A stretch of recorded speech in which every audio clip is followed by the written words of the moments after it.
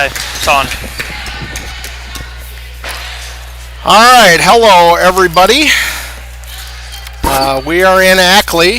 Start of the JV girls basketball game against the Grundy Center Spartans. JV girls will start. Starters for the Cougars, we have Ava Olson, Chaley Lippert, Avery LaFranz, Karis Lippert, and Kensley Hooger. For the Spartans, we have number 23, that would be Carly Willis, number 21, Ellie Luring, number 25, Lainey Dole, number 11, Taylor Stahl, and number 41, Jessica Sock.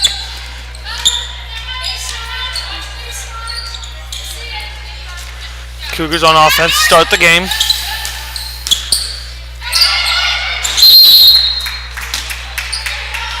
Long throw, sails out of bounds by Kensley Hooger. It will be a turnover, and it will now be Spartans basketball. Number 11, Taylor Stahl, dribbling up the court for the Spartans. Cougars playing man-to-man defense. Number 11, Stahl, looking to get it into Sock. Can't quite get it there. It'll be out of bounds. It'll be Cougar basketball. Overthrew her a little bit. Spartans now into a press. Looks like a 131 press, maybe. And the ball gets stolen away from Ava Olson from number 11, Taylor Stahl. It will be Spartan basketball. Number 25, Dole on the wing.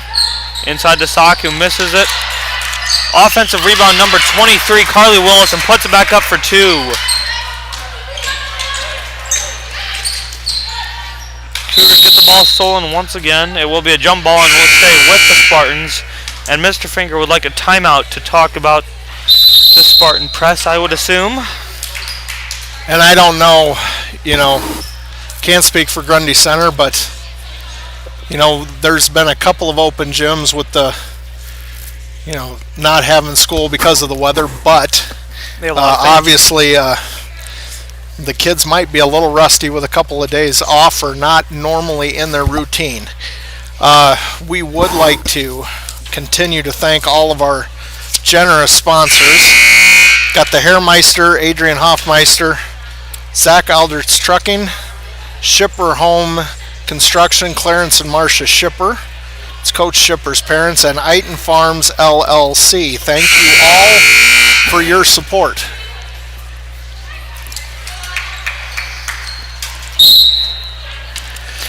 After the timeout, it will be Spartans basketball. Number 11, Stahl, dribbling it up the court for the Spartans. Cougars still playing man-to-man defense. Number 52, Abby Veld, has checked in the game for Ava Olson. And the ball gets lost, tipped out of bounds. I think it was tipped by Kensley Hooger right there. It will stay with the Spartans. To throw it in for the Spartans will be number 25, Lainey Dole. Gets it into number 23. I think that is Carly Willis, and she gets her second bucket of the game to go. It's 4-0 Spartans. Cougars working it around, trying to break the press. Avery Friends dribbling it, gets in a trap. It'll be another jump ball, and this time it will stay with the Cougars. Still have not found out how to break the press yet.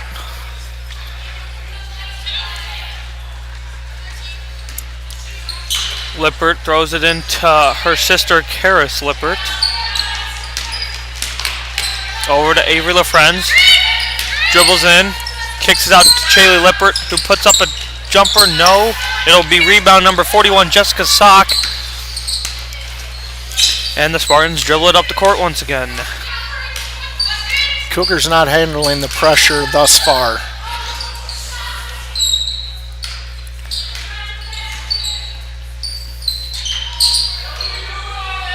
Inside to Dole, kicks it out to number 21, Ellie Luring.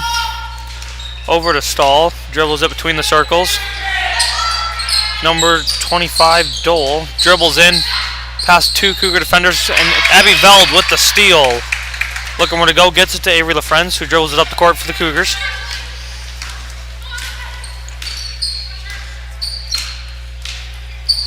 LaFrenz over to Chaley Lippert.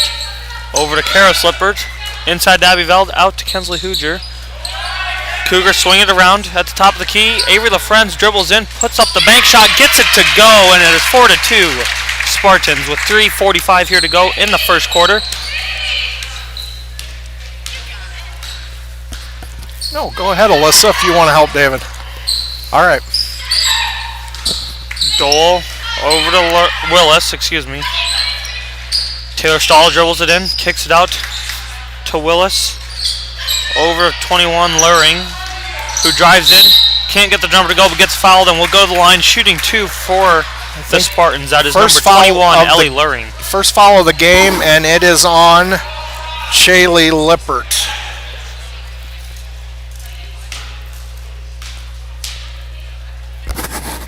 First free throw is up and no good for Luring. Into the game is Ava Olsen for Abby Veld, and number 15, that is Lucy Lebo, is into the game for number 41, Jessica Sock. Second free throw is up and good, and now they are right back into their press.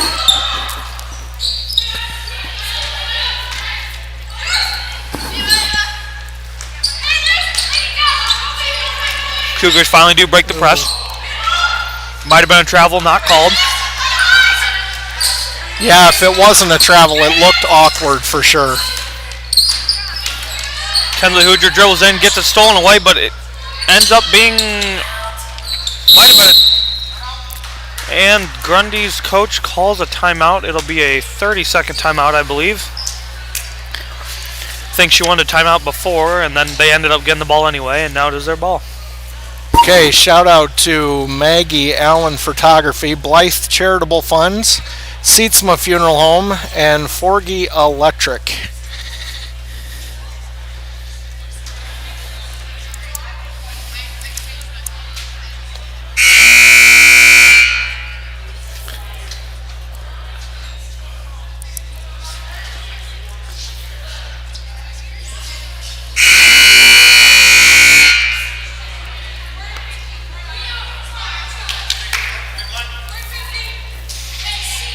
All right, almost back to the action. It will be the Spartans basketball.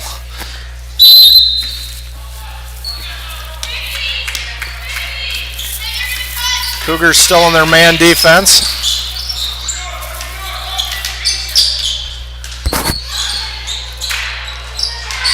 Steal by Ava Olsen on the errant pass. Stahl was trying to get it into number 15, Lucy Lebo, and could not quite get it there. Spartans are in a zone defense.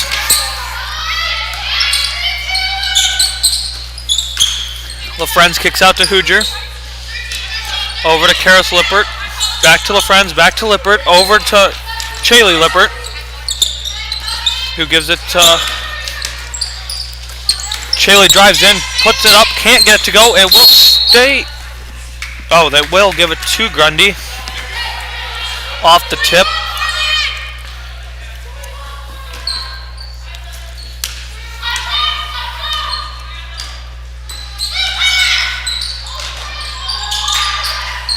Spartans moving around. Number 25, that is Lainey Dole, drives in, kicks it back out to 21 Luring. Stahl has it. Looking where to go. Swings, skip pass over to Luring. Kicks it over to Dole. Over to Willis. Over to Dole. Kicks it out. Luring puts up the shot.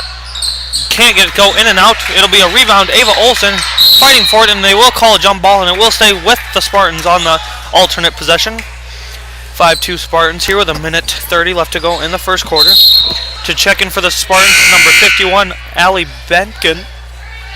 Excuse me if I say the name wrong. She's in for number 23, Carly Willis.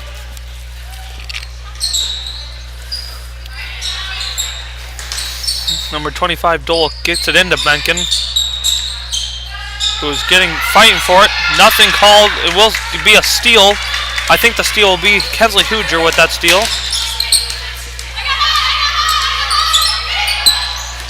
Lippert loses a handle, back the other way for a layup. That will be number 15, Lucy Lebo, with the steal and layup for the Spartans. They now extend their lead to 5. Cougars having a problem breaking the press. They do get it broke. And LaFrance dribbles it at the top of the key. Swings it over to Shaylee Lippert. Back to LaFrance. Over to Karis Lippert. Inside to Ava Olsen. Could have put up a shot. Doesn't do it. Shaylee Lippert dribbles. Good pass into Kensley Hooger. Can't get it to go, and it'll be a rebound for number 21 to Ellie Luring. Ava Olsen fighting for it. Does get called for a foul.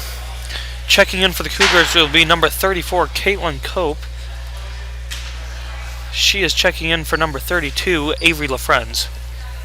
That would be Ava Olsen's first personal foul. Second on the team. Stahl dribbling. Gets a screen from Benkin. Swinging around. Cougars still playing man-to-man defense. Foul will be called. That will be on number 34, Caitlin Cope. Her first foul. Team's third.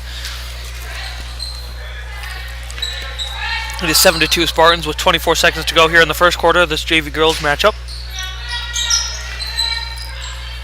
Number 15, that is Lebo. Swings it over to Stahl, who puts up a three. Too long, and it'll go out of bounds and be Cougar basketball with 16 seconds to go. A little too strong in that one.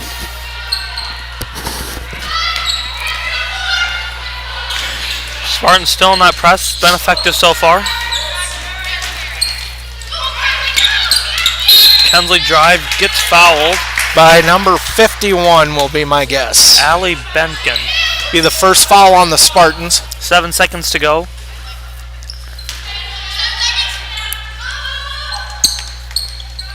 Gets it to Karis Lippert, who puts up a three. Can't get it to go. 4 seconds. 3 seconds. 2 seconds. Kensley Hooger puts up a three short. Rebound number 25, Lainey Dole. And to end this first quarter, the Cougars are down to the Spartans 7-2. I think it would be a good time for some sponsors. Sure thing, son. H&H Construction Incorporated, Farm Bureau Financial Services, Barry and Tammy Hoffmeister, Yarrow Avenue Collections, the Abilene Insurance Services, and People Savings Bank. I will also, during one of these breaks in between games or at halftime, try to talk to Mr. Young and see if we can get a Cougar Wrestling update, since they are at sectionals today in Jewel. Hopefully by the end of the night we for sure can announce who all made it on to districts. I think it's first and second place move on, I believe. First and second place move on at sectionals and at districts. Sectionals to districts, districts to state. Playoff basketball starts next week. Yeah, the Cougars, the girls start tournament play Thursday against North Butler. Here. Thursday night in Ackley at 7 p.m. I'm hoping we can still do broadcasting for that, although that won't be left up to Mr. Young to decide. That'll be a state decision, I'm sure. So, starting second quarter for the Cougars, we have Caitlin Cope, Avery LaFrance, Shaylee Lippert, Kensley Hooger, and Brianna Kruger.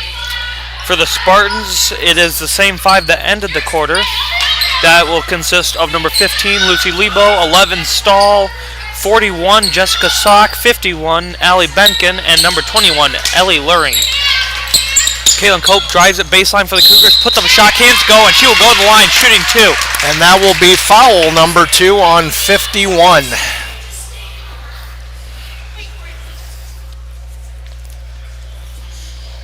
Shooting two for the Cougars. Cope's first free throw is up and banks it in. First free throw, she gets it to go. She's got that down. I think the first one the last 3 times she shot free throws has been a bank. Shoots better free throws than I did. And that's from her brother. That's strong words. Second free throw is up and no good. I think we jinxed it. She does get her own rebound though after tipped around. LaFrance into Kruger. Over Lippert. Swings it over to Cope.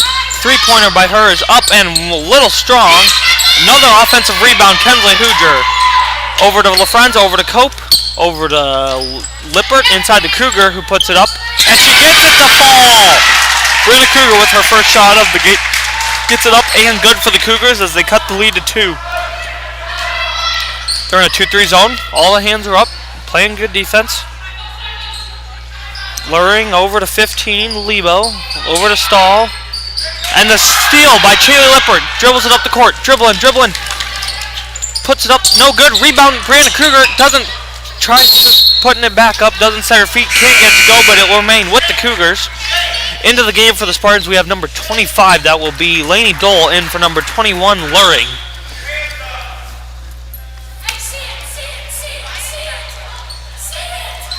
And a foul after Stahl smacks Kruger in the face. Didn't look intentional, but she did get smacked in the face. It was a good eye gouge. No, I'm just kidding. There wasn't one there, but... I think the eye is still rolling on the ground. No, I'm just... Inside to Hooger. Ends up dribbling, gets it stolen. It'll be a jump ball, and it will remain with the Spartans on the alternate possession. I'm actually surprised you basketball players don't get hit in the eyes more often slapping at the ball to block shots. Number 11, Stahl. Swings it over to number 15, I believe, Lebo. And it'll be another jump ball. That might be the 4th or 5th jump ball we've had so far in the game, and it will be Cougar basketball on the alternate possession. And the Spartans are still in their press. It will be a man press. Looks like a man press, maybe not. Kensley Hooger with the jumper, gets it blocked, I believe. And Stahl pushing it up ahead for the Spartans. Kicks it over to number 25, Dole. Drives baseline. Good dump down pass. Number 23, Willis can't get it to fall. And a foul will be called on the Spartans, I believe. 1-3. That will be... 2-3. Oh, 2-3, excuse me. Zon Willis. Carly Willis, her first personal, team's 4th. 7-5 Spartans here in the second quarter. 5:14 to go. Spartans in a man-to-man press. Shea Lippert with a good crossover, gets it ahead to LaFrenz, who pulls it out and swings it over. Lippert over to LaFrenz, out to Elizabeth Kilty, who is in the game for Kensley Hooger. Caitlin Cope with a steal, ends up getting it stolen back and gets on the floor, working for it, and a jump ball will be called, and it will be Grundy ball. Into the game, we have number 21, Luring, in for number 11, Stahl. That's probably the 6th jump ball we've had. 3 possessions in a row, I believe there's been a jump ball. Number 25, that will be Dole, puts up a 3, no. Rebound, LaFrenz. Pushing the hand is LaFrenz. Screen by Kilty. Inside to Kruger. And then, oh, they could have called a jump ball. Doesn't get called. A lot of tie-ups in the ball game already. And number 23, that will be Willis, puts up the layup and gets it to go over Kruger. She has 6 of the 9 Spartan points. 9-5 Spartans. Might have been a travel. Caitlin Cope has the ball over to Lippert, over to LaFrenz, who dribbles up between the circles, back to Lippert, over to Cope in the corner. Inside to Kruger. Can't get to go, blocked again. Second time that's been blocked. Might have been a foul, but not called. I think that was cleaner than the first block. Number 21, Luring. Over to 15, over to number 25, Dole puts up another 3, another 3 in and out for Dole. Cougars can't get the rebound, might have been a travel, not called. Foul will be called on number 20, Chaley Lippert. That will be her 2nd, I believe. And going to the line for the Spartans will be number 21, Luring. That is Chaley's 2nd. Although I am missing a Spartan foul. 2 on Luring. Or no. Kensley Hooger into the game for LaFrenz. There was 2 on Benkin. Got that. And there's 1 on Willis. And 1 on Taylor Stahl. Free throws up and good. And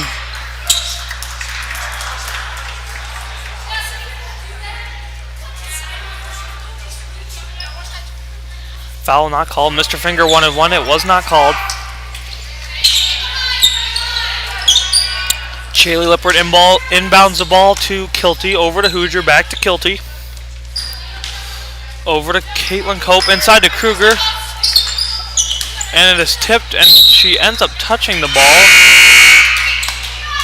Hoosier ends up touching it before it goes out of bounds, and it'll be Spartan basketball. 3 minutes to go here in the second quarter.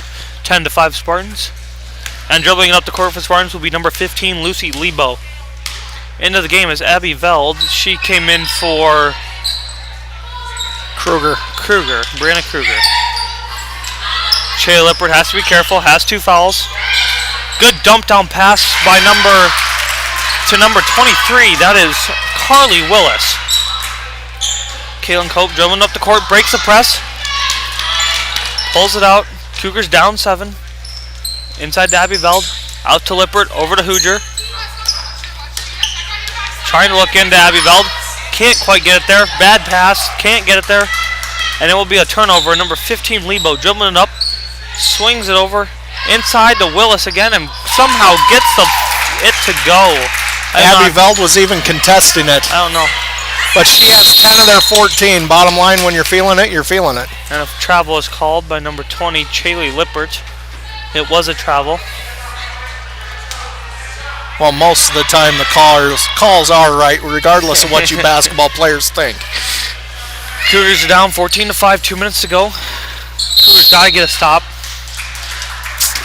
Foul is called on number 24, Hoosier. Or is it on your sister? Nope. It was on Hoosier. Number 23, Carly Willis, going to the line, shooting 2 for the Spartans.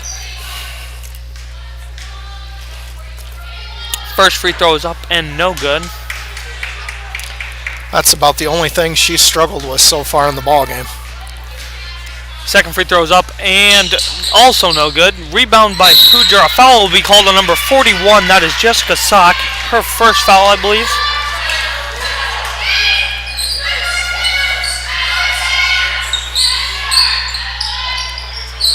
Spartans are face guarding. And just like that, you look up, it was 7-5, and now it's 14-5 for the Spartans.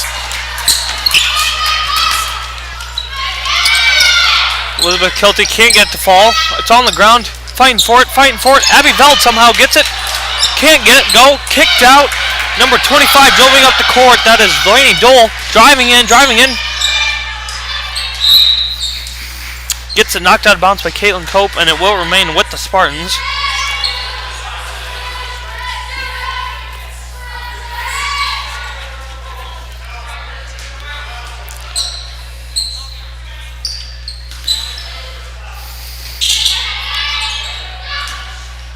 Number 23, Willis, gets it to go again. And she has 12 of 16. Shaylee Lippert inside to Hoosier, puts it up, gets fouled, and she'll go to the line. That is number 41, 2. Sock, her second foul, team's 6th foul. She did not like that call. And now she will go to the bench, I would assume. Maybe not. Varsity game, probably. JV, maybe not. First free throw for Cougars, up and no good. Into the game, we have number 11, Stahl, for 15, Lebo, and number 51, Benkin, who also has 2 fouls, and she will come in for Sock, who also has 2 fouls. Mauser's into the ball game for the Cougars. She comes in for number 20, Lippert. Second free throw for Hoosiers, up and no good.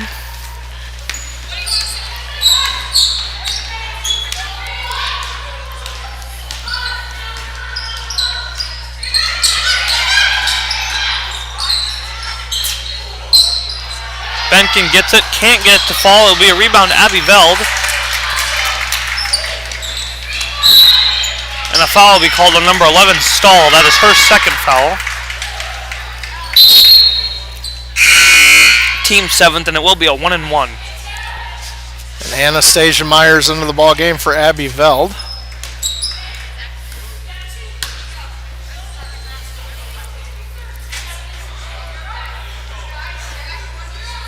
Grundy's coach telling Taylor Stahl not to pick up her third foul. 1-1 for Kilty is up and good. And that ends a long scoring drought for the Cougars. Second free throw is up and no good. Rims in and out.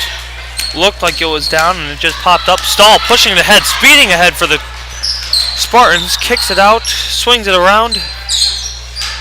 Anastasia Meyer with good defense. Trap coming by the Cougars, and it will be a jump ball. And that will be Cougar basketball. Caitlin Cope getting the tie up for the Cougars. Into the game is number 22, Shaylee Hoffmeister, who is in for Caitlin Cope.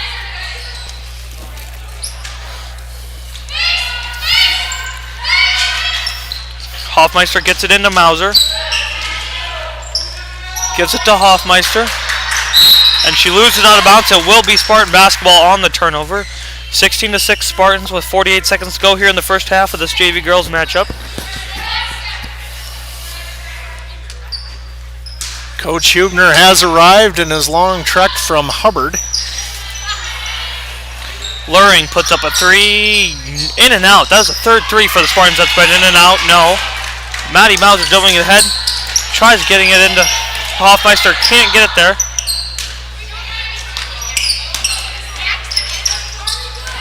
Still trying to get it into Hoffmeister. Can't get it there. Gives it to Kilty. Inside to Meyer. Free throw up and free throw line jumper up and good for Anastasia Meyer.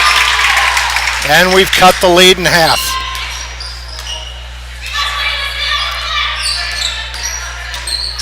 Stahl dribbles in, puts it up, gets the running jumper to fall, brings the lead back to 10. 5 seconds to go. 4 seconds. 3 seconds. And that will be the end of the first half with the Spartans up 18-8. All right, David's going to read a few sponsors while I tally up the totals from the first half. We have the Ackley Chiropractor Clinic, Greenbelt Bank and Trust, Hillseed LLC, Williams Underground Services, and GNB Bank. Okay, scoring and rebounding recap from the first half. Elizabeth Kilty had 1 point. Maddie Mauser had a rebound. Kensley Hooger had 2 rebounds. Ava Olson had a rebound. Avery LaFrance had 2 points and a rebound. Caitlin Cope had 1 point and 1 rebound. Brianna Kruger had 2 points and a rebound. Anastasia Meyer had 2 points right towards the end of the half. Abby Veld had 2 rebounds, and Shaylee Lippert had a rebound. For the Spartans, Taylor Stahl had 2 points and a rebound. Lucy Lebo had 2 points. Luring had 2 points, 4 rebounds. The story is Carly Willis right now. The Cougars haven't had an answer for her. She's had 12 points, all basically in the paint, a lot to go with 2 rebounds. Lainey Dole had a rebound, and so did Jessica Suck. Other than that, there's not really any foul trouble other than Shaylee Lippert has 2 for the Cougars, and the Spartans have a trio with 2 fouls, Taylor Stahl, Jessica Suck, and Allie Benkin.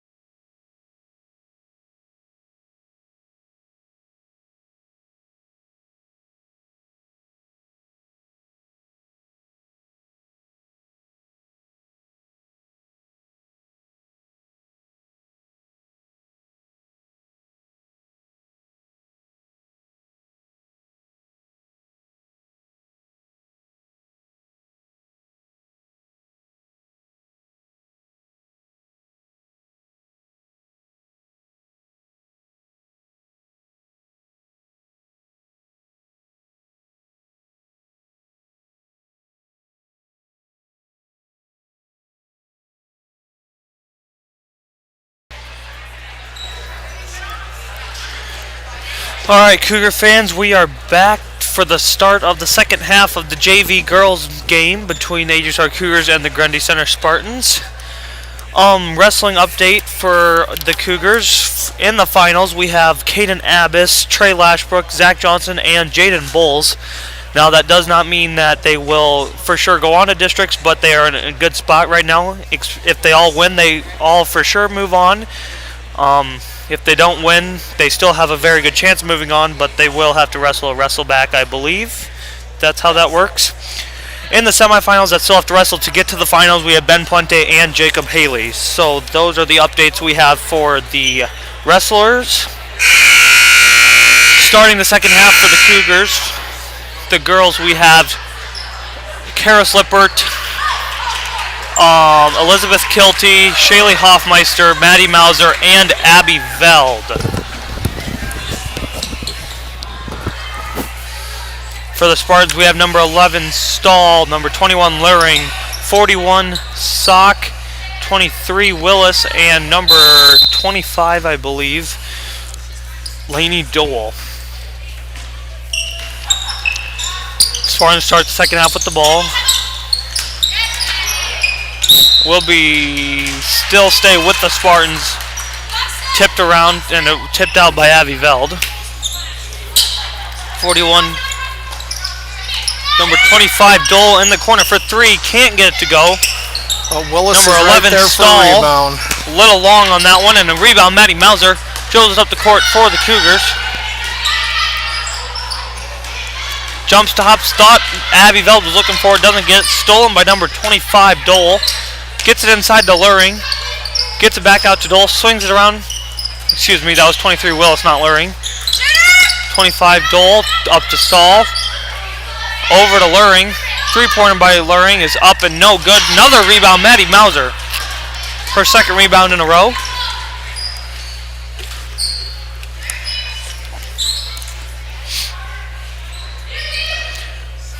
.22 Hoffmeister in the corner for the Cougars.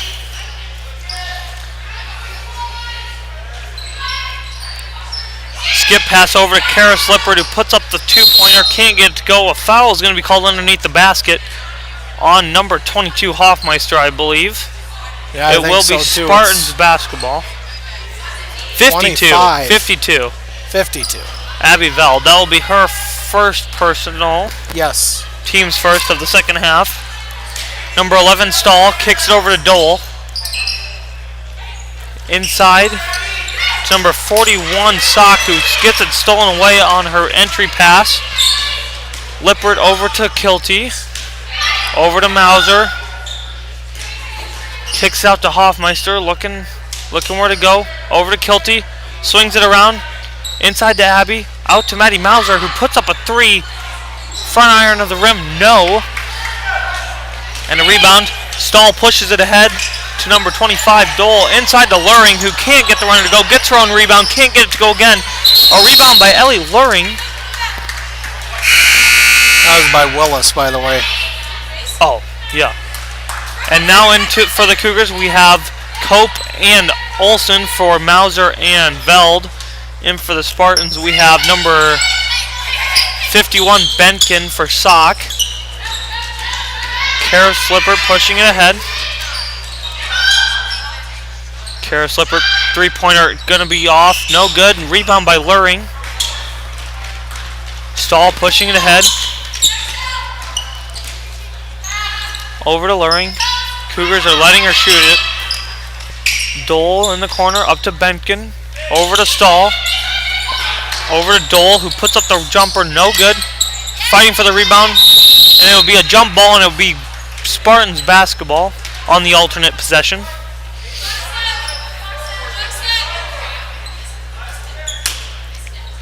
Benkin getting it in, kicks it back out to Dole. Inside to Benkin, back out to Dole, swings it around to Stahl, over to Luring. Trying to get it into Willis, isn't there. Now gets it. Kicks it out to Stahl, puts up the three-pointer. Three-pointer by Taylor Stahl is no good. Rebound Willis, tries to put it back up, no good. Rebound again by Willis, and gets the jumper to go. Two offensive rebounds for Willis right there. Finally gets it to go. using her height over the Cougars right now. Inside to Ava Olsen from Shaylee Hoffmeister. Puts up the shot, cannot get the fall, but Ava Olsen will go to the line, shooting 2 for the Cougars. And that is Luring's first foul. 20-8 Spartans here with 4 minutes to go in the third quarter. Ava Olsen at the line, shooting 2. Her first free throw is up and in and out, no.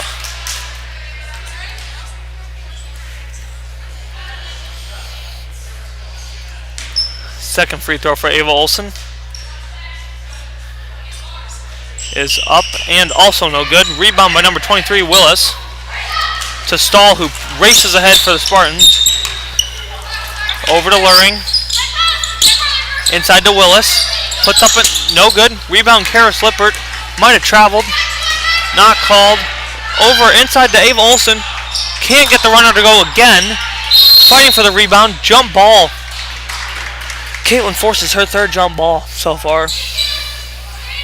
Good hustle. What's the state record in JV games for I don't know. tie-ups?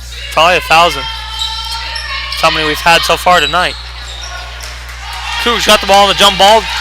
Ends up getting stolen away by Stahl, who can't get to go. Rebound, Ava Olsen. Might have just got smacked in the face by Stahl. Lippert over to Kilty, over to Lippert, over to Cope. To the corner with Shaylee Hoffmeister. Back to Lippert, inside to Ava Olsen. Puts it on the ground, can't get to go, gets fouled. That foul is going to be either on Bentgen, her third, or Willis, her second. That will be on Bentgen, her third.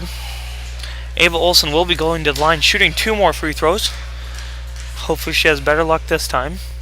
Her first free throw is up and no good. Back iron, no. Into the game, we have we have number 15, Lebo, and number 41, Sock for, who came out? Willis, and I don't know who the other one was. More tough luck at the free throw Stahl. line. Willis and Stahl come out. Bentgen in there with 3 fouls. Stolen by Caitlin Cope. Cougars race back ahead. Karis kicks it out to Cope. Over to Kilty. Cougars got to space it out a little more. Olsen over to Caitlin Cope, who puts up a 3 way long. Had a few days off. Can't get her 3-pointer to go. Racing ahead, number 15, Lebo. 3-pointer up by Dole, no good. Rebound, Shaylee Hoffmeister. Ends up losing it. Number 41, Sock, will be going to the line, shooting 2 after the foul by number 22, Shaylee Hoffmeister. Her first, team second. 2:30 to go here in the third quarter, 20-8. Free throw is up and no good for number 41, Sock. Into the game, we have Kruger for Olsen. Second free throw for Sock is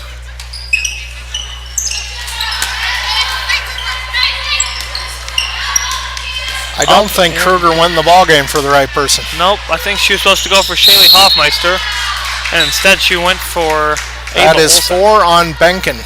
And now she will go to the bench, and in will come Kylie Willis.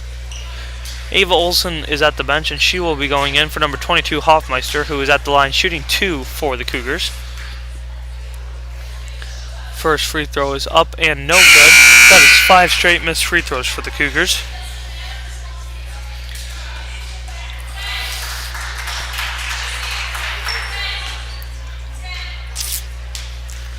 Second free throw is up and also good. Banks it in. Didn't look like it was going to go, and she banked it in. Yeah, the Cougars so far 3 out of 12 from the free throw line. 9 points. It's a 3-point game if we make them all. Free throws have been a struggle off and on for both the girls and the boys this season. 21 Luring. Gives it up to Lebo. Inside to Willis. Can't leave her wide open today. She was wide open on that one. And she is up to 16 Foul will points. be on number 15, Lebo. her first.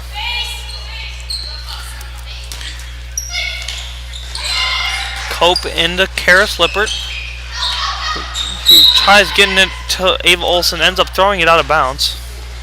It is 23-9 Spartans with 1:50 to go here in the third quarter. 21 Luring gets it over to Dole. Getting into Willis. Cope knocks it away. Dole in the corner up to Sock. To Lebo, to Luring. Back to Lebo. Over to Dole. Inside, over to Lebo. Tip pass by number 10, Karis Lippert. And it will remain with the Spartans.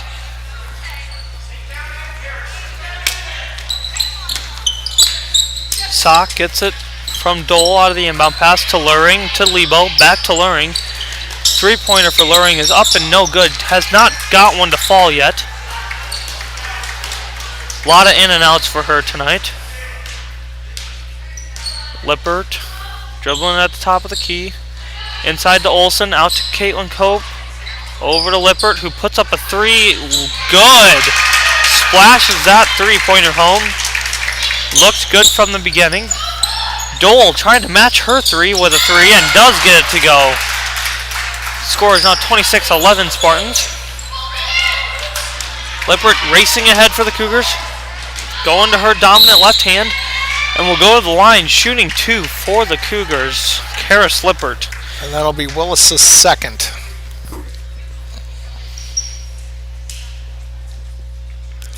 And the Cougars could be in the bonus shortly into the fourth quarter. The problem is we're 3 of 12 from the line, pending this free throw. First free throw is up for Karis and good. Into the game we have Abby Veld. She's coming in for Ava Olsen, and we have number 11 Stahl in for number 25 Dole.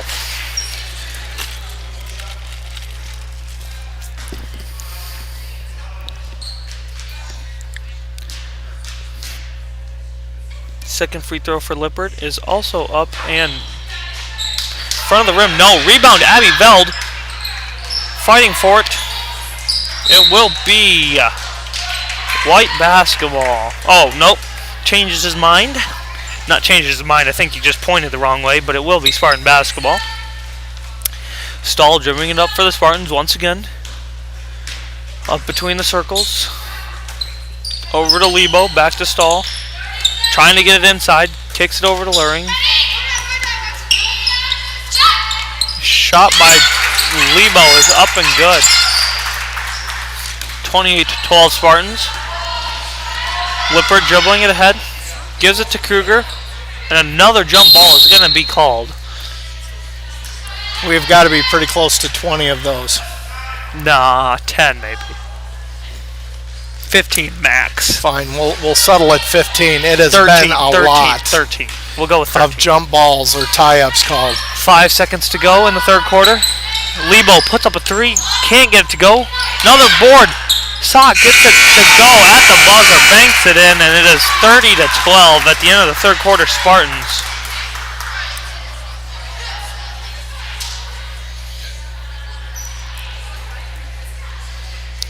And really, for not much scoring most of the quarter, there was quite a flurry at the end of points in the hoop. Some sponsors: RD Alderts Trucking, Randy and Deb Alderts. TLB Services, Terry and Diane Babcock. PLCP, LLLP, Pine Lake Corn Processors. And Innovative Ag Services, along with our one anonymous donor. To start the fourth quarter, it looks like it's going to be number 13. I already announced that. Have you announced these? Yeah. Number 13, Blessing Editu. Sorry if I say that wrong. Number 15, Lebo. Number 11, Stahl. Number 33, Amy Cox. And number 23, Willis will be the 5 that the Spartans have. And if you're just tuning in, the Cougar wrestling team has 4 for sure's in the final: Abbas, Lashbrook, Johnson, and Bowles. Jaden is. And then in the semis still alive are Puente and Haley. But we're back to basketball action here in Ackley. We have Caitlin Cope, Kara Slippert, Avery LaFriend, Shaylee Hoffmeister, and Ava Olson. Cougars swinging around. Good ball movement to start the quarter. Inside to Olson. Puts it on the ground. That has not worked tonight. Can't dribble in the post. It just ends up being a jump ball. And timeout's going to be called by Mr. Finger. 30 so you're saying that's a tie-up 14 and I'm at 21? It's tie-up 14, sure. There have been a lot, folks, of tie-ups between the two teams. Very true.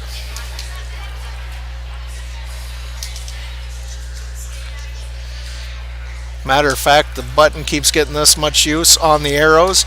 It might break tonight. That was a good one. Oh, such a critic.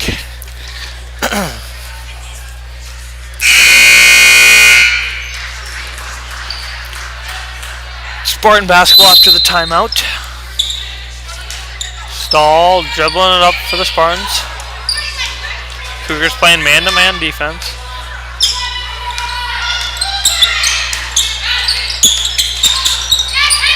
Stolen by number 32. That will be Avery LaFriend. Nowhere to go with it. Gets it stolen away by number 13, Blessing Editu, but ends up stepping out of bounds and it will remain with the Cougars.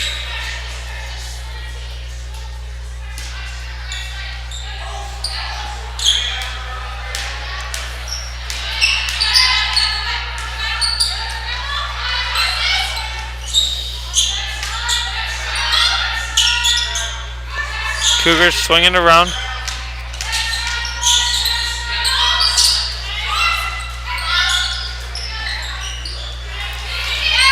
Karen Cope dribbling baseline, cannot get the runner to go.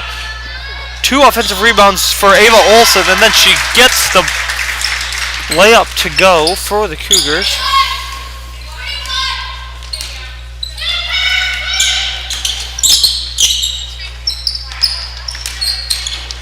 Blessing dribbling in it, kicks it out to Stahl, inside to Willis, back out to Stahl, who puts up a three-pointer, gets it to fall.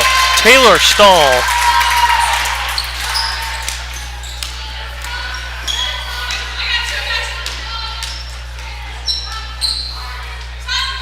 Five minutes to go here in the fourth quarter. Another steal for the Spartans. That is Amy Cox with a steal.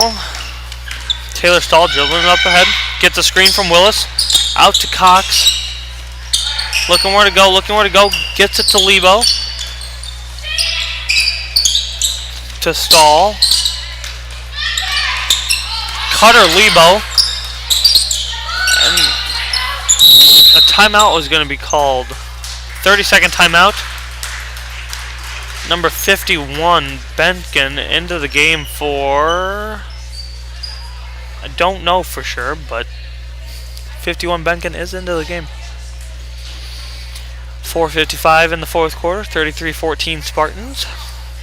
JV girls game. 14 jump balls. 5 team fouls for the Spartans. 2 for the Cougars. Got anything to say? Not right now. Nice. I mean, Carly Willis is 3 rebounds away from a double-double. Impressive.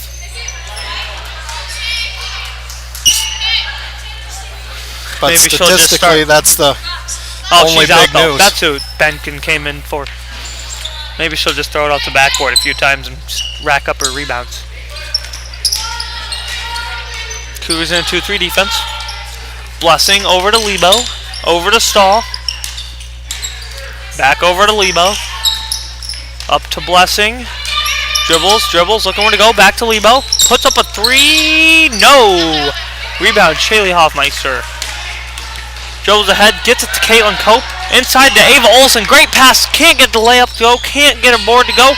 Does get an offensive rebound, but cannot get her 2 shots to go. It will remain with the Cougars. Ava Olson mad at herself. She didn't make that one. And another timeout will be called by Mr. Finger, just for subs, I believe. Oh. Why? Who did... Okay. Full timeout. Yeah, I think Coach Finger is out of 30-second timeouts. Yep. Per Ella McGrath running the book.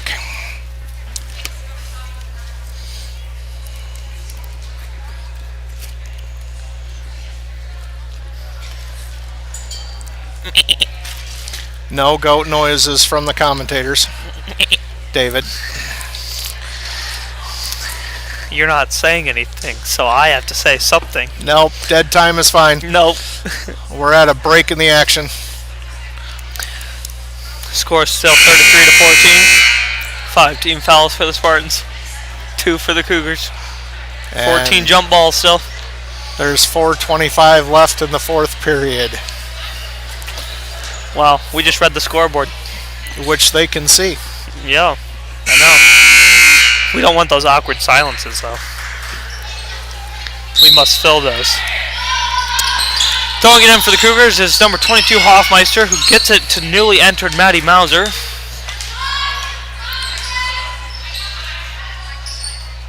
Maddie Mauser over to Caitlin Cope. Drives baseline, kicks it out to Hoffmeister, who also drives. Gets it stripped away. Kicks it out to Mauser, over to Lippert, who puts up a 3, another one to go. The bank has been open today. Lippert with her second 3 of the day. 15, Lebo, over to Blessing. Over to Lebo, over to Dole. Inside to Cox, out to Lebo.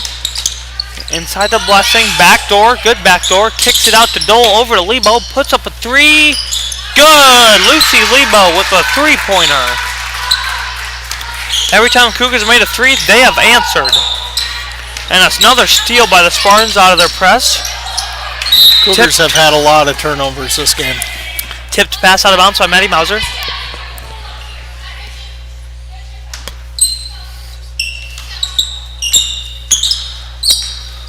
Lebo over to Dole. Over to Blessing, drives baseline, travels, and it will be Cougar basketball. She is not happy she traveled, but she did travel.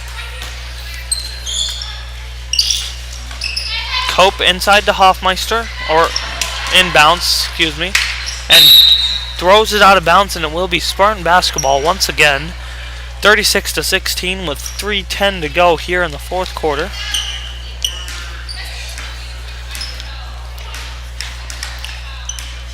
Spartan.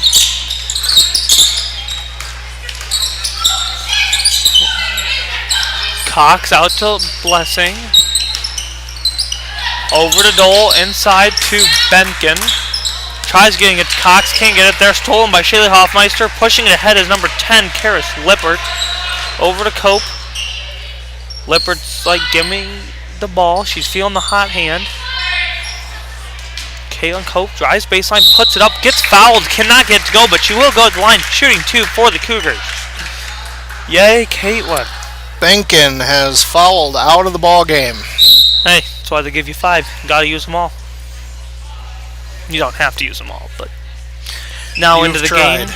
Into the game is number 41, Sock, and number 25, 25 comes out of the game for number 21, Ellie Luring.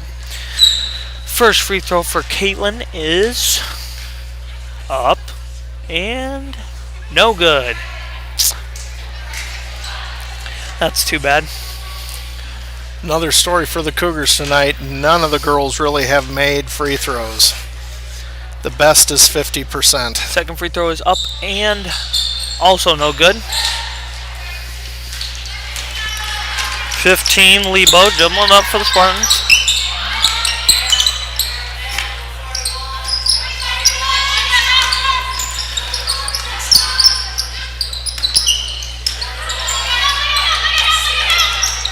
Stolen by Karis Lippert, pushes it ahead to Cope, who drives, gets it into Ava Olsen, and a foul is going to be called. Ava Olsen will go to the line shooting a 1-and-1 for the Cougars.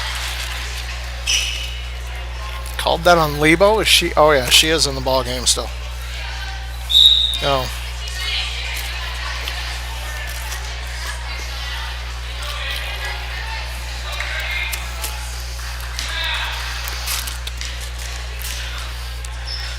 Front end of the 1-1 is up and good for Ava. Now into the game is number 12, Elizabeth Kilty for Kara Slippert. No, so far the Cougars have shot 17 free throws pending this one. Second free throw for Olsen is up and also good. So the Cougars have now shot 18 free throws, but only made so far 2, 4, 6. Into the game is Abby Veld for Ava Olsen. 2 minutes to go. Cougars down 18. But if we make all our free throws, we're within 6.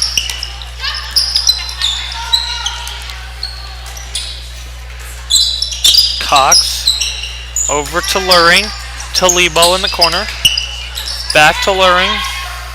Over to Blessing. Screen by Sock. Out to Cox. To Luring. To Blessing. To Lebo. Back to Luring. And tipped out of bounds by Caitlin Cope. It will stay with the Spartans. Now into the game, number 42, Brianna Kruger for Shaylee Hoffmeister.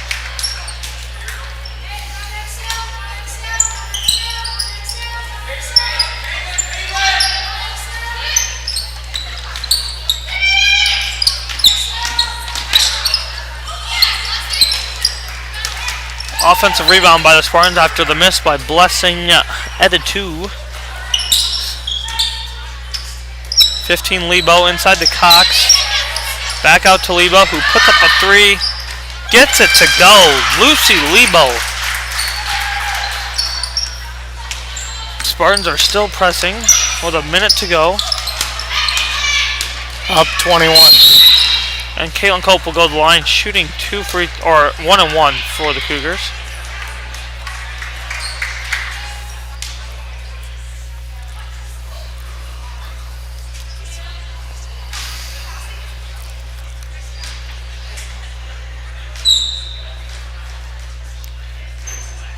Front end of the 1-1 is up and no good for Caitlin Cope.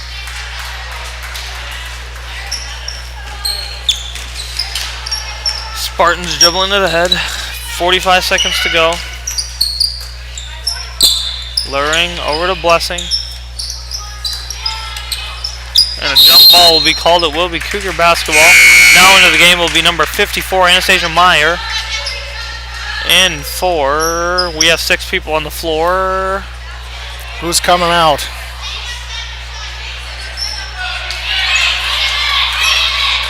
Caitlin's supposed to be coming out. There we go. You've gotta tell her. She was not told.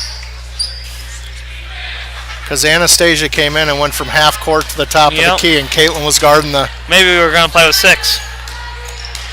They used to.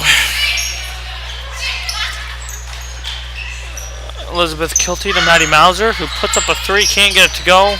Rebound, Amy Cox. And with 20 seconds to go, Spartans pushing it ahead.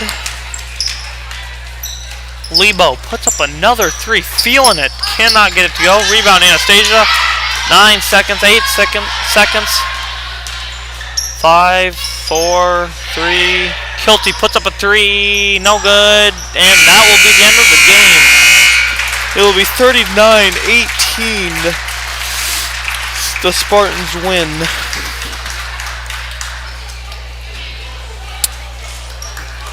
As Dad tallies up the finals.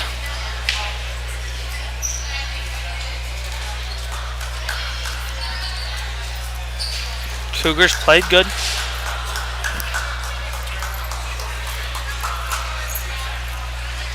Cougars' story tonight was Carly Willis. Had a good game for the Spartans. Cougars could not make any free throws, and that's in the end what cost them. Well, it would have for sure made it a lot closer anyway. Very true. All right, we're getting close to being done.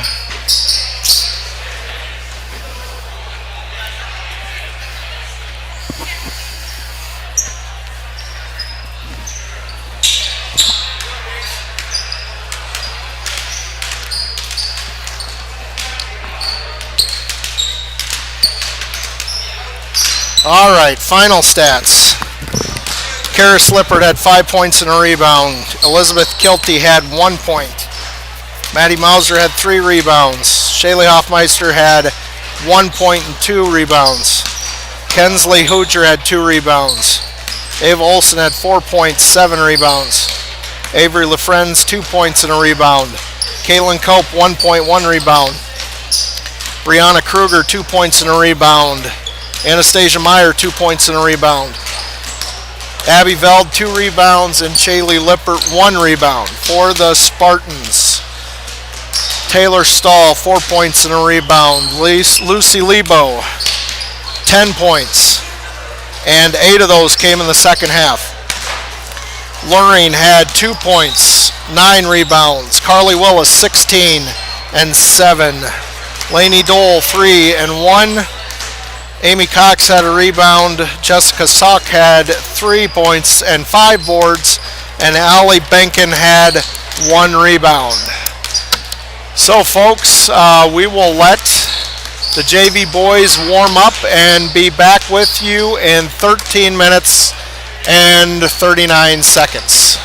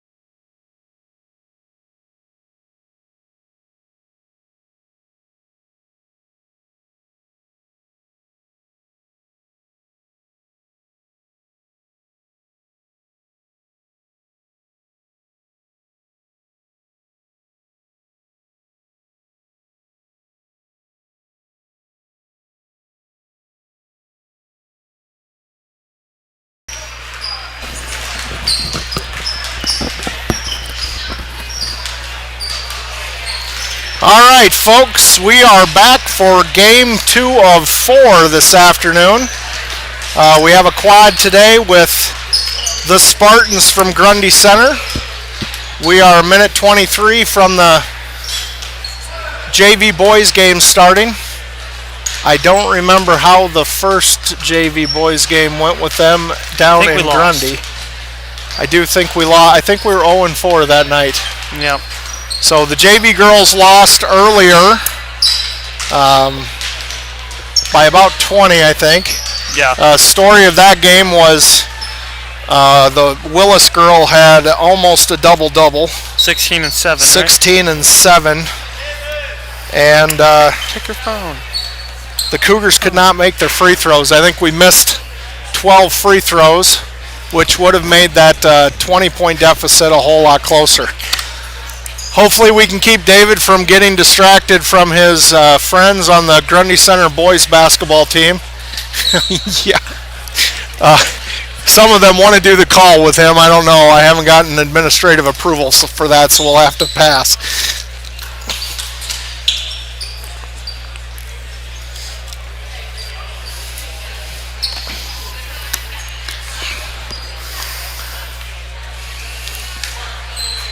Starters for the Cougars, we have Jeffrey Falscraft, Bo Ivy, Tanner Lindeman, Cale Culver, and Gabe Niederhoff. For the Spartans, we have number 11, Colin Gordon, number 43, Patrick Brown III. 15, Tyler Nolder. 43.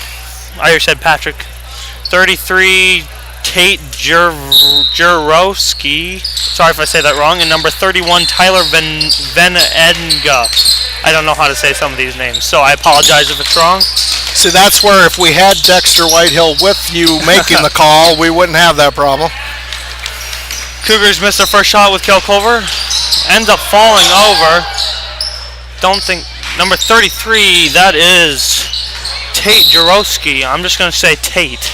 That's his name. That's fine. No last names. We can pronounce Tate correctly. We can't with Tyler because there's two, but... Tanner Lindeman can't get the rebound. Fight on the ground. It'll be a jump ball, and it'll be Spartan basketball on the alternate possession. You are definitely going to be distracted during the JV game. Spartans inbound it to number 43, Patrick Brown. Back to number 11, Colin Gordon. Inside to Patrick Brown. Puts it up. Gets the jumper to go, and it is 2-0 Spartans. They, as well as the JV girls, are into a press. Stolen by number 15, Tyler Nolder, and it ends up stepping out of bounds. It will remain with the Cougars. Cougars will get the next alternate possession after winning the jump ball and there being a jump ball. Cale Culver to inbound it for the Cougars. Tries getting it to Gabe Niederhoff. It gets tipped out of bounds by number 33, Tate Jurowski. And I don't know if you can tell on the live screen, folks, but the Spartans are tall and very long. Inbound to Gabe Niederhoff. Dribbles it up the court for the Cougars. Out to Jeffrey Falscraft. Inside to Bo Ivy. Gabe Niederhoff drives in. Can't get the bank shot to go. Rebound by number 11, Colin Gordon, who pushes it ahead for the Spartans. Tries getting it inside to Patrick Brown. Can't get it there. It'll be kicked out to number 15, Tyler Nolder. Inside to Gordon. Gordon looking where to go. Gives it to number 15. Nolder puts up a three. Good. Three-pointer is good by Tyler Nolder.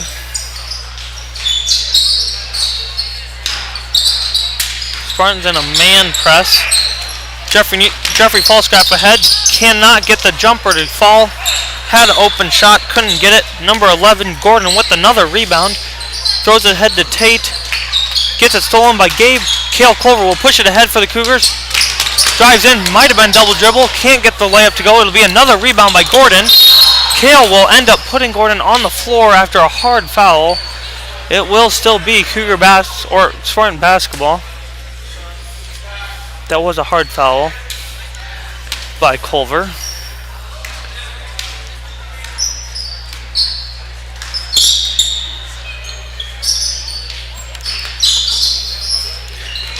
Jumper no good. Rebound Tanner Lindeman. Gets it to Gabe Niederhoff. Gabe Nierhoff will put up the three. Can't get it to fall. Bo Ivy going for the board. Patrick Brown gets it, saves it for the Spartans. Throw ahead by number 11, Gordon. Stolen by number 43, Cale Culver.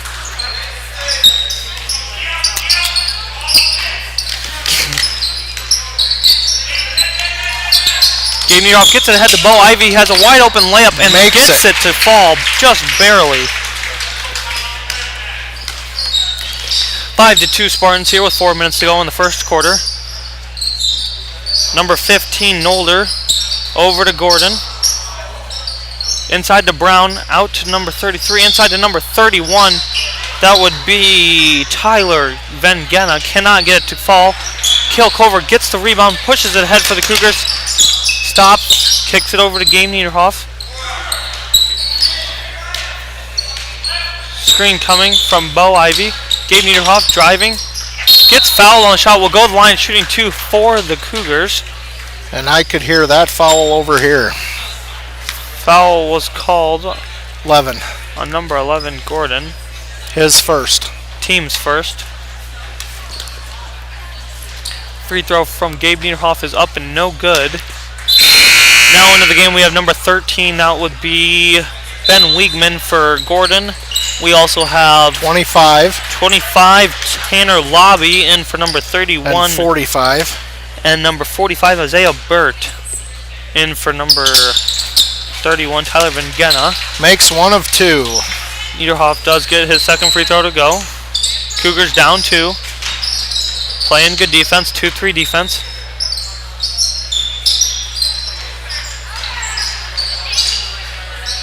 Tipped away, stolen by Tanner Lindemann, trying to get it. Patrick Brown gets the and one. Gets a steal and an and one for Patrick Brown, the third. That'll be the first foul on Tanner Lindemann. Now into the game for the Cougars, we have number 55, Cade Rose for Bo Ivy, and number 24, George Van Hove in for Tanner Lindemann.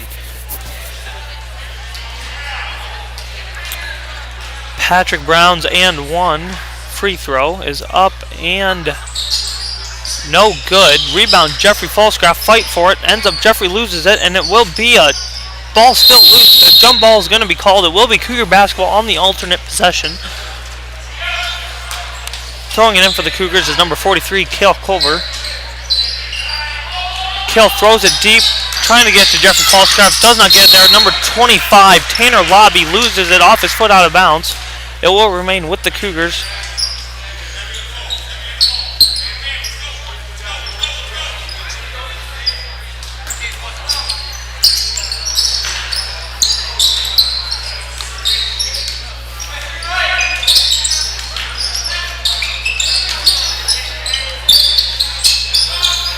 Three-pointer by Gabe Nierhoff, up and no good. Rebound number 13, Wiegman. Ben Wiegman. Inside to Patrick Brown, who puts it up, no good. Gets his own can't get the rebound. Tips out to Cale Culver. Cougars down 4. Cale Culver racing ahead. Gives it to Gabe Nierhoff.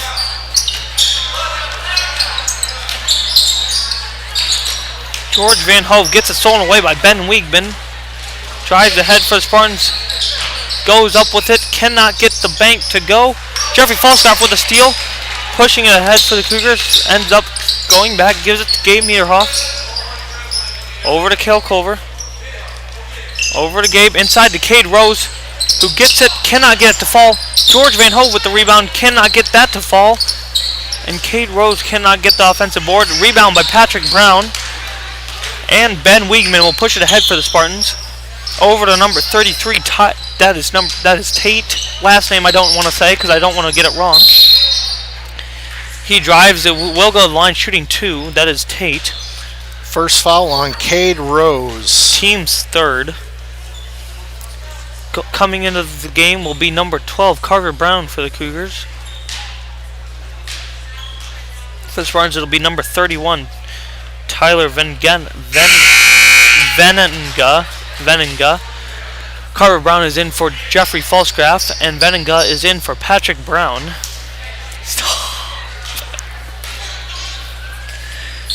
Free throw is up and no good. Makes 1 of 2. And Gabe Nierhoff will dribble it ahead for the Cougars. Down 8-3 with 2 minutes to go here in the first quarter. Niederhoff over to Kale Culver. Might have been a carry. Not called. Kale tries to skip pass. Doesn't get there. Wiegman with the steal. Kale goes for the block. Can't get it, but he ends up missing it. Kale showing a lot of energy to start the game. Does have 1 foul. Which is kind of low for him. So far. He's getting better being about disciplined. That. Getting better. Stolen by Kale. Layup is up and good for number 43, Kale Culver. He's really hoping for a dunk there. Working hard on defense. Cougars playing good D to so far. Have a few fouls, and that's it. Number 31, Tyler Veninga, cannot get his jumper to go. Gabe Niederhoff jumping ahead for the Cougars. Over to Kale Culver. To Carver Brown. Looking where to go. Gets it stolen away. Gabe Niederhoff picks it up. Inside to Cade Rose. Over to George Van Ho. Wide open free throw jumper. No.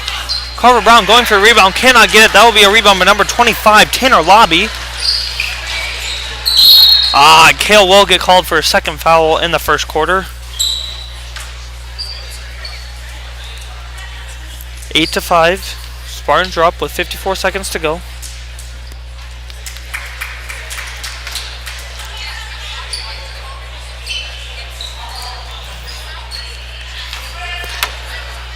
Number 11, Colin Gordon, newly entered into the game. 13, Ben Wiegman.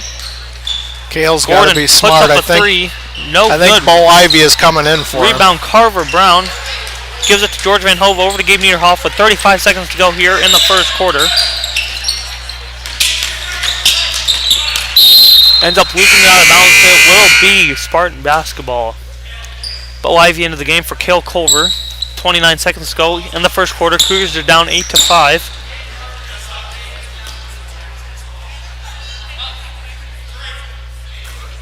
Number 11, Gordon dribbling it up ahead for the Spartans.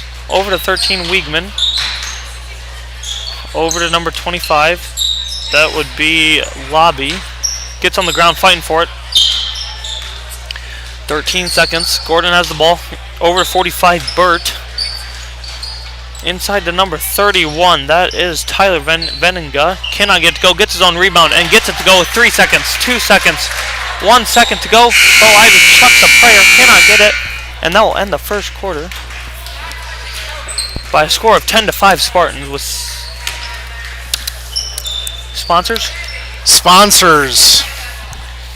The Hairmeister, Adrian Hoffmeister, Zach Aldrich Trucking, Shipper Home Construction, that's Clarence and Marcia Shipper, Iten Farms LLC, Maggie Allen Photography, the Blythe Charitable Fund, and Seatsma Funeral Home. Thank you all for your support. You could ask him at halftime how to pronounce the names.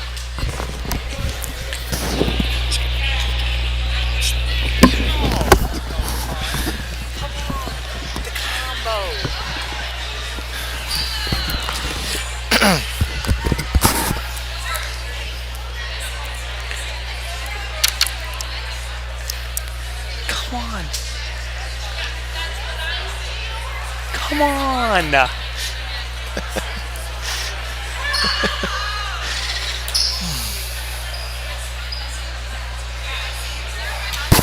Halftime. Second half.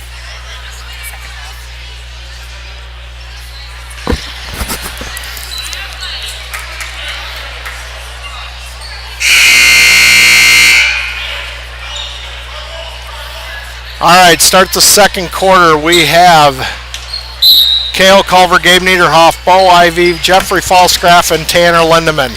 For the Spartans, we have number 11, Colin Gordon, number 25, Lobby, number 13, Wiegman, number 31, Tyler Vengena, and number 41, Sullivan Dirks. And I don't know if I said second quarter or second half. It would be the second quarter. 3 by Wiegman, no good. Rebound, Tanner Lindemann. Gabe Niederhoff drives it in for the Cougars. Ends up traveling. It will be a turnover for the Cougars. and Spartans will get possession back. Gordon dribbling it up. Over to Lobby. To Wiegman. Into 41, Dirks. Out to Gordon. Inside to number 31, Tyler Veninga gets his layup to fall. It is now 12-5 Spartans. Foul is going to be called on Veninga. Foul Jeffrey Falsgraf. That will be Veninga's first foul of the game. Team's second of this half.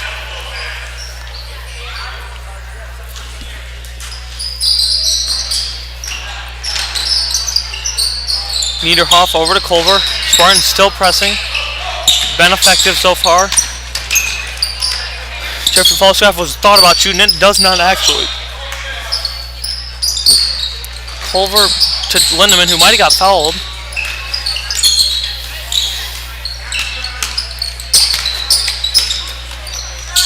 Niederhoff puts up the jumper. Can't get fall. Offensive rebound. Jeffrey Falstaff. A push is going to be called on number 25, Tanner Lobby. That'll be his first. Team's third. Cougars still down 12-5.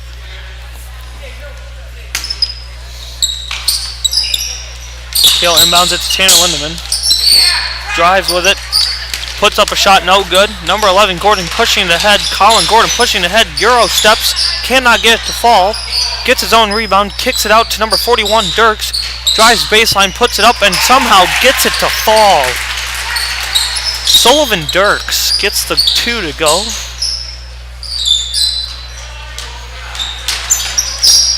Culver, errant throw, gets to the head, stolen away. Don't foul. Number 13, Wiegman puts it in for 2. It is now 16-5. Kill up ahead to Niederhoff. A foul is going to be called on number 11, Colin Gordon. That will be his second. Now into the game, number 21, Dylan Canuck for number 13, Wiegman. Also into the game, Patrick Brown for Gordon.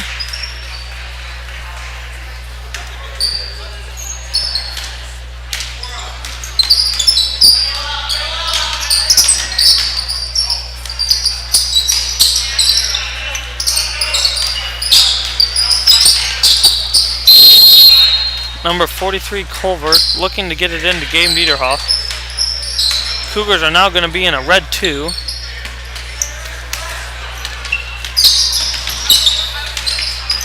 Cougars pressing.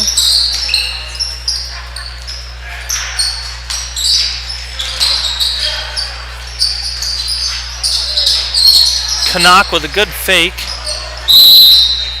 Ends up going over the back. That will be out of bounds. It will be Cougar basketball. Down 16-5 with a 4:42 to go here in the second quarter. Scoreboard says first quarter. It is the second quarter. You are correct.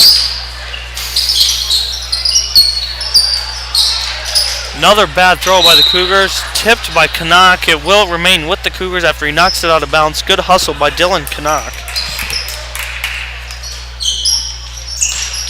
Inbounds. Kale to Gabe Niederhoff. Dribbles it ahead. Trap coming. Throws it ahead to Bo Niederhoff, or Bo Ivy, who gets the jumper to fall. It is now 16-7 Cougars with 4:20 to go. Bo Ivy has 4 of the 7 Cougar points. Dirks drives baseline. Tries getting it to number 31, Veninga. A foul is going to be called on number 33, Gabe Niederhoff. That will be his first personal, team's 5th.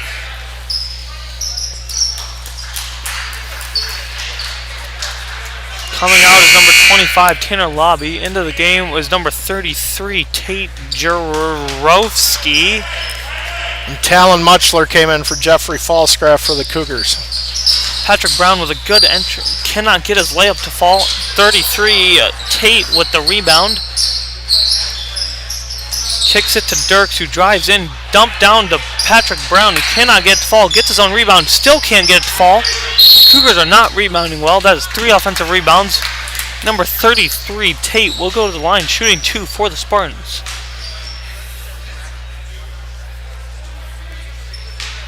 Who did he call that on? Bo Ivy? Bo Ivy. First free throw is up and good for Tate.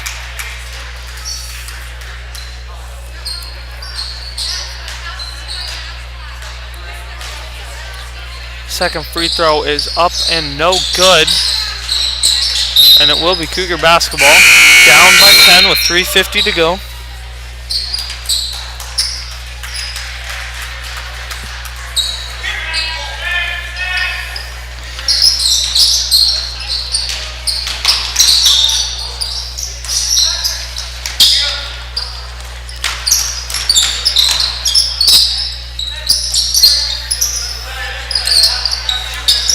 Kale Culver puts up a three from the top of the key, no good.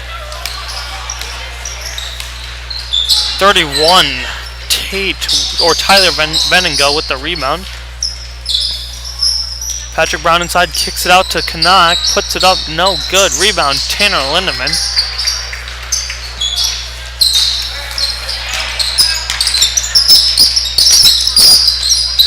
Three-pointer by Gabe Niederhoff, up and good. Pulled up and knocked it down.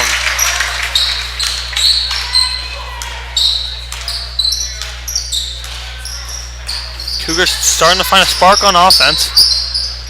Number 31, Tyler Benninga, gets it to fall, and a timeout is called by Grundy Center. A 30-second timeout.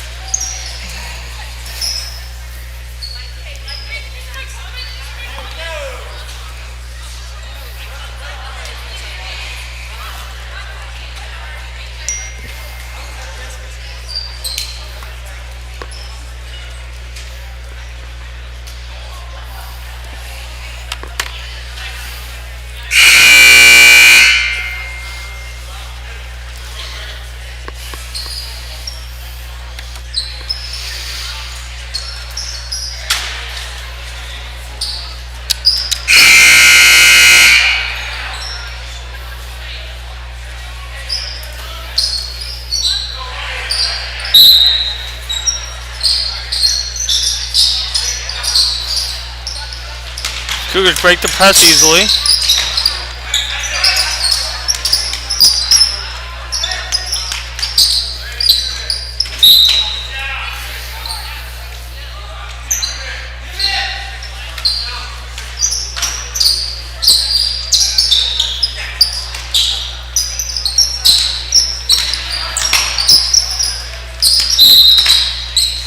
Foul is going to be called on number 31.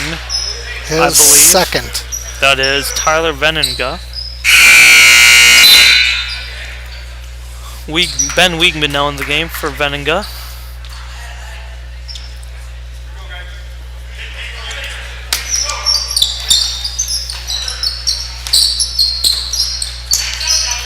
Gabe Niederhoff, three-pointer, no good. Can't quite get his own rebound. It'll be a rebound by number 23, Cameron Decker.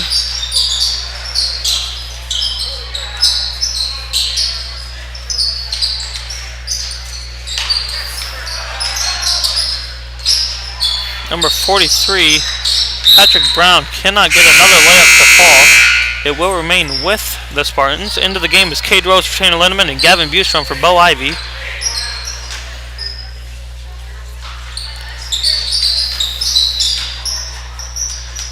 Patrick Brown, another shot, cannot get it to fall.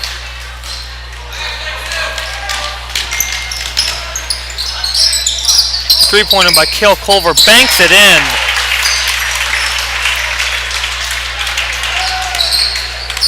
The banks are open very late in our school district. Very late. Even on Saturdays.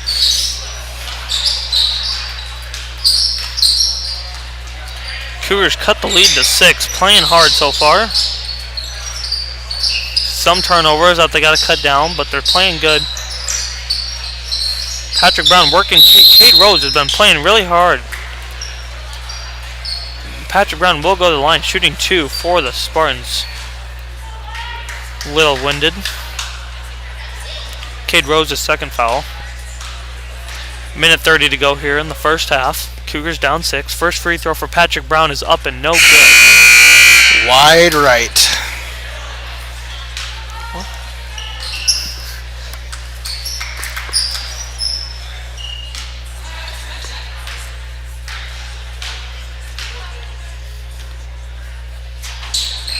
Second free throw is up and no good.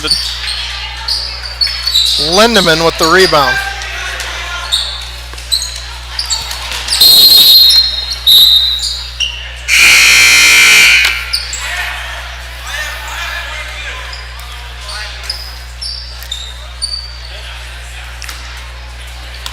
Spartans have the ball. Wiegman dribbling up ahead. Number 23, Decker, over to Wiegman. Inside to number 33, Tate. Out to Wiegman, who puts up a three. No good. Rebound, Gabe Niederhoff.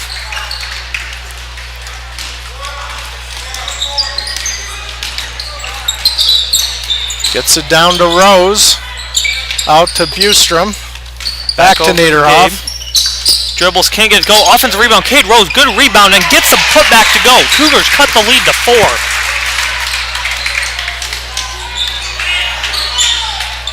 Cougars playing hard, trying to beat this Grundy team. Get back into it, and one for Isaiah Burt. That's the third on Culver. Got to be smart here. Cannot pick up 4. Jay's going to let him play as he brings a lot of energy. Coach Jansen, excuse me.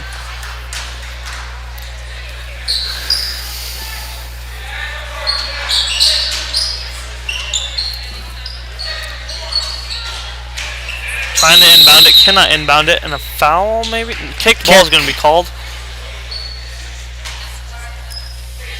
It still will be white basketball.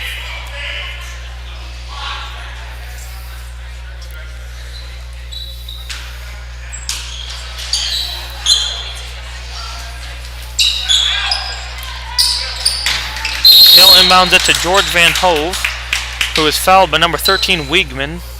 Team 6th foul. His first. 45 seconds to go.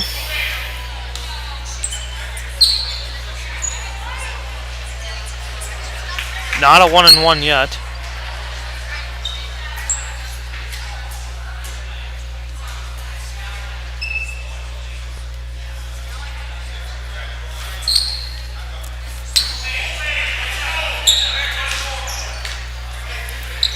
Little confusion. Ref thought it was a 1-and-1. Not quite yet. One more foul, then it will be a 1-and-1 for the Cougars. Kale inbounds it to Gabe Niederhoff. 45 seconds to go. Gabe puts up a 3, gets it to go. Only they a 2. They counted a 2. Good shot though. Gabe's starting to feel it. 30 seconds to go. Wiegman drives baseline, kicks it out to number 33, Tate. Over to number 15, Tyler. Dribbles in, gets the and one to fall. The second and one for the Spartans. 55 on Cade Rose, his third.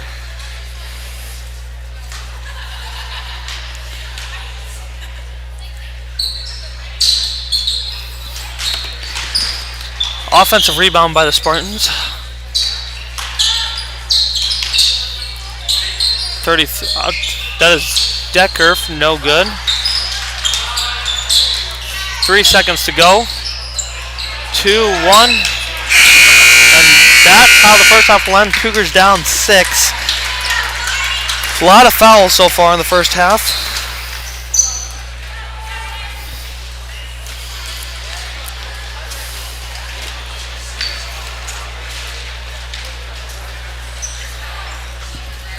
And tallying up the first half stats is my dad. It will be just a second. All right. Halftime stats. Carver Brown, Talon Muchler, George Van Hove, Jeffrey Falsgraf, all no points but 1 rebound apiece. Gabe Niederhoff had 6 points, 2 rebounds. Bo Ivy had 4 points. Tanner Lindemann had 4 rebounds. Cale Culver had 5 points, 5 rebounds, but 3 fouls.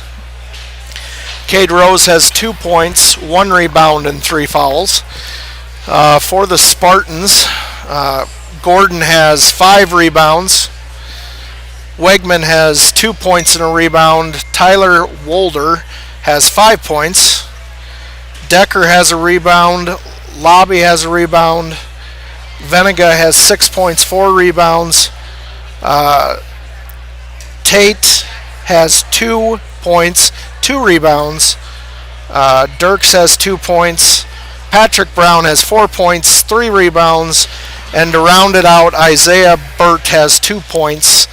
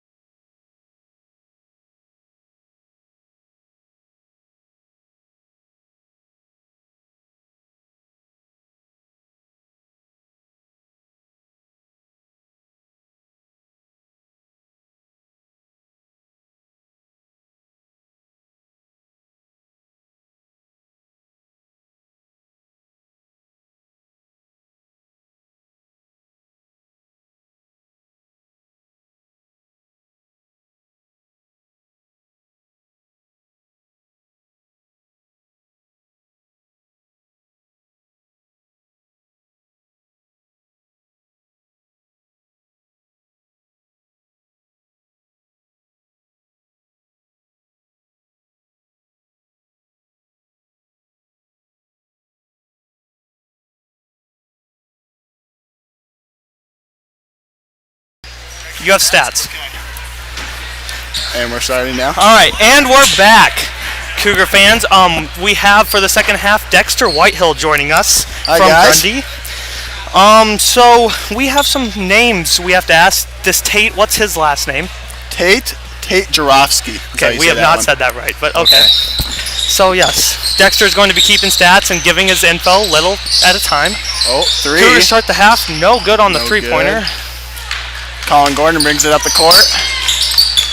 Stolen, but Colin gets it back. Tyler Nolder. Pass to Patrick Brown. Goes up for 2. Miss. Gets his own rebound. Scramble on the floor. And it will be Cougar basketball. Cougar okay, that's good. basketball. Yeah, you do the Grundy and I'll do the AGWSR. That sounds good. Kale Culver to inbound it for the Cougars. Gets it to Jeffrey Falsgraf. Dribbles ahead. Ooh, cross him over. Tyler Nolder. Oh, with the steal. Colin Gordon gets it. Grundy with the steal. And it's Grundy basketball. Up to the middle. Tyler Nolder pass to Patrick Brown. Go to the line. Shots. Shooting 2 for the Spartans will be Patrick Brown. You just have to do second half. So rebounds and then just add on to the rebounds. Okay. So if they don't... Oh, just rebounds? We're just doing rebounds? And points. Okay. If they score. Okay. For everyone? Yeah. You're going to have to tell me the first free throw AGWSR. for Patrick Brown is up and good. So now just add a point in the second half. 2 point. Patrick Brown, 1 point. 2 point, 2 point. Over one, right here. There we go. Second free throw for Patrick Brown is up and no good. Rebound, Kale Culver. Culver.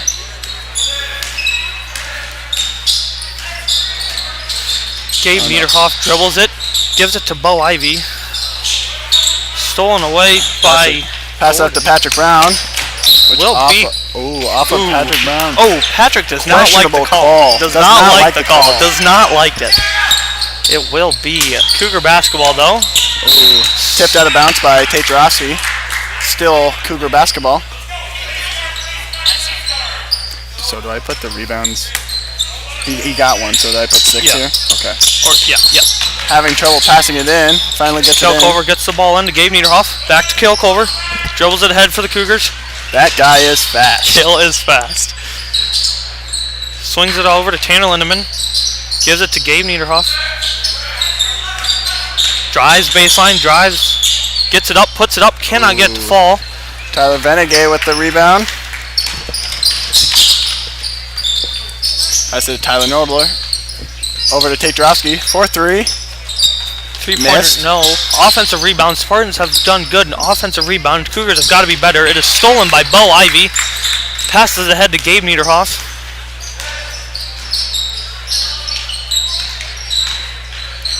Shot is up by Gabe. No good. Cannot get his own rebound. Hustle for it. Almost gets it. Out of bounds. No foul called.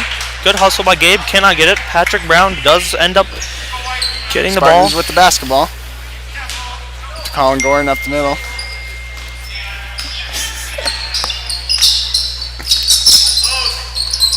Cougars in a 2-3 defense. Foul. Blocking on the Cougars. Foul called. Tanner Lindemann. Fouls are on the outside. Tanner's first foul, I believe, number 41. Patrick Brown with 2 points. Who? Patrick Brown. Patrick Brown. Gabe up ahead to Jeffrey Falscraft. Pulls up from 3, way long. Cannot get it to go. Rebound number 31. Whoever that is. Number 31, Tyler Veninga. Patrick Brown having a good second half so far. Missed. Cannot get it to go. Got Gets his own rebound. Backs And up, gets uses it the to bank. go. Timeout is going to be called by Timeout, Grundy Grundy Center. 30-second timeout. So wait, so he scored, so that'd be 4-5, or did that just be? Well, yeah, whatever you do it, however you do it. Okay. Patrick Brown with 5 points already in the second half. Spartans are up 9. It's a good game so far. Been a good game. A little back and forth. Spartans have taken the lead for most of the game. Yeah.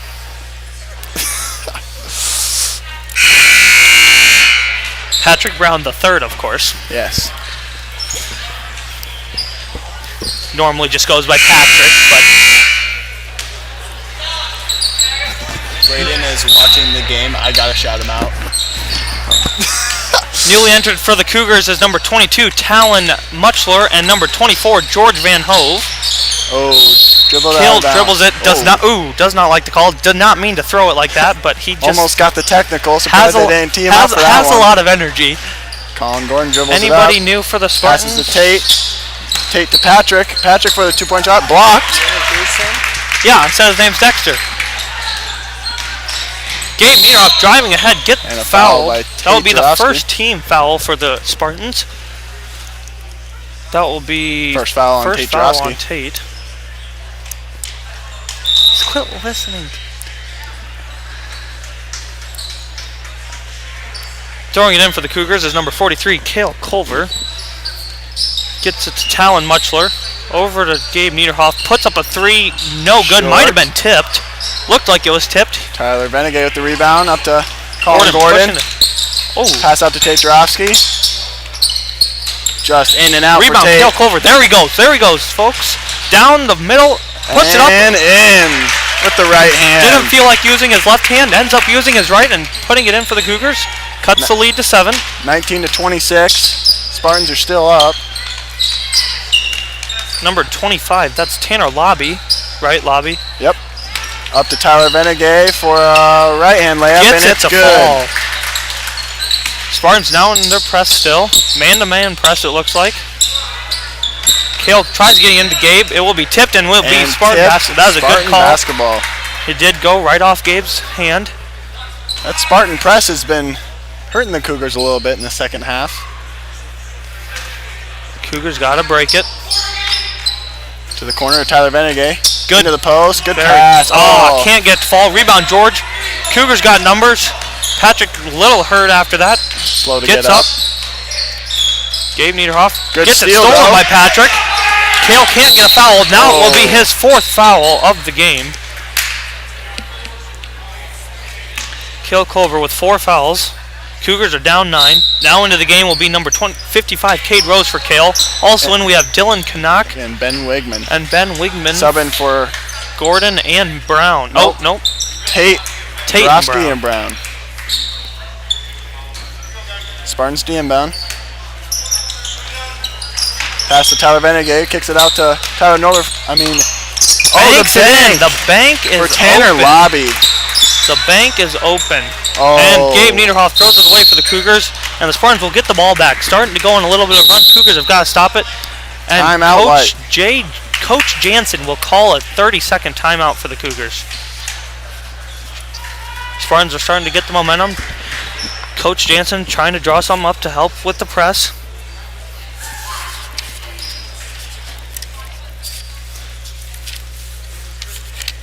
Hopefully they don't use these stats. My father has taken the sponsor sheet, so as you can see on your screen, the sponsors are scrolling across, but I cannot shout them out right now because I do not have the sheet. I will go ask him a second. I'll be right back.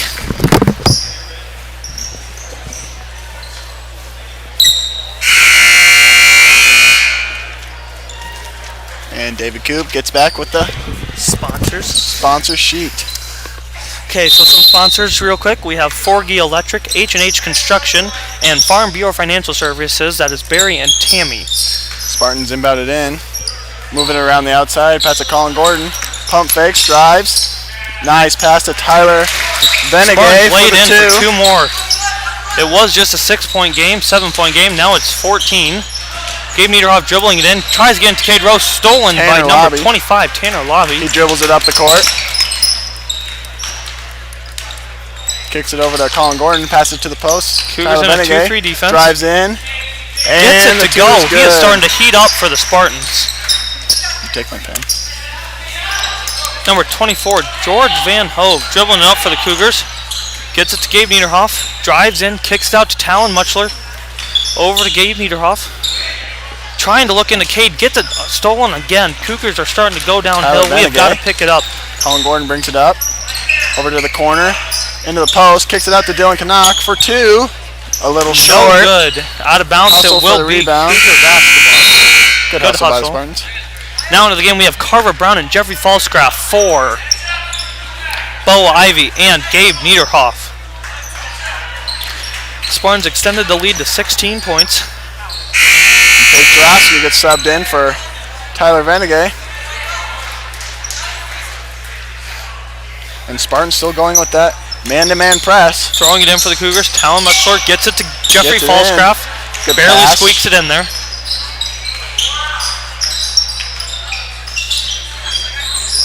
Jeffrey over to Talon Muchler.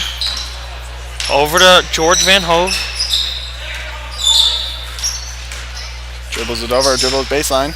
Over to Jeffrey. Loses the ball. George Van Hove gets it. Trapped in the corner. It's going to end up being a jump ball, and it will be. Oh, foul. Called a foul. Might have been a jump ball. Foul is called.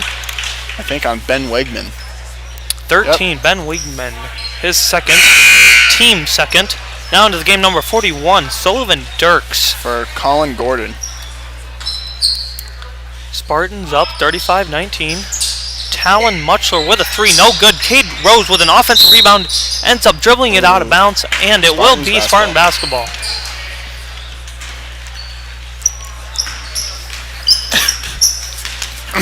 Ben Wegman dribbles it up, passes to Dylan Knock, takes a long pass to Tanner Lobby, takes a shot, just short, Soley with the rebound, kicks it out to the corner. Another shot by Tanner Lobby. No good. Rebound.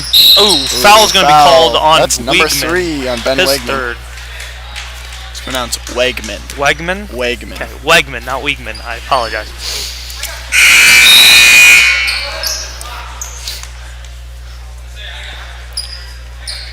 Now into the game, Patrick Brown. Minute 14 to go in the third quarter. Cougars down 16. Trying to get open. They get it in. Jeffrey Nice little Falscraft dribble dribbling it moves. up the court. Back and forth, back and forth. Gets it The up crowd the court. is going crazy. Gets it to Talon Muchler. Good Dribbles dribbling it by up. number 31. Over to George Van Hove. Looking where to go, has nowhere to go, gets it to Talon Muchler. Carver good Brown with catch. a nice catch. Looking where to go, and a travel is going to be called after he switches his pivot foot. He does not like the call, but it is the right call. Spartans get the basketball. 45 seconds to go in the Tanner third Lobby quarter. dribbles it up. Kicks it to Dylan Knock. Who then passes it to Sullivan Dirks. Then passes it to Tanner, back to Dylan. Over to Soley. High post, Tate Drosky. Stolen by Throws it Talon away. Muchler. Stolen back. Now it's on the ground, and now we're all Gets it dribbling back. all over. George Van Hove ends up with it. Oh, Gives it to Dylan Dylan the steal Madden. with a wide open layup. And and misses it's it. missed. Thought Patrick Michael was going to dunk it right there. Tried the putback dunk, Ball but is it didn't still on go the in. ground. 15 seconds to go. This is crazy. 13. Coach Jansen is like, calm down. 10 seconds to go. Jeffrey Falscraft with 7, with 6. Drives in. Oh, 5 seconds. Offensive Cade rebound. Rose, offensive rebound. Cannot get it. Fouls. That will be his 4th foul. Team's 4th, I believe. Yep. And with 2 seconds to go, the Spartans will inbound it. you got 1 second. Oh, almost goes no in, hits good. the net. To end the third quarter, Spartans 35, Cougars 19. A few more of our sponsors. We have Yarrow Avenue Collection, iBling Insurance Services, People Savings Bank, Ackley Chiropractor Clinic, and Greenbelt Bank and Trust. Switch me so if I can update the wrestling, I have the right sheet. Okay. Cougars, the press has been good for the Spartans so far tonight. Cougars have not handled it very well. Crazy end of the half to the quarter right there. A lot of back and forth. A lot of people on the ground fighting for the ball. Start the fourth quarter. It looks like we're going to have Culver, Ivy, Niederhoff, Lindemann, and Falscraft. For the Spartans, I don't really know because they're all huddled up together. So Everyone's got to pay attention to coach. yep.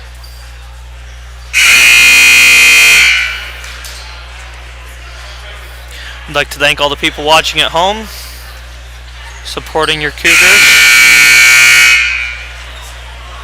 Spartans will start the fourth quarter with the basketball. And for the Spartans, Sullivan Dirks, Tanner Lobby, Tate Drosky, Dylan Knock, and Patrick Brown are in. Passes to Dylan Knock on the wing. Picks up his dribble, passes to Sullivan Dirks to a high post. Good ball movement by the Spartans. And the 2 is Gets good by it to Tanner go. Lobby. Tanner Lobby. Spartans still in that man-to-man press. And it looks like they just have a safety in the middle who's ever guarding the ball. Kind of goes wherever the Kale person- weaving through traffic, using his speed. Usually is faster than most people. Good back good cut by pass. Gabe Niederhoff and Good gets it to finish. go. Good pass and a good back cut. Spartans still up 16 points. 6 minutes to go. Kale Culver has 4 fouls. Has to be careful. Cougars still in 2-3 defense. At the post. Patrick Takes Brown it. been having a great game. Gets And it to one. go. And one. Foul is on. Gabe Nieder, right? 40. Oh, 34. Bo 34. Ivy, his second foul.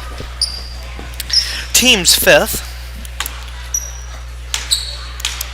Patrick Brown to shoot the free throws. First, Actually, only free throw for Patrick Brown. Up and no good. Bo tipped Ivy over to cannot Tate grab the Drosky. ball. Shoots again, just a little short. Rebounded by Dylan Canuck, who dribbles it out. Passes it to Tanner Lobby. He loses it. Saves it. What a diving save by Tanner Lobby. Dylan Canuck for two. Good. Nothing but net. Spartans now extend their lead to 20. Press has really killed the Cougars so far. Cale Culver throws a long touchdown pass to Jeffrey Falsgraf, And it's good. who gives it to Lindemann over to Niederhoff. Takes it with his Niederhoff right. looking where to go. Out to Lindemann. Gets it Patrick Brown stolen with the away. steal. Going 1-on-2 in the fast break. And gets is fouled by fouled. Gabe Niederhoff. Patrick Honestly, Brown might be a good foul by how he's been shooting the free back throw to the ball today. line. Shooting two for the Spartans is going to be Patrick Brown the third. Gabe Niederhoff's third foul.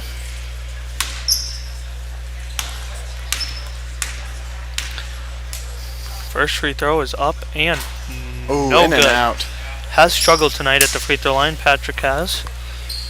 Other than that, had a pretty good game. Second one. Second free throw for Patrick Brown is up and also It is no good. also off. But Five offensive rebound by straight Tate Drosky. And he And puts they it up get for two. Didn't get the free throws, ended up getting the rest. Cougars looking, Kale trying to get it in, has nowhere to go with it. Almost 5 Passes seconds. it. Gabe Niederhoff now has a fast break down the court. Traveled with it. Good Kale save. saves it using his speed. Tanner Lindemann, just like we ended the third, people all over the place. Gabe now dribbles in. Jeffrey Falscraft pull-up jumper, no good. Spartans Defensive regain rebound. possession. Tanner Lobby dribbles it up. Takes it to the block. Kicks it out to Soley. Good pass Good to Patrick dump Brown. down pass. Spartans now up by 24. Again, looking where to go, trying to get it in. 4 seconds. That'll be 5 And a seconds. 5-second call.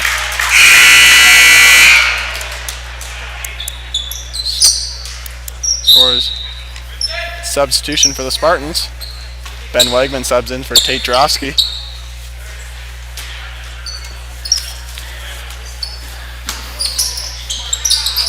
Spartans get it inbounded to Madden. Or not Madden, excuse me, Canuck. And folks, this is my first time commentating, and I've been told from my sources that I'm doing a great job, which feels good on the first day. You are doing good. Patrick Brown playing physical. Gets it to go. He is not having it. He is having a good night. Jeffrey Falscraft gives it, throws it to Cale Culver. Gonna have to get across the timeline. It's going to be close.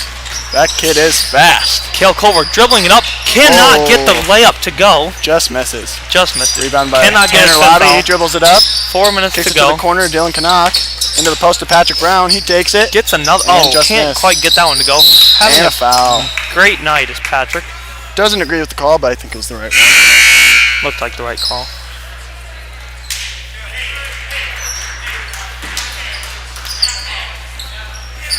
Spartans will not be pressing anymore. Score is 47-21 Spartans. 4 minutes left in the fourth.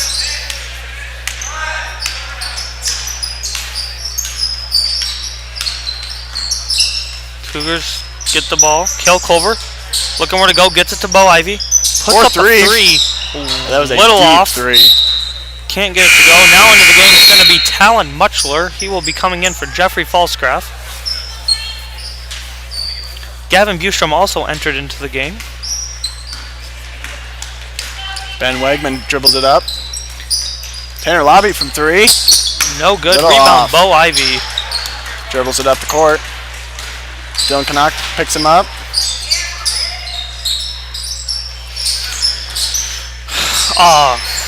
And Gabe stolen Nero by trying Ben to get Wegman.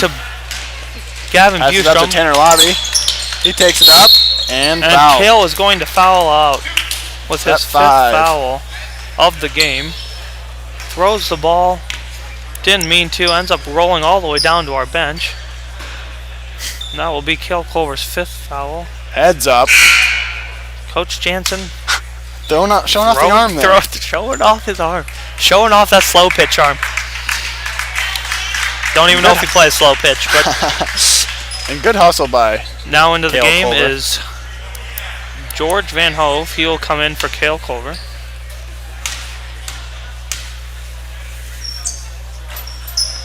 First free throw is up and no good. Looks like we'll have Cameron Decker coming in for the shooter lobby. His second free throw no good. I guess he wants to stay in the game, so he misses the free throw. Gabe over to George Van Hove. Dribbles in with the left hand, gets it stolen away. And Dylan Canuck, one-on-one, fast break. Oh, kick is it to Soli, good pass. And the 2 is good for the wide open layup. The Spartans extend their lead. And subs come in. Cameron Decker comes in for Tanner Lobby for the It will Spartans. now be a running clock. Thinking JV it's 25. Maybe. Not for sure. I'm also not for sure. Oh, the clock stopped, so I don't think it is 25. I don't know if there is running clock. I don't know for sure. Now the clock is not running. Now the clock is running. BJ. And color is called in. But Talon Muchler driving, gets it up, gets fouled, and and one. one. Talon Good finish. Muchler. Great job by Talon to going get that left, one to go. shooting right, off balance. Great shot. Great finish. Foul was on, Number I believe, 41. Dylan Canuck. Nope, number 41. Oh, 41. Sullivan Dirks. Now into the game is number 15, Tyler Nolder. Subbed in for Ben Wegman. Talon Muchler's one free throw is up and no good. No good. Hustling after it, number Isaiah. 45, Isaiah Burt with the rebound. And Sullivan Dirks for 2. Gets his own rebound. Kicks it back. Up for 2 again, and this one is good. Good shot by Dirks.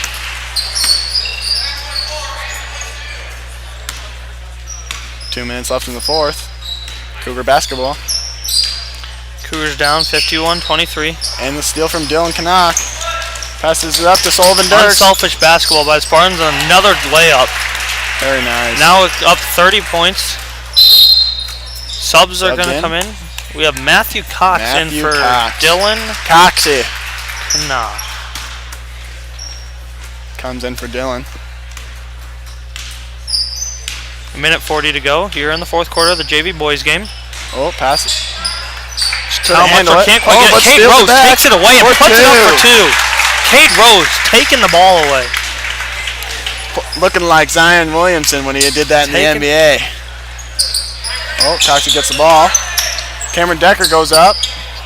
Good defense from number 55. He gets it to go. Isaiah Burt. Minute to go.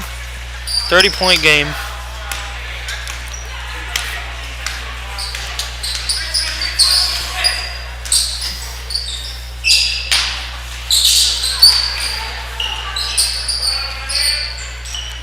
Oh, good pass. Good entry pass. Gets it tipped, and it will stay with I like the ball fake the on that one. Cougars. It was exactly 1 minute to go. Cougars down 55-25.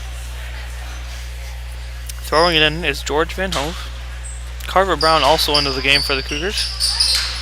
And after this, we'll follow the girls' game. Carver Brown almost gets a steal. Yes, Tyler girls Mulder varsity dribbling it game. through the defense. Passes it Matthew Cox. Oh, Can't get to go. Rebound, Cade Rose. 45 seconds to go. Gavin Bustrom to George Van Hove. Over to Carver Brown. Over to Talon. Between the legs dribble. Gets it to Carver. Puts up a three. Oh, cannot get to go. Fouls his own Tries rebound. getting his own. 25 Matthew seconds Cox. to go.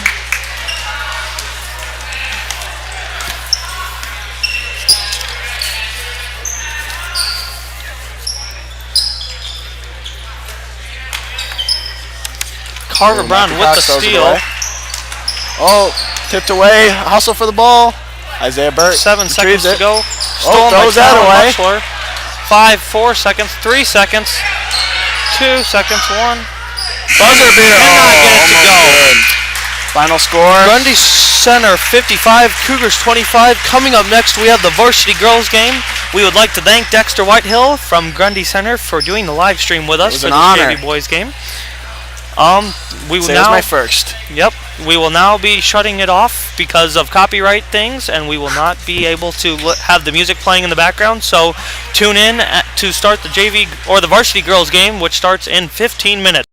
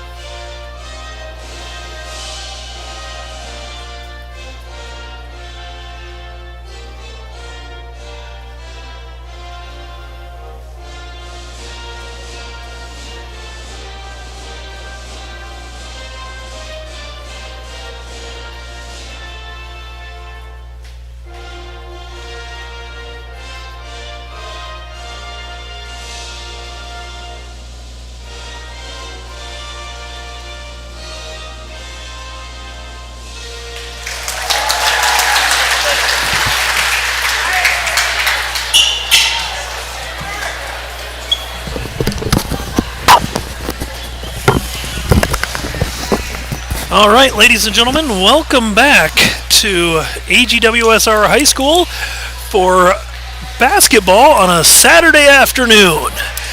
Tonight, or this afternoon's ball game, we've got the visiting Grundy Center Spartans taking on the AGWSR Cougars. Quickly, a wrestling update for you Cougar fans. Jadrick Bowles placed 4th at sectionals. Colton Richmeyer's in a wrestleback. Caden Abbas is through to districts. He placed 2nd. Lashbrook was a champion. Gerbrock placed 3rd, just missed. Puente is 2nd and through to districts. Jaden Bowles is 2nd and through to districts. And Johnson and Haley are both in wrestlebacks. We'll keep you posted. Grundy Center, ranked number 7 in Class 2A, comes into this afternoon's ballgame with a 13-2 record. Their last game was a 50-32 win over at Gladbrook Rhinebeck. The AGWSR Cougars are 11-5. Their last game was a 51-26 victory over South Hardin. For the Cougars on the floor to start the game, Alyssa Hames, McKenna Cooper, Bryn Smith, Morgan Baker, and Grace Finger, who pulls down that rebound. And the starters for the Spartans were Wallace, Thorne, Bex, Gardner, and Redding.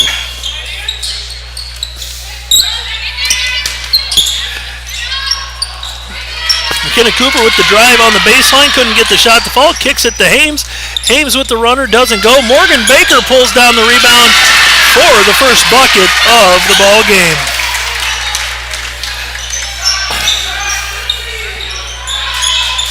Last time these two teams met earlier in the season, Grundy Center won 36-29. They held Alyssa Hames to 7 points in that ball game, aided with a little bit of foul trouble. Alyssa had to sit early in that game, Coach. Foul. Yes, she did. Foul called against Grundy Center with the illegal screen. That Gardner with her first. The other thing is, too, in the first game, I was at that ball game, and the Cougars on defense really didn't have an answer for the Thorne girl.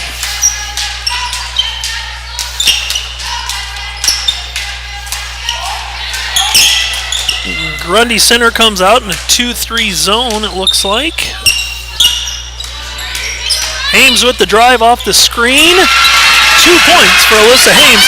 Hames, leading scorer for AGWSR on the season, averaging just under 20 points a ball game.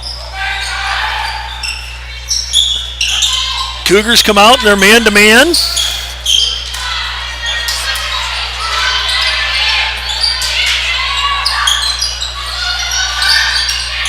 And Morgan Baker with the rebound. See, in that first game, too, I see Cooper's on Thorne right now, and Cooper didn't guard her in the first game. So that is one of the adjustments that the Cougar coaching staff has made from game 1 to game 2. Good ball movement here from the Cougars. Hames with the three-pointer. And the Cougars out to a quick 7-0 lead here over the rated Grundy Center Spartans.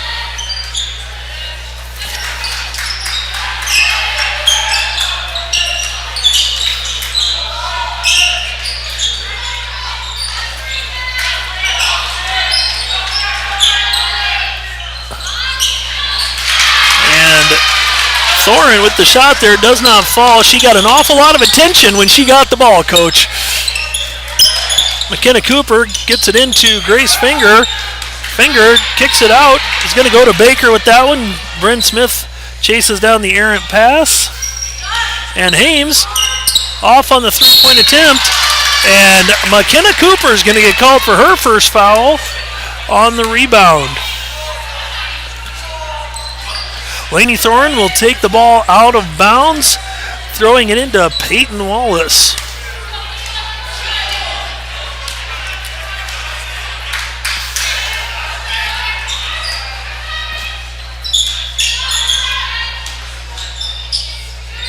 An important matchup here today. Cougars have one loss in the conference. Grundy Center has not lost a game.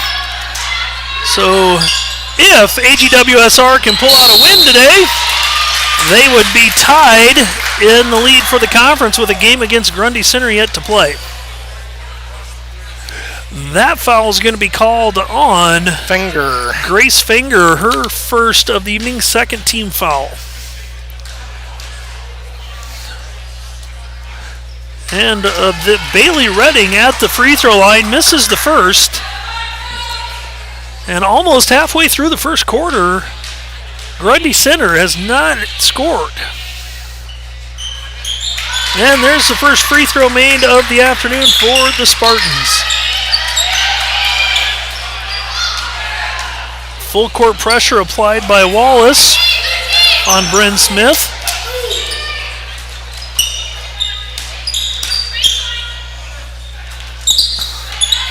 And Finger gets the ball into Baker, kicks it out to Alyssa Haynes, who knocks down another three-pointer. She's got 8 of the Cougars' 10. One more point than she had in the entire game the first time they met.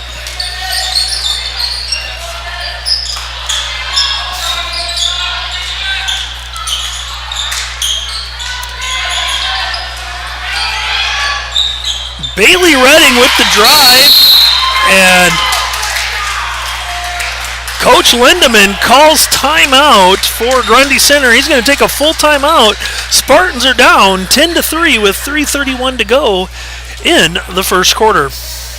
Sponsors: Yarrow Avenue Collections, Abilene Insurance Services, People Savings Bank, Ackley Chiropractic Clinic, and Greenbelt Bank and Trust.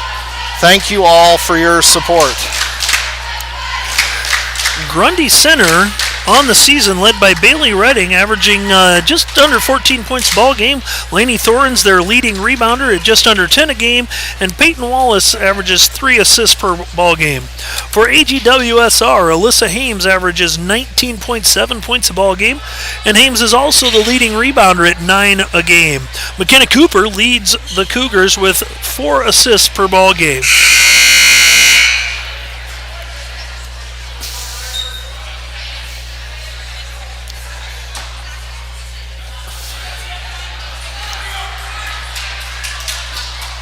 And AGWSR looks like they're expecting a little full court pressure from the Spartans.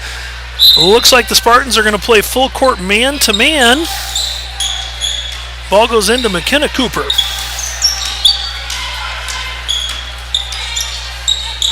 And Baker gets the ball back to Cooper. Cooper gets the shot blocked.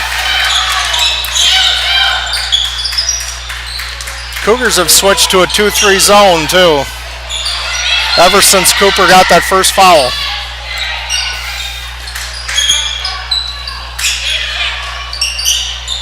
And three-point basket there.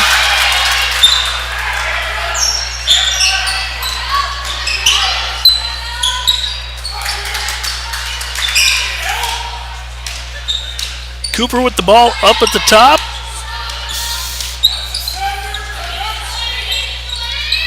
And AGWSR running a little bit of motion offense. Lots of screening. Hames with the drive. Can't get it to fall. Cooper, shot blocked a second time underneath the basket.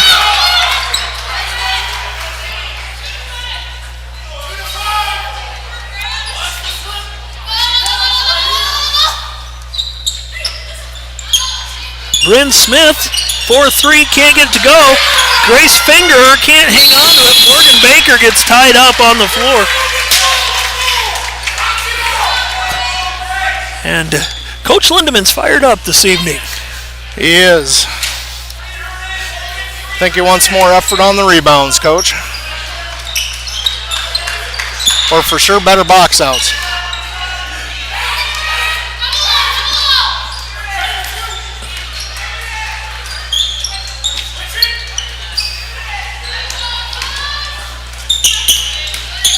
Cooper with the drive. Tough shot. Can't get it to go. Spartans push the ball down the floor. And Redding has it at the high post. Over to Peyton Wallace. Wallace turns the ball over. Bryn Smith picks up the loose ball.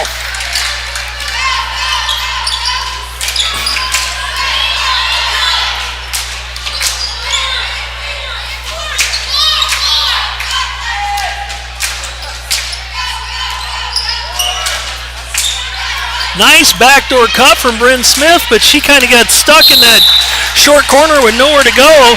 Ball gets knocked out of bounds. And that gets Coach Finger up off the bench to say, put it up.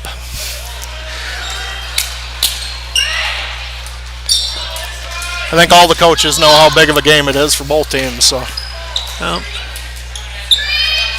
definitely two best teams in the conference playing each other right now.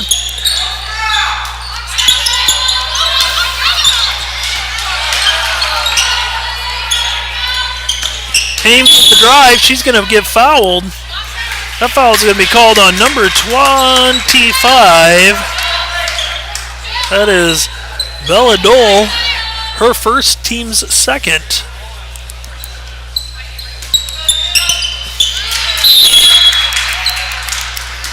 There's no question, at least here in the first quarter, Coach, this game has a feel of that tournament time game. Two good teams playing each other. Yeah, and it's getting close. The Cougars play their first round action in the tournament Thursday night here in Ackley against the North Butler Bearcats. I do not know who the Spartans have. Grundy Center will play the winner of Woodward Granger and Madrid. Oh, so they have the bye. They got the bye. They are the Grundy Center is the number one seed in their bracket in 2A. I believe Clarksville's are the number one in our side. Yep. And then Garrigan, I think, is the overall number one. Yep. But that's 1A for the Cougars and 2A for the Spartans. And Finger with the drive. She hustles after the missed shot. And foul going to be called with Hames taking the ball to the basket.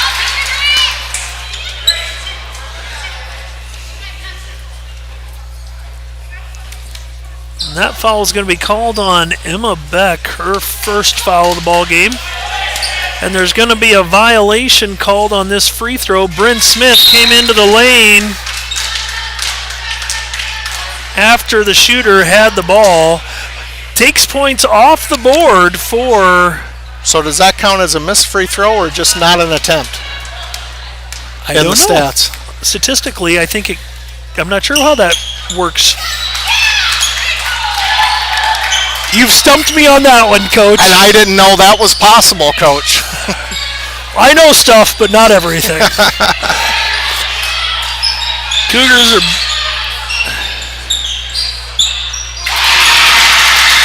up one after the three-point shot by number 13, Peyton Wallace, and Hames turns the ball over. Yeah, Wallace gets the three-point shot and then the steal there. And so,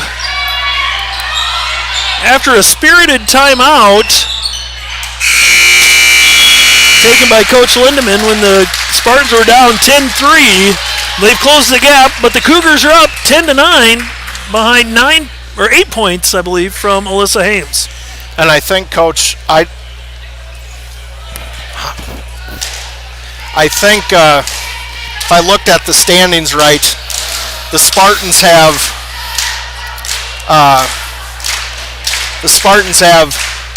no losses in the conference. The Cougars have one, and then I want to say third place has 3 or 4 losses on the season. I mean, it's really not even real close to the top two. Yep. Not exactly sure what games are yet to be played. I know that Grundy Center still has a game left against South Hardin as a makeup game. We have to play Gladbrook Rhinebeck on Monday. And the Cougars have Gladbrook on Monday.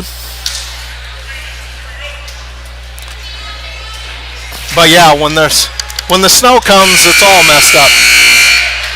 And then for the girls especially, can you get them in before tournament play starts? We are at that time of year when missed ball games are getting harder and harder to make up. And I know we were supposed to play Colonesco on Monday, but I'm guessing Colo had to make up a conference game, and we had to make up a conference game, so we mutually agreed not to play Monday to open it up for a conference game. And that's why ADs are underpaid in most situations in the state of Iowa. Was an AD for 2 years, and I'll never do that job again. So, and Another three-point bucket for Grundy Center. That one by Peyton Wallace. That's her 6th point. That's her second three-pointer in the last 2 minutes. And the Cougars playing that zone defense on that end of the floor. Going to have to make some adjustments to what they're doing if the Spartans keep hitting those three-point shots. Foul going to be called on the rebound against Morgan Baker, her first, team's third.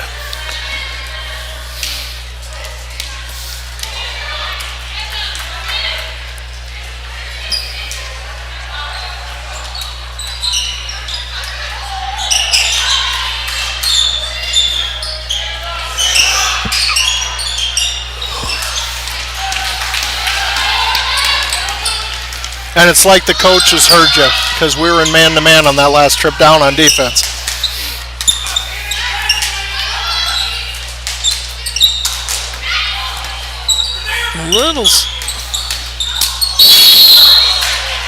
And everybody in the gym heard that slap. They might have heard that slap in Cleves, folks. Foul is called, and that is on Peyton Wallace. And she felt bad because she apologized as soon as she did it.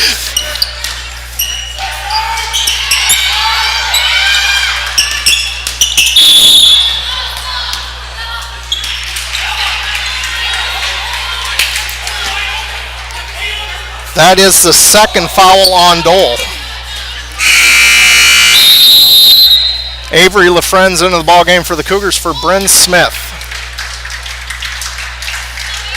Coach, every time Melissa Hames touches the ball, she's getting bumped, pushed, and banged around pretty good.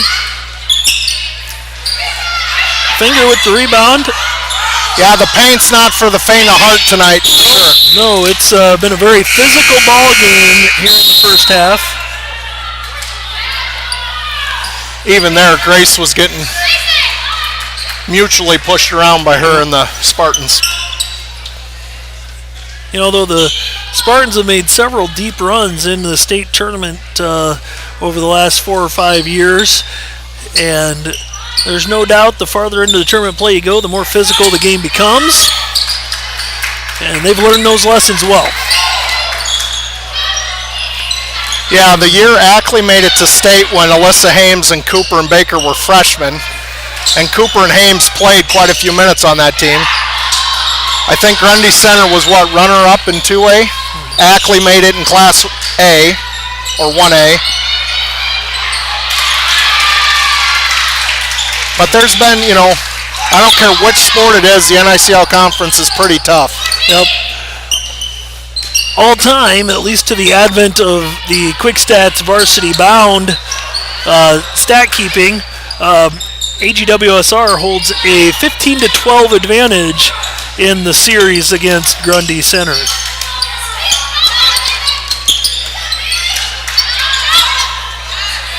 Cooper can't get it to fall, and Hames knocks the rebound out of bounds. And Coach Gant's going to take a timeout with 5 minutes remaining. We haven't had much scoring for probably, 2-3 minutes? It was... I think Wallace hit a three-pointer with maybe 7.5. It was 10-9 at the start of the quarter, and it's now 12-10. 3 minutes have gone by. And that, I know Wallace's three-pointer was very early in the first minute of the second quarter. So a lot of defense, not a lot of scoring so far in this quarter.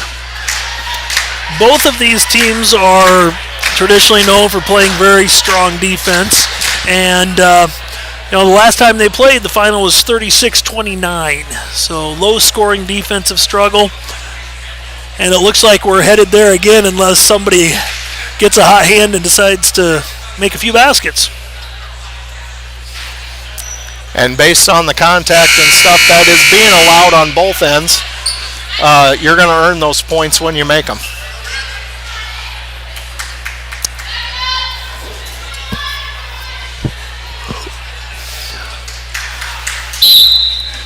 For the Cougars right now, you've got Hames, Baker, Finger, Cooper, and LaFren's on the floor.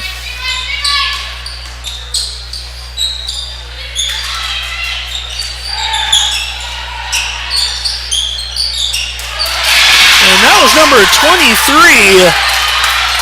Dahlia Gardner.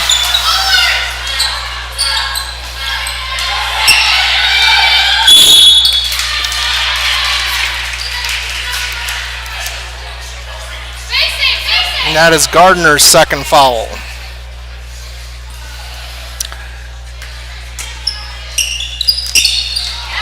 Grace Finger can't handle the pass from Cooper. Goes off of her foot. Little low. Little low.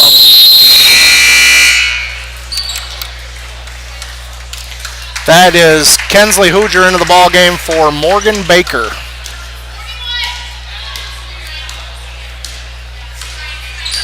Now this is one of the few games where AGWSR doesn't have a height advantage. And back in man-to-man, Cooper is guarding Thorin. And Thorin gets the rebound, puts it back up, doesn't go, and Grace Finger pulls it down. Finger's going to bring the ball down, kicks it out.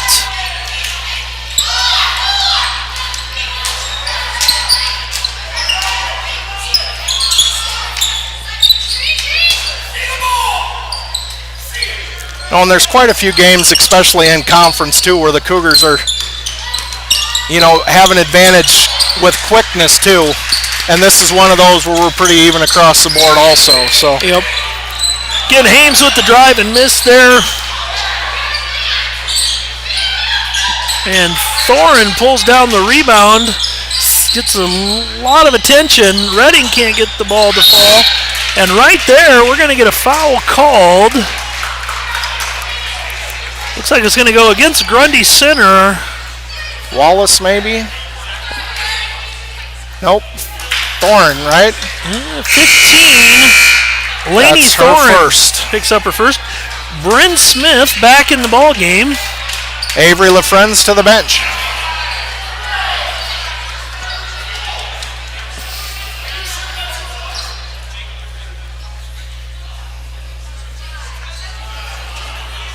Coach Lindemann thinks they called the wrong Spartan with the foul. Well, it was a tough situation. There was a 15 and a 5 involved in the play for Grundy Center. And I think I would probably agree with Coach Lindemann that foul was probably not on Thorin, but... Well, and I thought they were going to call Wallace with the foul, so it's very possible. And number 23, Dahlia Gardner, that's the second time, Coach, she's gotten the ball at the top and broken down the defender one-on-one. Going to have to make an adjustment on defense for that. Yeah, she looked like she kind of muscled us to the hoop there.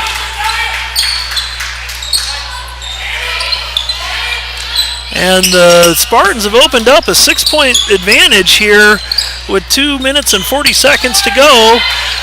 Cougars desperately in need of a basket in this quarter. They just have not been able to get anything to fall.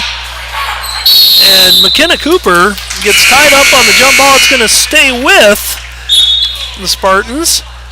And Finger is going to go to the bench, and Kaylin Cope comes into the ball game. And Hames gets it into Cope, gets knocked out of bounds. Will stay with AGWSR. Got to be ready today. Very active hands by this Grundy Center team.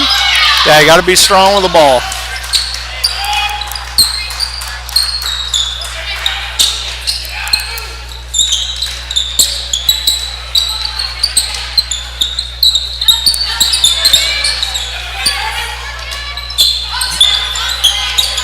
And the Cougars still cannot find a basket here in the second quarter. Going to have to get a stop and a score. This one might start to get away from them here right before the half.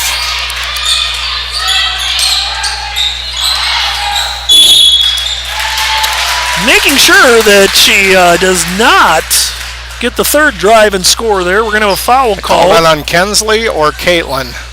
It was called on number 24. Kensley Hooger. Kensley Hooger.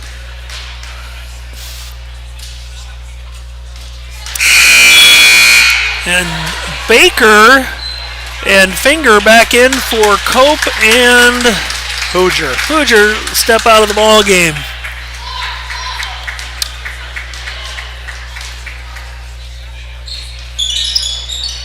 Free throw doesn't fall, but Thorin hauls down the rebound, gets it out to Redding. Up to Wallace, reverses it.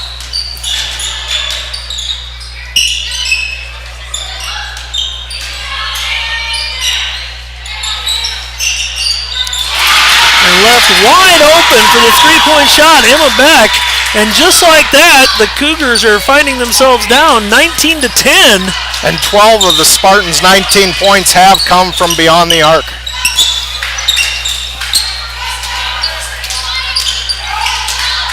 And it's so far just a different game because the Cougars just haven't been able to get a shot to fall. They've been held scoreless here in the second period. But that first game when we played them and the Spartans won, I mean, Thorne, I want to say she had 20 points. And right now she's been held scoreless. But, you know, with the three-point shooting, the Spartans have 12 of the 19 points from beyond the arc again. So it's just a little bit different game right now. And Grace Finger finally gets the lid off the bucket. 12-19 with 35 seconds to play in the half. For going a quarter basically with only getting one basket, the Cougars are not out of this ball game. No, but this is one of those defensive struggles where 7 points is like 14 in a normal game. Yep, and a foul going to be called down on the defensive end for AGWSR. That's Cooper's second. And that's going to be called on McKenna Cooper.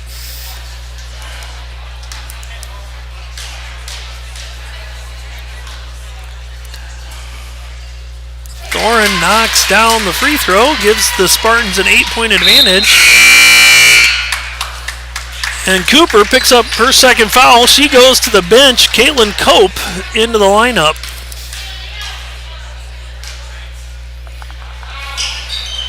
Thorin hits them both. And we've got a sub into the ball game. And Dahlia Gardner exits the game, and Jackie Kester comes in.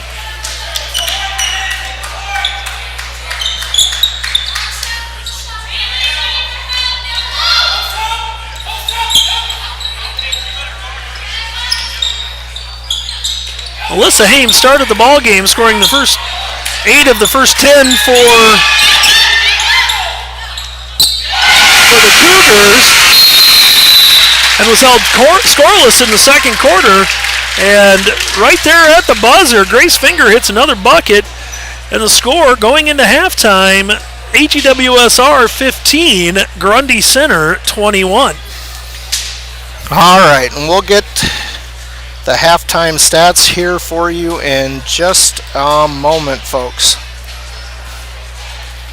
All right. For the Cougars, Alyssa Hames, 8 points, all in the first quarter. And 3 rebounds. Morgan Baker had 2 points, 3 rebounds.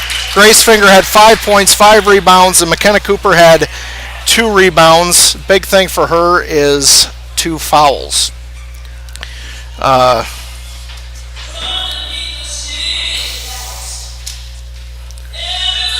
Jackie Kester?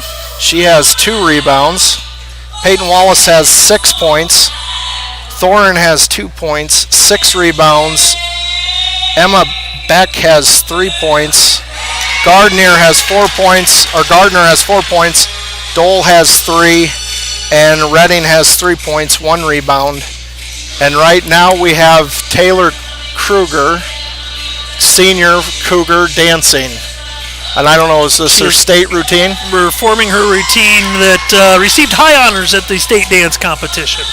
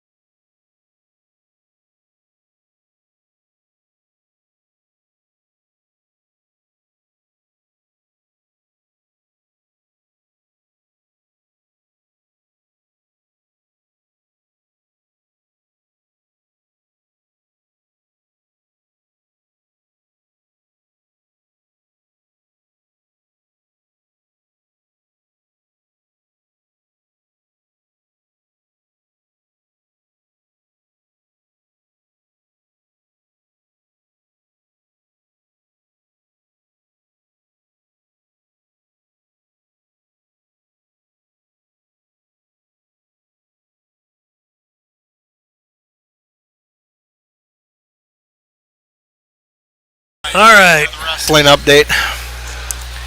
Welcome back to AGWSR High School for Cougar basketball, but Coach Cope has an update on sectional wrestling involving AGWSR. And these are all, I'm pretty sure, final place winners. Jadrick Bowles placed 4th for the Cougars. Colton Richmeyer placed 3rd. He lost his wrestle back. Caden Abbas is on to district as a 2nd place winner. Lashbrook was champion. Jerbrock just missed with a 3rd place finish. Puente was 2nd and on to districts. Jaden Bowles is 2nd on to districts. Zach Johnson 2nd and on to districts. Haley lost his wrestle back, so he ended up 3rd. And Heitland, Granzo, and Miller all ended up 6th. So 1st and 2nd place finishers in sectional wrestling advance to the district tournament next weekend. For the Cougars, to start the second half, Hames, Smith, Baker, Cooper, and Finger. And Morgan Baker holds down the rebound. Big possession here to start the half. Cougars need some offensive points. Held to 15 points in the first half, 5 in the second quarter. And Grace Finger can't get the shot to fall. And the Grundy Center faithful wanted a push called on McKenna Cooper there on the rebound. Instead, a travel called. Interesting call. As a Cougar, I can see it both ways. No, Coach, I think there was only one way to see it. And the officials missed that one, but nice bucket there by Bryn Smith, her first 2 of the night. 17-21 in the early part of the third quarter. And Baker gives up the layup to number 23, Dahlia Gardner. That's a tough matchup for Baker.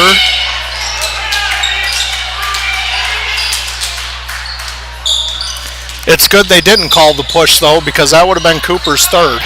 And Cooper knocks down the three-point basket. And the Spartan lead down to 3 here. And Thorin gets the ball. Long on the shot. Grace Finger pulls it down. And Caitlin Cope is at the scorer's table waiting to come in. And Smith misses the three-point shot. A lot of bodies ended up on the floor there before the shot. No fouls called. Big game. You got to let them play, Coach.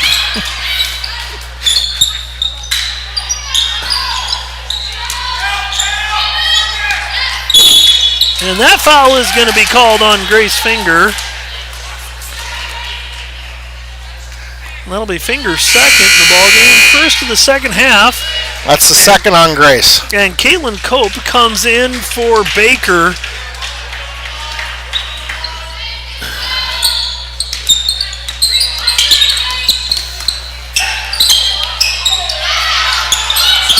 That 3 is short, but the rebound gets knocked out of bounds by AGWSR. Will stay with Grundy Center.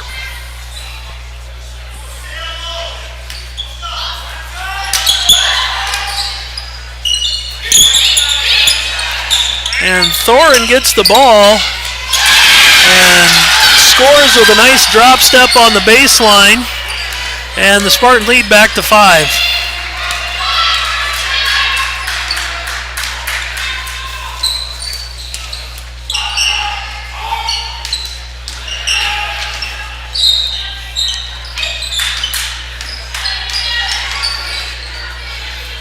Cope with the ball on the wing, back up to Smith, over to Hames. Hames on the drive, and she's going to get called for the travel.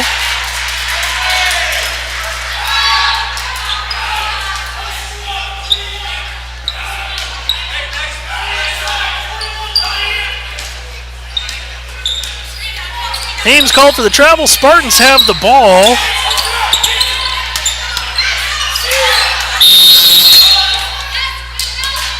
And Gardner called for 3 seconds in the lane. And Coach Lindemann saying shoot it when you got it that deep into the lane.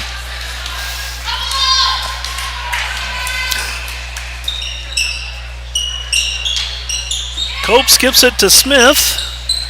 Smith back to Cooper. Back to Smith. This girl's on the perimeter. Got a catch ready to shoot that thing. They're leaving them open for those shots. And McKenna Cooper will take the three. Nothing but net. It's a 2-point ball game.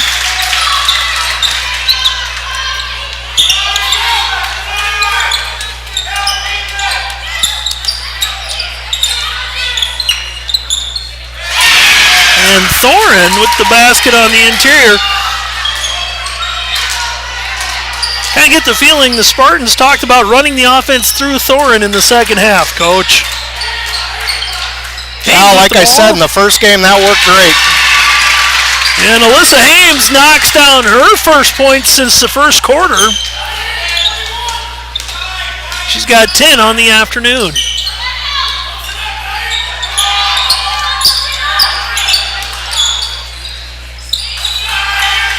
And a little bit of a defensive switch by the Cougars. Alyssa Hames now guarding Lainey Thorin. Cooper went to Redding. And Cope's going to have a seat on the bench, and Morgan Baker back into the ball game.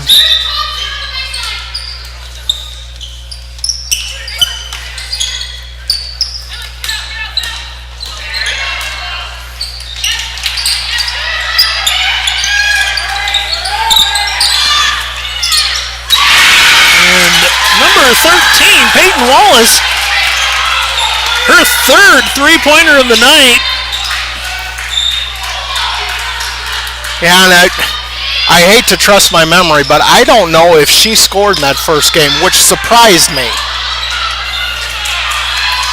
And McKenna Cooper misses the three-point attempt, gets the steal and the layup, and it's 27-30, three-point ball game. Well, the scoring has picked up, Coach. And Thorin with another bucket. Right now, the Cougars just don't have a good answer for defending Lainey Thorin. She's posted them up. She's pulled up for the jumper. Right there, Bryn's got to catch that ball, looking to attack the basket. Yeah, or shoot and see if she can make drives. them. She's going to get fouled, shoot two. I mean, Bryn has had those games where she's been able to make those. And Emma Beck called for her second foul. Team's first.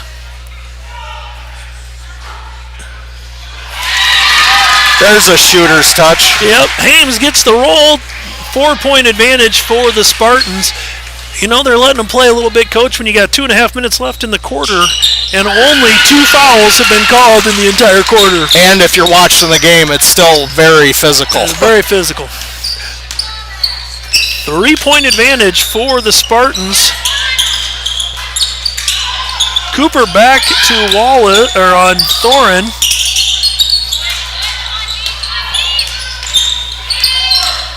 Seeing you got Hames, another good defender, on their leading scorer, correct?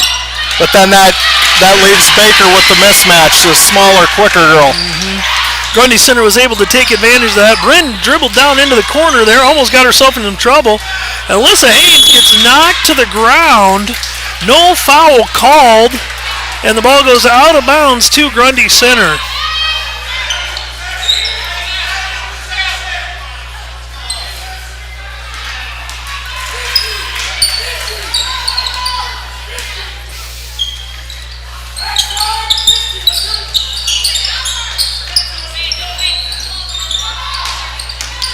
And Thorin with the ball kicks it out.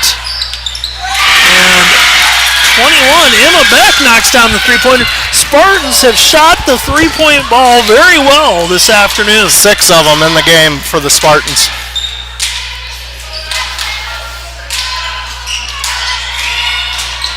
And again, that first contest, Thorin just killed us in the paint. They didn't need a lot of three-pointers. Tonight they're getting their three-pointers. We're holding Thorin down, but...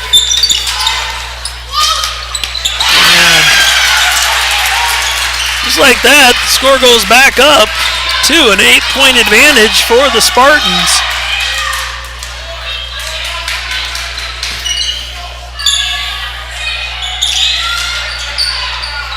And Alyssa Hames off the handoff from Grace Finger. Hames up to 14 in the ball game.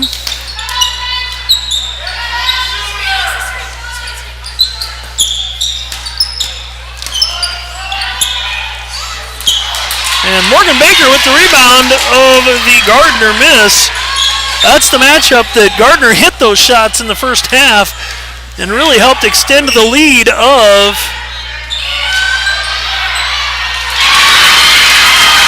Grundy Center. Hames with another layup off of that 4-high look. First time they ran it to the right side, second time run it to the left. Here's where the matchup is a little tough. Redding from the top of the key does not get the roll before half. And we have a Cougars cut the lead to 4. Game. I had to do some quick math there. 60-second flurry. Yep, odd numbers make math hard, Coach. Well, especially for a original social studies teacher and an English teacher. Yep.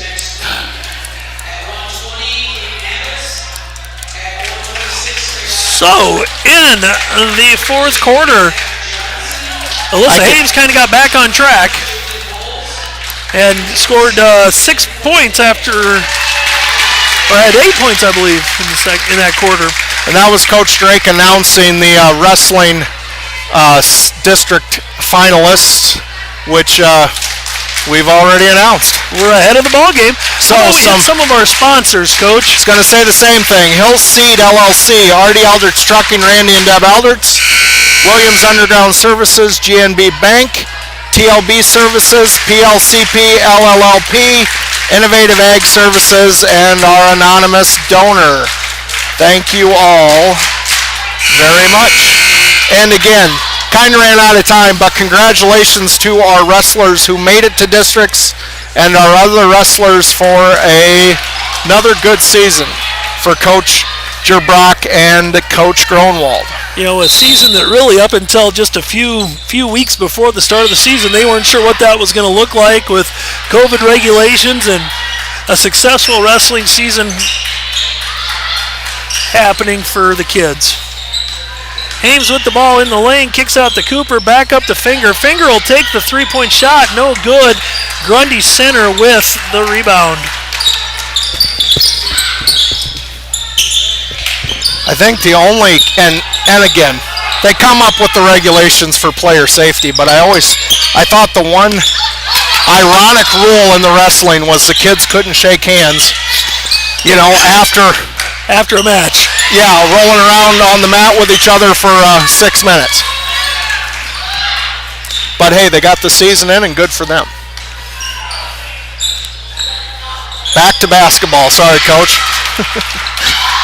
And the pass turned over by the Cougars. And we're going to get a foul call. I think on Bryn Smith. And looks like... Yep. Going to be out of bounds, though. Second team foul. Yeah, we're a long ways from free throws for either team. And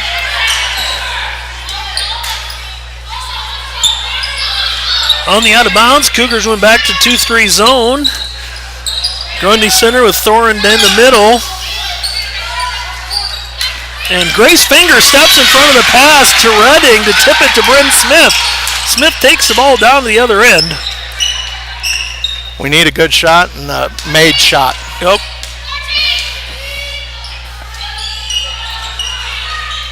This is one of those games where every possession going to be vitally important. Tough shot for Alyssa Hames, doesn't go. And Spartans push it down the floor. 3-point attempt. Nice catch and shoot, number 25. That is Bella Dole. She's had a three-pointer in each half so far. And that gives the Spartans a 7-point advantage. Which, again, the way this game has gone is a sizable lead right now. Cougars have put a couple of little runs together to bring it down in that 3-4 point range. Haven't been able to get a stop on the defensive end when they need it. And the Spartans maintain that 7-point advantage here going into the fourth quarter. Yeah, the Cougars haven't looked dominant since they were up 7-0 early in the first quarter, and then the Spartans got it to 10-9 at the end of the first quarter, and then when they got that lead 12-10 early in the second quarter, they haven't really looked back. Folks, we notice there's not a lot of you out there today. Looks like on our list we've got about 10 folks out there viewing the broadcast, but we would just like to say thank you. To our loyal viewers and listeners, thank you. Because if it wasn't for you, Coach Cope and I would be running the streets. Not today we wouldn't. It's way too cold to be outside running the streets. Too cold, too icy today. And the Cougars with the ball. Bryn Smith out on the wing. Grace Finger up top, over to Alyssa Hames. Gets it into Morgan Baker. Baker to Finger. Finger with the catch and shoot at the jumper. Can't get to go. And foul gonna be called.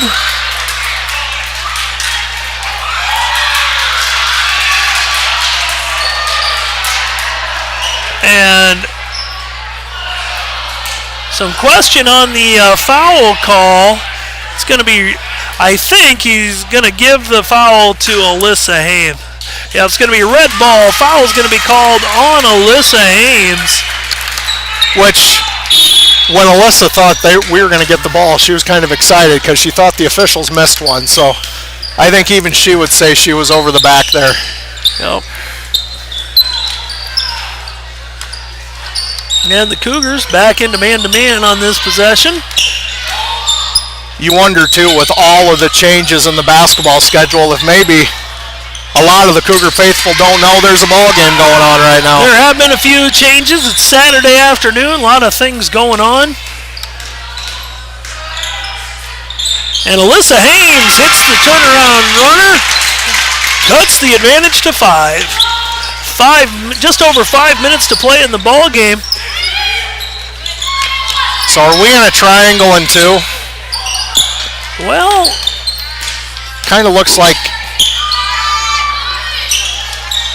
And Thorin hauls down the rebound over top of Hames there. She's getting she does. She's a rebound shy of a double-double, Thorin is.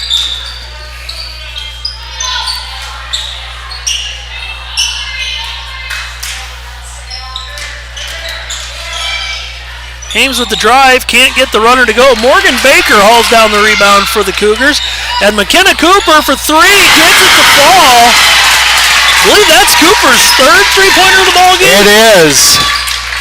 She's got 11 all in the second half.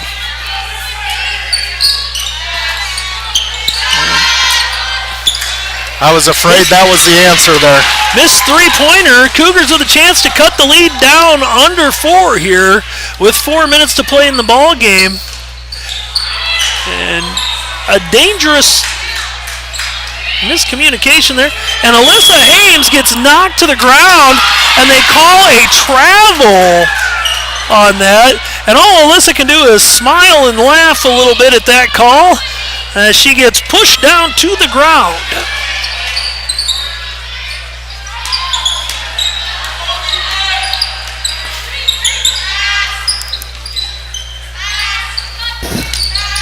But this afternoon, the AGWSR Cougars giving the 7th-ranked team in Class 2A all they can handle right now, Coach.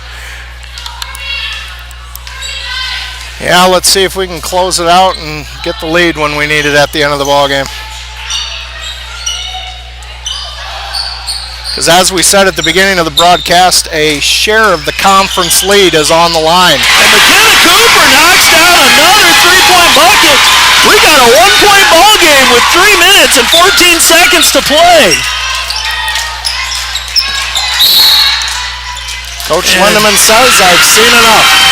Coach Lindemann takes a timeout for Grundy Center, a 30-second timeout.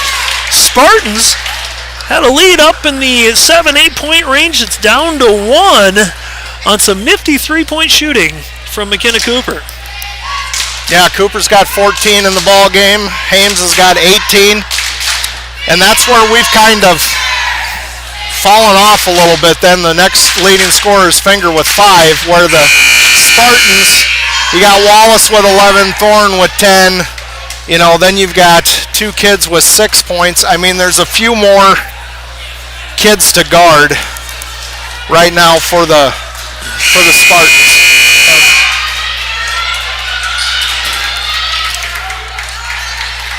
But you want your top 2 teams in your conference playing a ball game like this a week before tournament play. Absolutely. This is the type of ball game that helps you get better and lets you find out the things you really need to get ready for going into tournament play.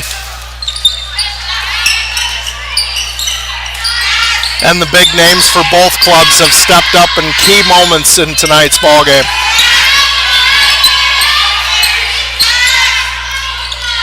And the Spartans being patient on offense, working hard, trying to get the ball inside to Redding. But Redding pushes Haynes again, puts 2 hands on her. Finally going to get that foul called. That is Redding's first of the game. And that's kind of impressive for a post player, really, to not have a foul until 2 minutes to go in the ball game. She's working hard down there in the post and borderline displacement when she's posting up, but not getting called. Not getting called, so such is life. Cougars with an opportunity to take the lead. And credit to her. She's going to use what the refs let her use. And Grace Finger just sticks that hip out a little too far on the screen, a little too late. And ball goes back to the Grundy Center. Well, when Grace didn't stick her hip out, then the Spartan tripped Alyssa, and there was no call. Traveling, I guess. Traveling was called. That's right. They're just people too, folks. The officials. That they are. That they are. And Cougars man-to-man. Haynes on Redding. Right there, Haynes gave up the baseline drive. Cooper had to come for the help. Left Laney Thorin wide open. Spartans up by 3. Looks like McKenna Cooper gets caught under the basket. Morgan Baker almost came up with it, got it pulled away, and Thorin dribbles down, pulls it out, and Grace Finger's going to get called for the foul. Minute 45, Grundy Center up by 3. 4th. And the 4th foul on Grace Finger. And got a sub coming. Morgan Baker going to step out of the lineup, and Caitlin Cope steps in. And the Cougars caught napping on the inbounds. Find themselves down 5 with a minute and a half left to play. And McKenna Cooper travels. Coach Gann wants and a timeout is going to be called. The official looked right at Coach Gann, didn't call the timeout. Alyssa Haynes had to come over and tell him that they would like a timeout, and it was finally called. The coaches have to earn it too, I guess, tonight. Grundy Center up by a 5. Coach, they have had an answer every time the Cougars have pulled it back to a close ball game. Every time it's been a one-possession ball game. Yeah, it was 42-41, and then they go on a 4-point run. Yep. Coach Gann calls a timeout to stop that, and just, a couple lackadaisical plays on the Cougar defense. Not typical, but inbounds pass, you give that wide open pass to Thorne right underneath the hoop on an out of bounds play. Doesn't seem like the type of player you'd lose track of on an inbounds, but we certainly did.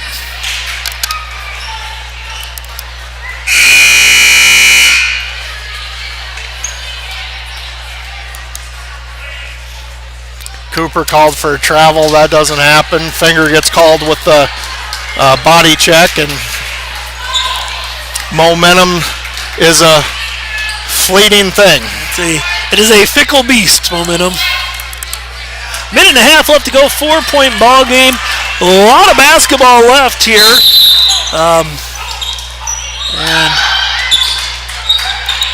as you would expect, Grundy Center working to get the ball into Laney Thorin's hands.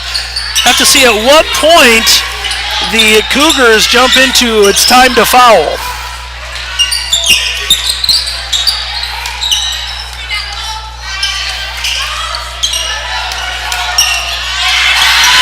And 23, Dahlia Gardner with another bucket. Coach, she's kind of been the difference today for Grundy Center. They needed somebody else to score tonight, and she certainly has. Finger way off the mark with that shot. And with under a minute to go, 7-point lead for Grundy Center. I'm guessing Caitlin's in the foul. Because you don't want Grace to get the foul because she's got 4. And Coach Gann's going to take a 30-second timeout.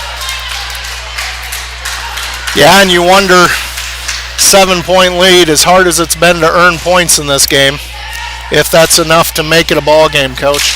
You're looking at 3 possessions, and 3 possessions is going to be hard to get without fouling. Do have a foul to give before the Spartans are shooting free throws, so probably see I would think maybe a quick foul right here, and then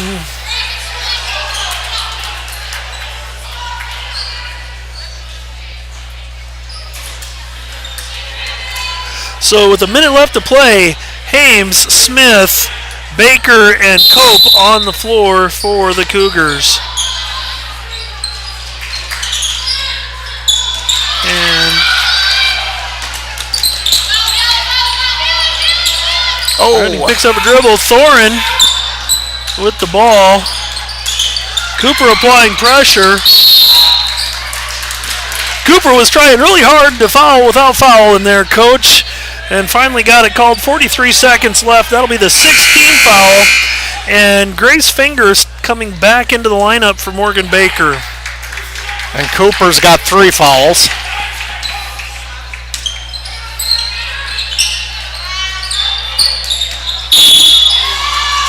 Kalen wanted to make sure he saw the foul there. And that'll be a 1-and-1 for Emma Beck. First foul called on Cope.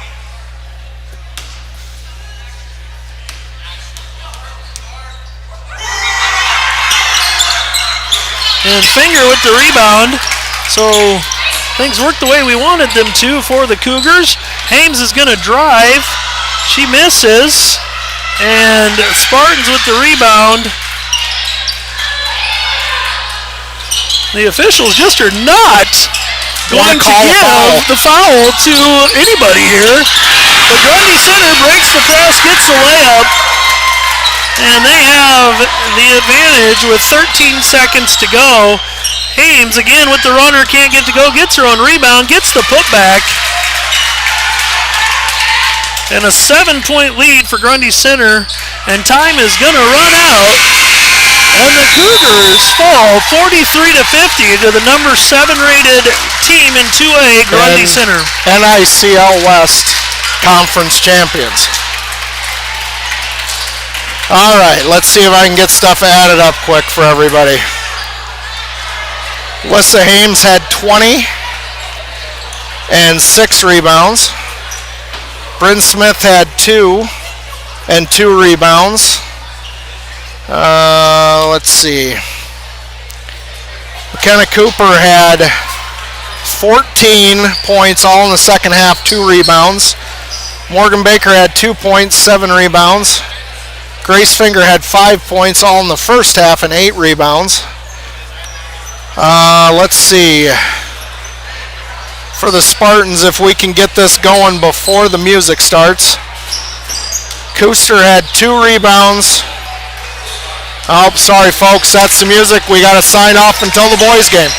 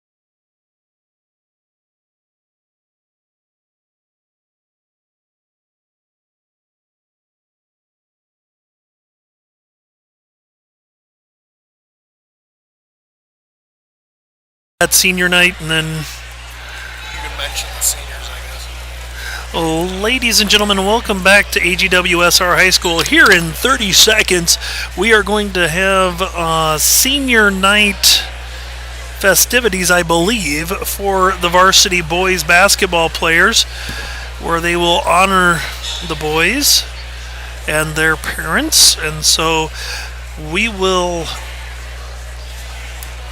turn it over to Ms. Drake on the PA.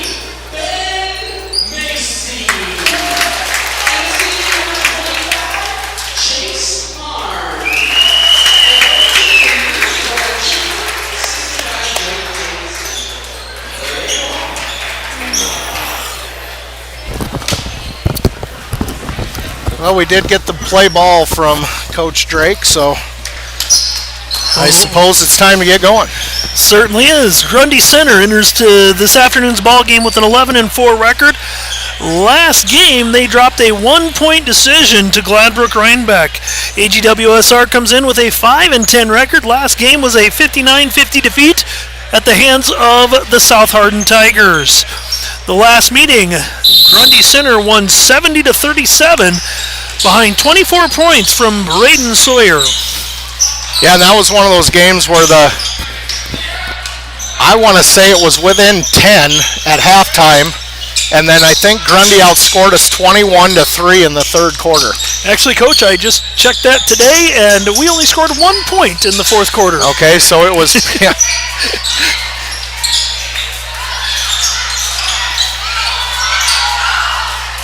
And Grundy Center starts the ball game off with the first bucket of the night.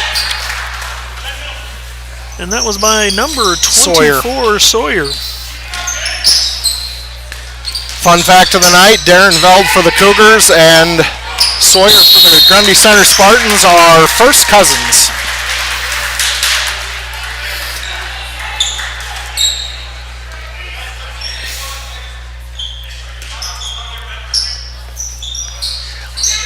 Those are the kind of insights you just don't get from just anywhere, Coach. But the Spartans off to a quick 4-0 lead here. I can't bring you much basketball information, but I can bring you weird facts. Jaden Penning with the ball gets it knocked away, and the Cougars just a little out of sorts here to start the ball game. And Sawyer for three rims off. Number 34, that would be Nick Asher with the rebound. And we've got a travel called underneath the basket.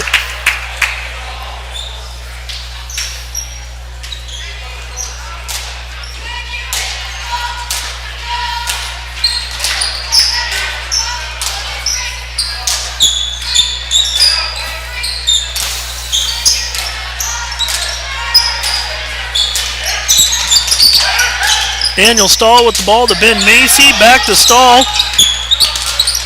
The Cougars going with Stahl, Cope, Harms, Penning, and Macy.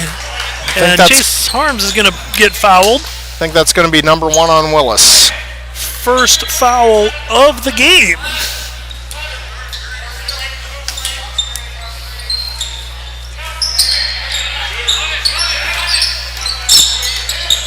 For Grundy Center, they are led in scoring by Braden Sawyer with 14 points a ball game. And Jaden Penning leads the Cougars with 13.5 points a ball game. And it's 6-0 now for Grundy Center. Macy's got to turn and look at the basket there, Coach. I was thinking the same thing. He'd have a wide open layup. Could have had a 3-on-1 opportunity, and instead we kick it back out. Stahl sets the screen for Cope.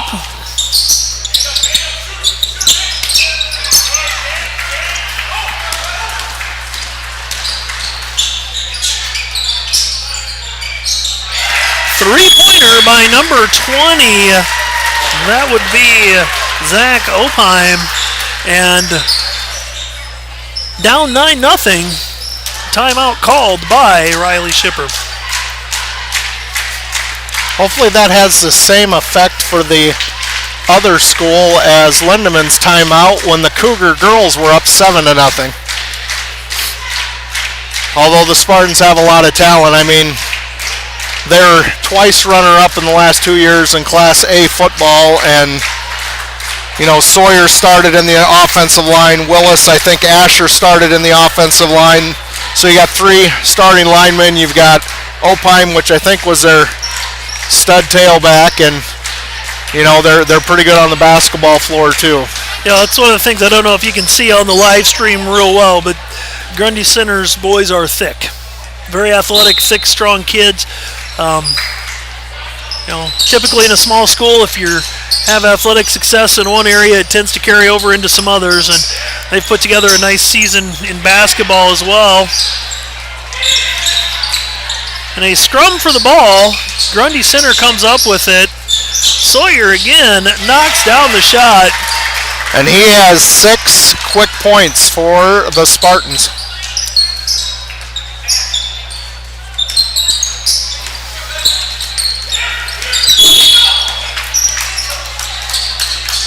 That's going to be on Zenkula. That's the first. Second foul for the team. And number 14, that is Dexter Whitehill. Dexter Whitehill enters the ball game. And Willis goes to the bench. Willis goes to the bench with his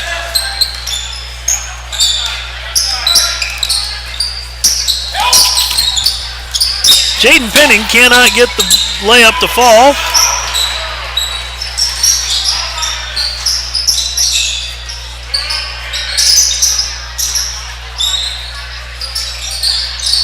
Three-point basket doesn't go. Number 34, Nick Asher with the putback. And with 4.5 minutes to play, Grundy Center is up 13-0 in the first quarter. Penning short on the three-point attempt.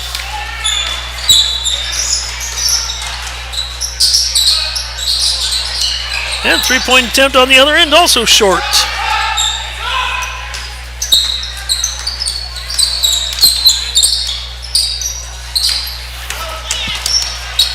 David Cope with a good move to the basket, can't get to fall, chases down the loose ball, Harms with it out top, Harms attacks the basket, and he's going to get fouled by Is that Nick Asher? Asher.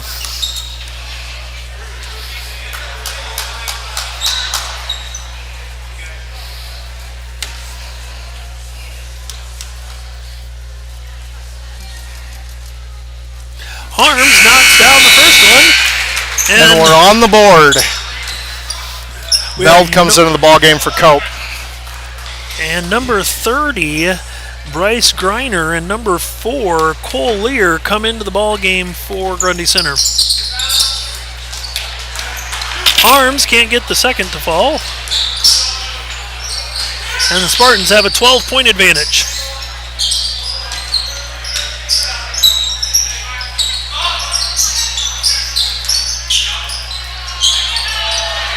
And Daniel Stahl picks up the loose ball. Quickly pushed down the floor. Harms to the basket. He's going to get a foul called on number 14. Dexter Whitehill.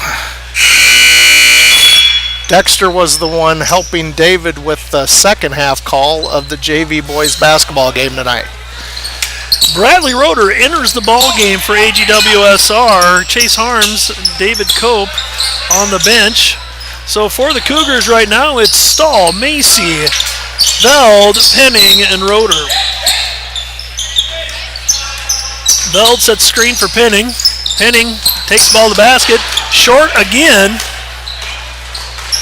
Jaden's made a couple of nice moves. Bradley Roeder knocks the ball loose. Penning picks it up. Takes it in. Penning long on that one. Veld chases down Stahl for three. Can't get it to fall. And Asher picks up the rebound. Again, Grundy's athletic, but they're also tall and physical and strong. It's just a tough combination for our kids that are, you know, just kind of average 6'2" across the board.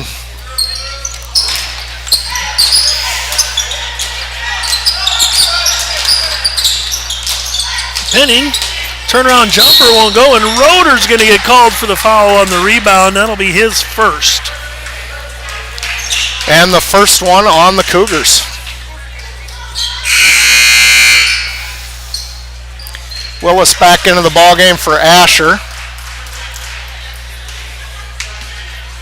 Willis, I believe, is going to go to Northwest Missouri State and play football for the Bearcats next fall. Another random fun fact. Outstanding Division II football program at Northwest Missouri State. Yeah, they've won some titles down there. Yep.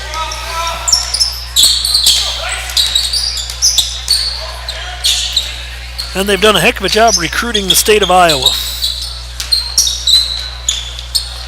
And this is Macy with the ball down in the corner, dribbles up top, loses the handle, gets it to Penning. Penning's going to pull up for three. Penning still looking for his first bucket of the night. just can't seem to get the lid off the basket. Quickly down the floor, and that was number 40, Wes Willis. And you know, that's a heavily contested shot right there. He just muscles it past the defense. With under a minute and a half left to go in the quarter, Grundy Center's up 15-1.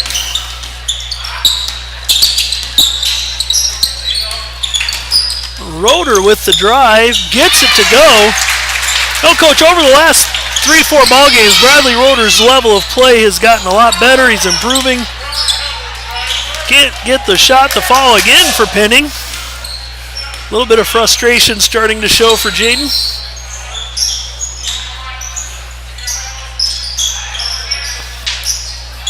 Three-pointer is long. Ball goes out of bounds. Going to be white basketball. Harms and Cope back into the lineup for Macy and Stahl. And for the Spartans, you have Zenkula, Sawyer, and Sloan, Carr.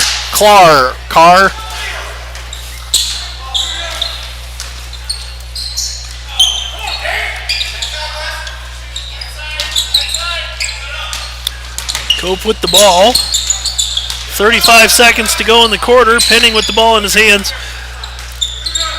Grundy Center not afraid to extend that pressure out past the three-point line. Penning gets it back to Cope.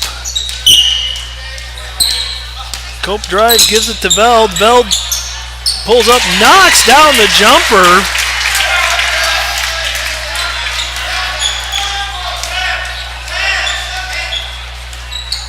And this should be the last possession of the quarter. Sawyer doesn't go. Willis can't get the tip. And at the end of the first quarter, AGWSR 5, Grundy Center 15. Yeah, and if you have followed the Cougar boys all season, it's just like most games when we play, there's like a lid on the basket. I mean, it has been a struggle not to get open looks, but to get the shots to fall. And so far through one quarter, it's not any different tonight. In the first meeting, as we mentioned, Braden Sawyer had 24 points, and the Cougars were held to 1 point in the fourth quarter. And here to start the ball game, Sawyer had a nice opening couple minutes, got 6 quick points, and the Spartans held the Cougars to 5. And we've got a 5-15 advantage for Grundy Center.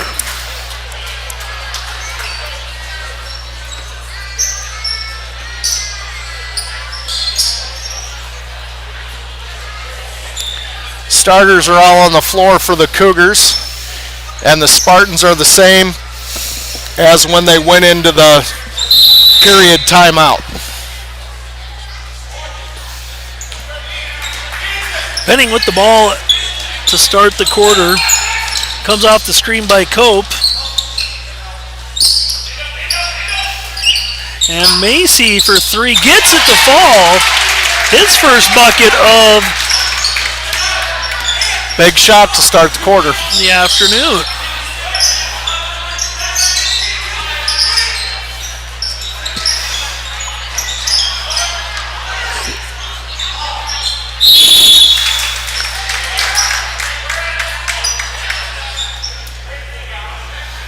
Is that on Whitehill? Yep, second foul. And the 5th on the Spartans for the half.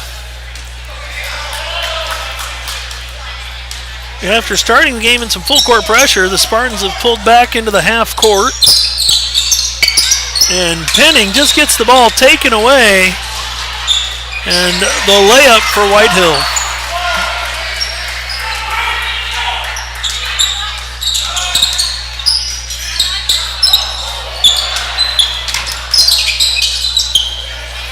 Cope fumbles the ball up at the top of the key. He's dead. Macy makes a backdoor cut. Can't get the layup to fall, and he ends up on the ground. And foul's going to be called on Sawyer. His first. And one more foul on the Spartans, and the Cougars will be shooting.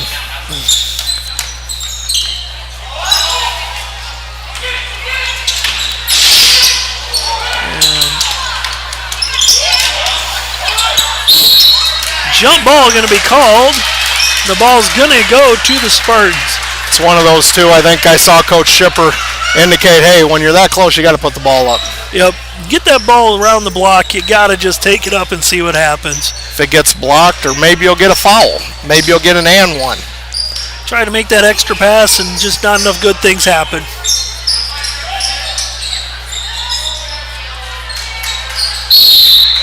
And that is Willis, I believe, with the rebound and the putback. He gets fouled on the play. By Stahl. That's going to be Stahl's first. Second foul on the Cougars. All right, Sloan goes to the bench in Whitehill. Asher and Opheim are into the ball game for the Spartans. And Willis knocks down the free throw and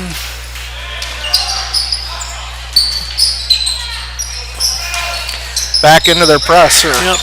And that's exactly needs to happen. 3-point basket for Penning, his first bucket of the night. Maybe that'll get him going. Cougars did a better job that time. Got the ball in the middle of the floor, turned and attacked to the basket, got a nice kick out. And Cope is going to get called, I believe, for the block.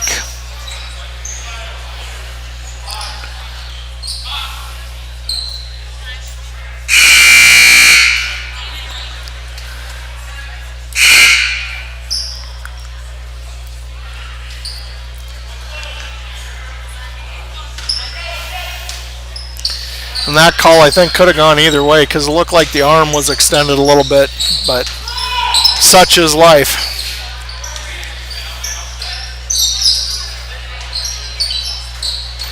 I don't think from the official's angle he could see the extension of the arm. No, it's a little harder to see. Easier from my view here on the stage. We have a pretty good view of it up here. And Cougars with the ball. Macy drives, can't do anything with it, gets it to Stahl, gets it over to Penning. Penning, step back three, tough shot, doesn't fall. And Grundy Center comes up with the rebound. And Sawyer knocks down another bucket. 8 points so far.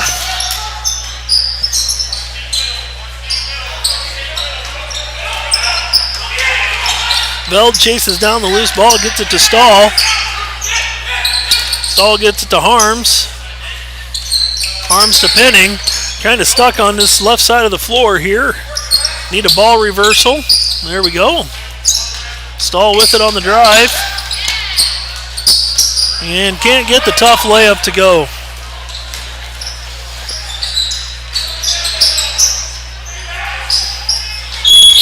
That's going to be a foul on Zenkula. I think that'll be his second if it's on him. It is.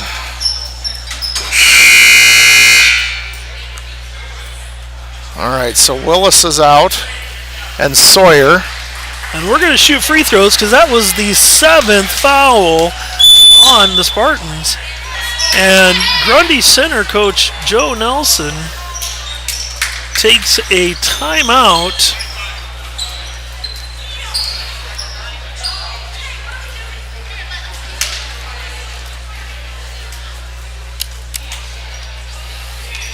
And with an 11-point ball game, there's just really not any energy in the gym on either side of the court. No, I was just thinking the same thing. It's amazingly quiet in here. Good-sized crowd on hand for a Saturday afternoon ball game. But neither crowd's really into the ball game right now. No,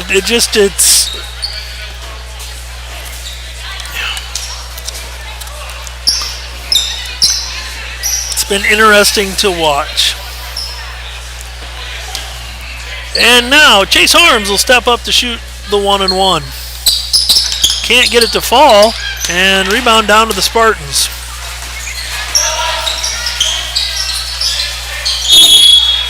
And Harms going to get called for the foul, and Zenkula is also going to make the basket. He'll go and shoot a free throw. So far, 4 fouls on the Cougars, and nobody has more than 1, which is good for them. Because sometimes David and Chase both seem to collect fouls in a hurry. Ball goes out of bounds. Looks like it's going to stay with Grundy Center.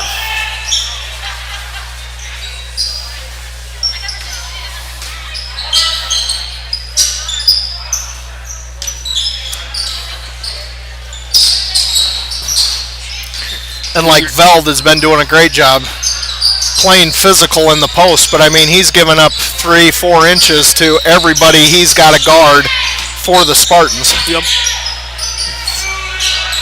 Which is hard to get rebounds in those situations. Yep. Another basket for Zinkula.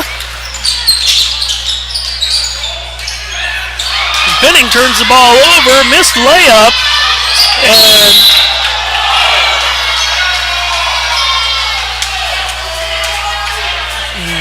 the Grundy Center crowd not pleased with the call, but the ball comes back to AGWSR. I think Mr. Penning might have gotten away with a little bit of a push.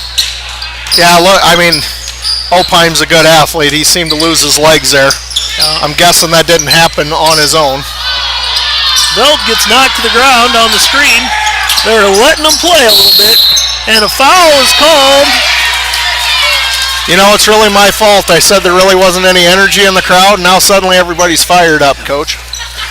It is not a positive energy at No. this point, Coach, but there is energy. That is true. And entering the ball game, number 40, Wes Willis, and 14, Whitehill. 14, Whitehill for Grundy Center. Macy at the line. Gets the roll over the front of the rim on the first one.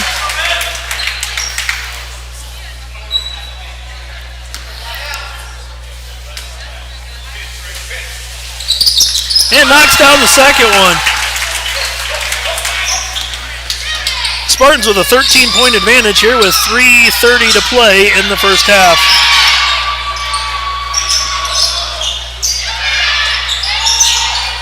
Long two-point attempt doesn't go. Ball's going to go out of bounds and to the Cougars.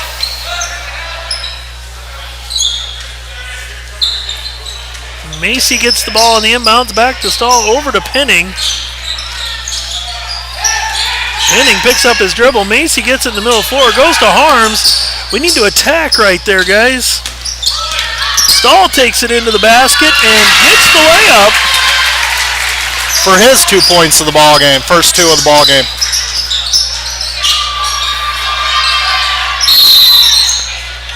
You were wondering if 3 seconds was going to get called. Opine kind of got under the hoop, nowhere to go. Ooh. Quick 3 seconds is called. Sawyer's back in the ball game. Leading point scorer for the Spartans so far. Up after a rest on the bench. Penning brings the ball down the floor versus pressure, and Macy struggles to hang on to the ball. Uses his dribble, drives baseline, kicks it to Harms, and he goes to Stahl. Stahl back to Harms. Harms over to Macy. Macy's going to take that shot and can't get the roll, and Willis pulls down the rebound.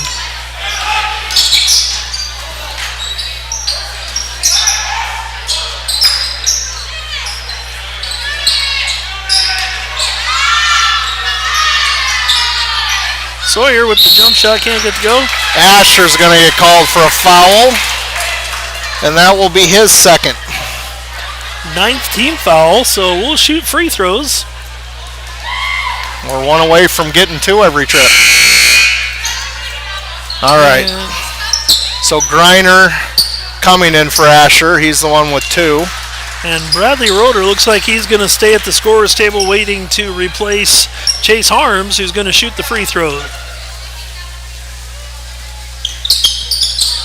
And Harms does not draw iron on that one. 1 of 4 so far from the free throw line for Harms.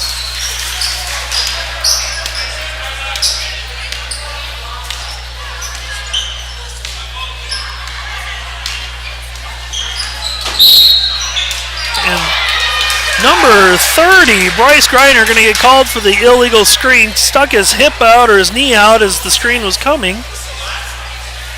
And Coach Nelson not happy with that call. I will say, from the officiating standpoint, they are consistent on that call from the girls' game on how, as officials, they're viewing that. Yep.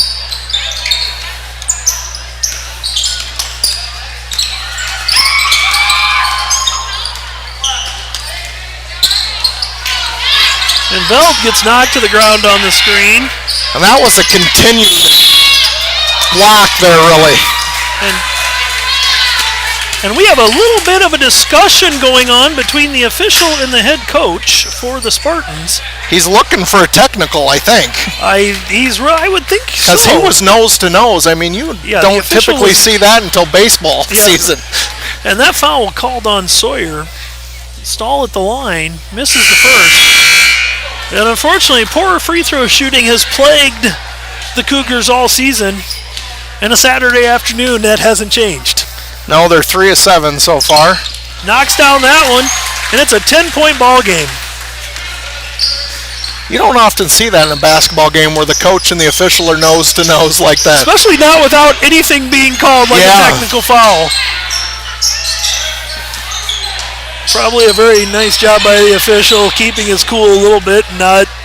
Yeah, and I don't know that their coach was saying anything bad. He just thought that the kid was set, and it shouldn't have been called. And Penning with the rebound of the missed shot. Gets batted around. And Penning turns the ball over. Jump ball is called, and foul is going to be called on Jaden Penning. That's his first. And what they called their coach is Penning went in to dive after the ball. He landed on top of the kid. Never really touched the ball, I don't think. It's going to be a push. Effort play, but sometimes you get called for the foul there.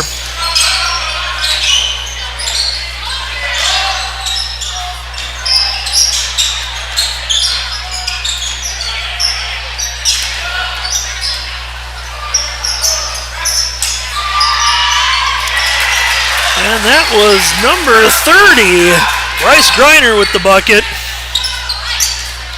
And 30 seconds to go here in the first half. AGWSR 16, Grundy Center 28. Roeder with the ball, he gives it to Veld. Veld pulls up for the jumper, doesn't get it to go. And Grundy Center is going to go on the break the other way. Gets the ball inside, and Penning with the block, and Macy gets knocked to the ground.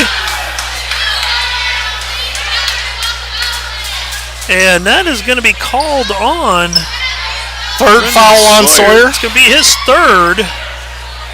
Here and the way he slammed the ball, he was pretty close to a technical with the same official that was nose to nose with his coach earlier. We have a 2-shot foul now. Ben Macy steps to the line with a chance to cut the lead to 10 here right before the half. Knocks down the first one. And again, I apologize, folks. I said there was no energy in the gym, and suddenly a lot of anger. Angry voices. And on the second free throw, Macy called for the lane violation, waves off the free throw. So the Spartans have an 11-point lead and have the ball with 4, 3, 2, 1. The shot will not fall. And Grundy Center up 28-17 at the halftime break.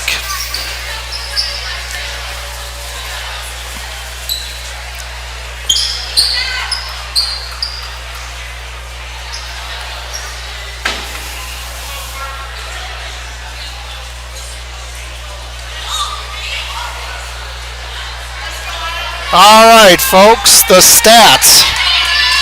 Telling tale in the first half, too. We are undersized. I only have us for 4 total rebounds in the half, and I don't think that's because I missed any. I mean, we're just one and done on offense, and we're not getting the offensive board. So we have we're going to have the dance team starting up. We're sorry, we need to shut down our mics. Oh, because of the music. Because of the music for YouTube. So we will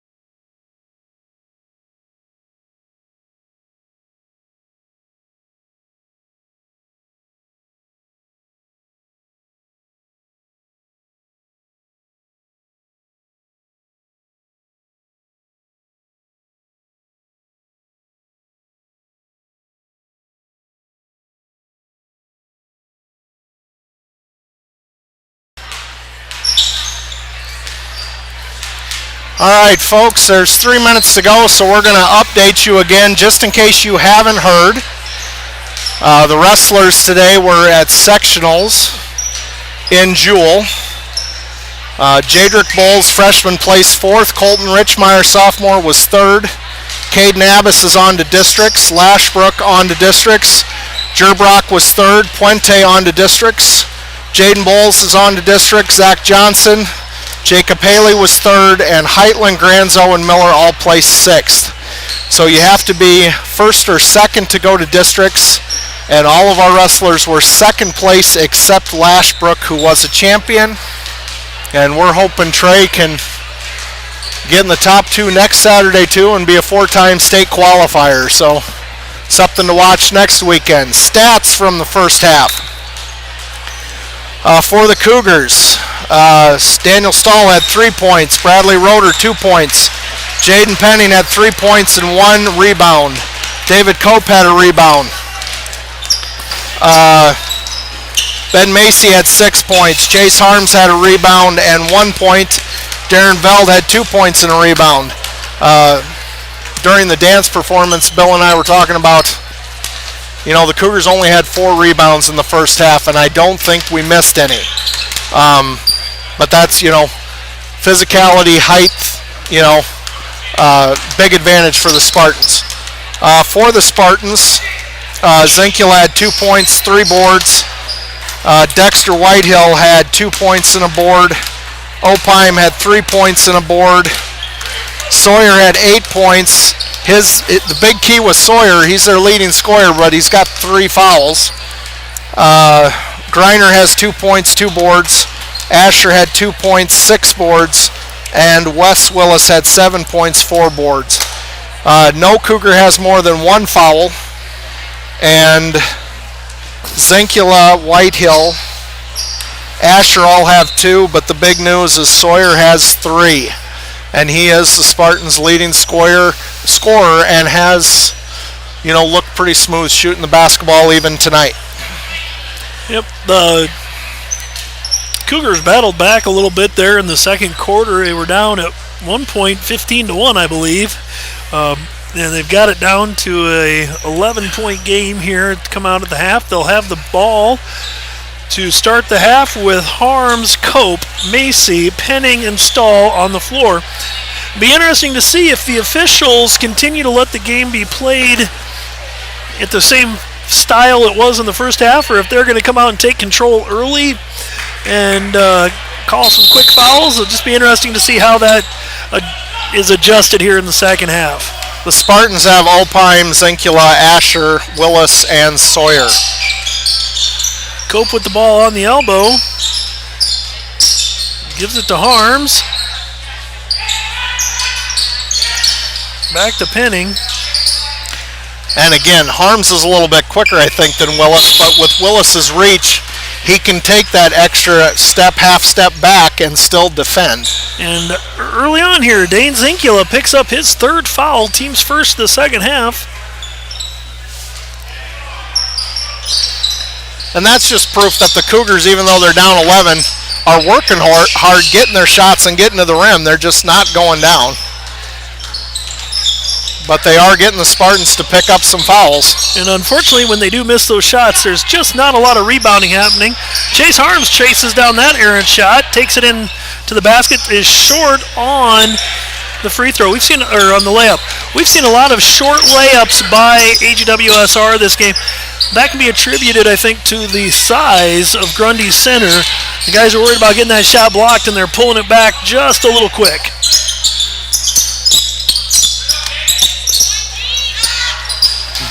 Willis with the bucket.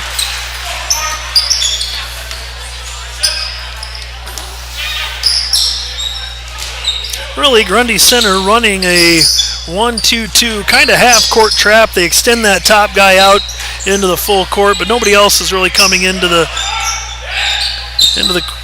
upper part of the court here to pressure the ball.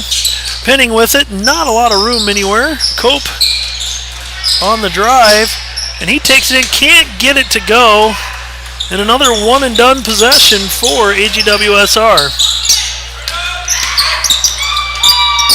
Asher short on the first one, can't get the follow, and Macy comes down with the rebound.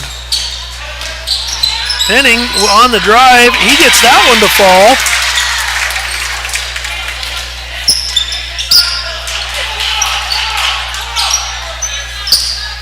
Cougars start out the half in their 2-3 zone. Yeah, we're not out of that defense very often. No, it's pretty much a given that you'll see 2-3. Asher from way outside, that ball goes up and over the top of the backboard. Whitehill is in for Zenkula.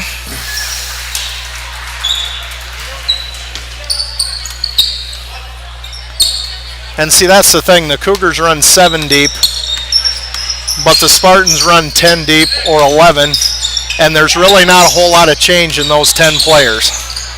I mean, even when Sawyer was out of the ball game, the Spartans could still score. Penning with another bucket on a nice give-and-go type look, and the lead is down to 9 for Grundy Center. Willis is going to be fouled by Stahl. He'll go to the line to shoot 2. Daniel Stahl's second. Willis has the only points so far for the Spartans in this half. And Willis short on the free throw.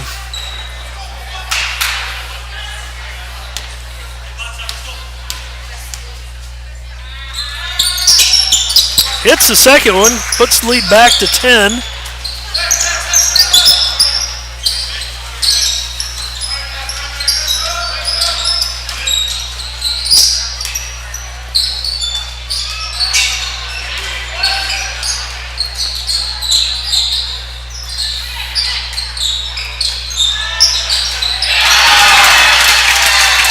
Three-point bucket. Did you say a 3-point? Or 2-point. Yeah, okay. 2-point bucket for Harms. I was just making sure I didn't have it wrong, Coach.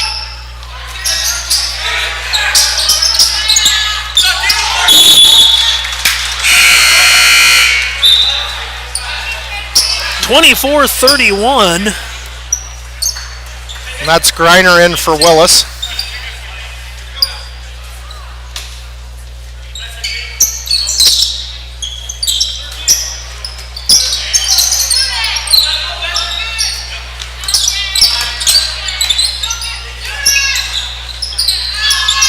That's a 2-point basket. Foot was on the line for Zach Opheim. And it's a 9-point ball game. Penning on the drive, dribbles the ball off his foot. And it's going to go to Grundy Center. Zenkula back into the ball game. Asher's going to take a breather.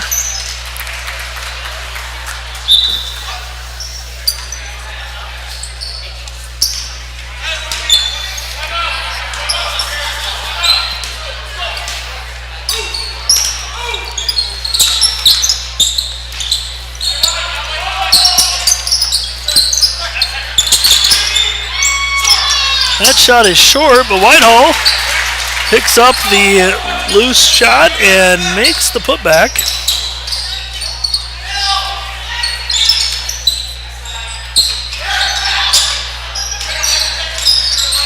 Cougars just have not been able to close the gap. Penning for 3, no good. Rebound back to the Spartans. Chase Harms is going to be called with the push. All right, and Harms has got 2. It's hard to close those gaps, Coach, when you're getting one and done every time down the offensive. And we don't identify the shooter out of bounds, and Sawyer hits another bucket. And he's in double digits with 11.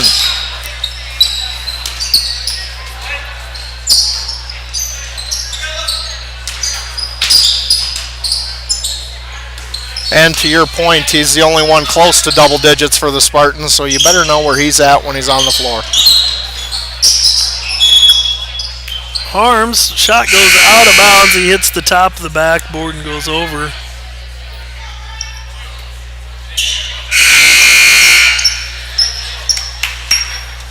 All right, Veld is in for Harms. Is it Lair is in for Opheim?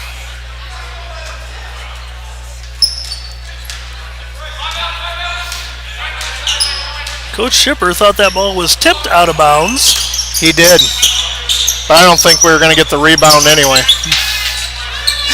The odds were not in our favor of that. I thought the Spartans looked like they were closer even when the whistle was blown.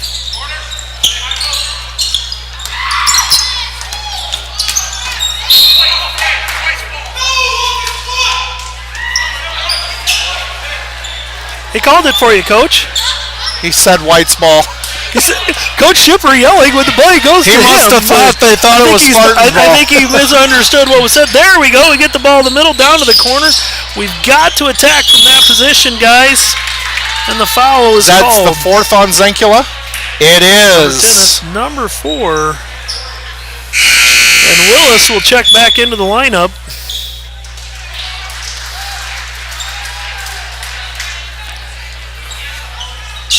This game has just kind of had an odd flow and feeling to it the whole way through, Coach. Yeah, and I'm not going to say anything about energy at all this half because it just turned sour in the second quarter. Cope on the drive, kicks it to Macy. Macy with the pump fake and drive. Pulls up for the jumper, it's short. Tough shot there at the elbow. Might have been partially blocked. Whitehall brings it on Sawyer. Again, leaving a shooter open for shots, and Coach Shipper takes a full timeout as Grundy Center has opened up a 41-24 advantage here in the third quarter. And my apologies to Wes Willis. He was on the bench when I said no one was close to double digits for the Spartans except Sawyer, but he does have 10. So Sawyer and Willis have double digits for the Spartans. Coach, I don't think we've hit many of our sponsors this Not game. in the boys' game.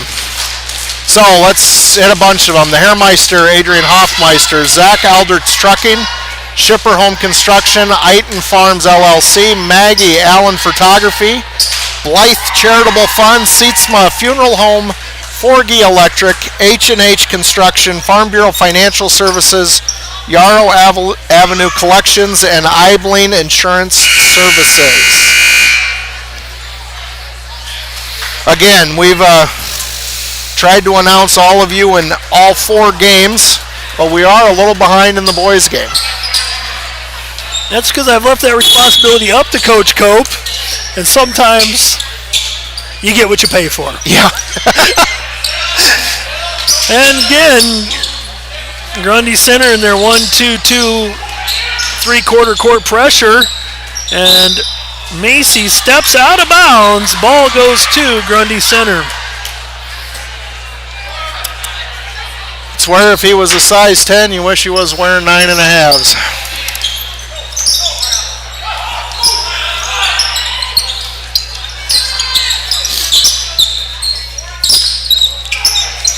But there again, I think the Cougars had it to within 9, and now it looks like the Spartans are pulling away a little bit again.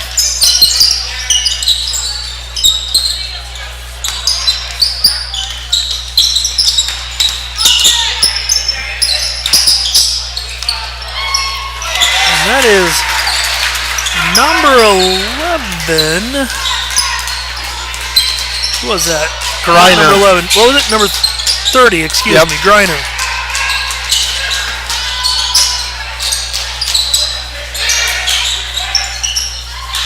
Cope with the ball.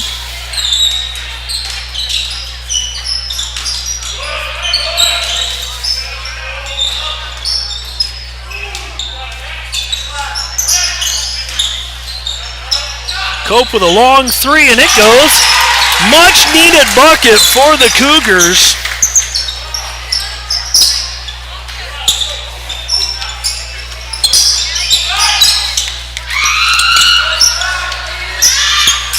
And the Cougars just don't have an answer for Willis on the inside when he posts up strong.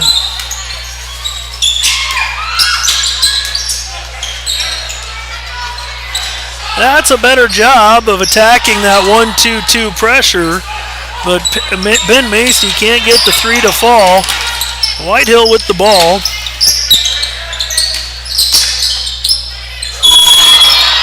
going to get a travel call there. Yeah, that was a little bit bigger than a Euro step. There were a few extras in there. Only LeBron James could get that layup to go and not get called for traveling. And that's only because he's LeBron James.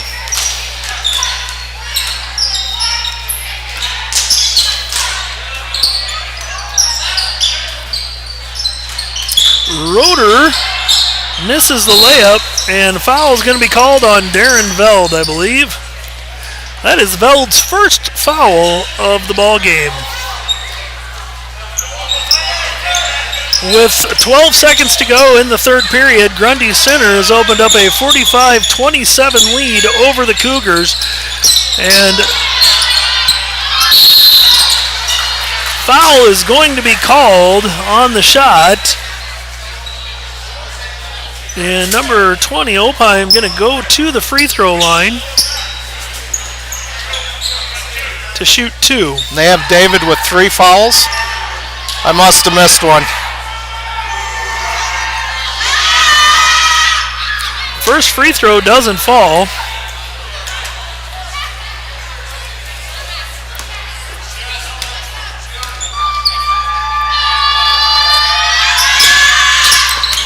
And hits the second.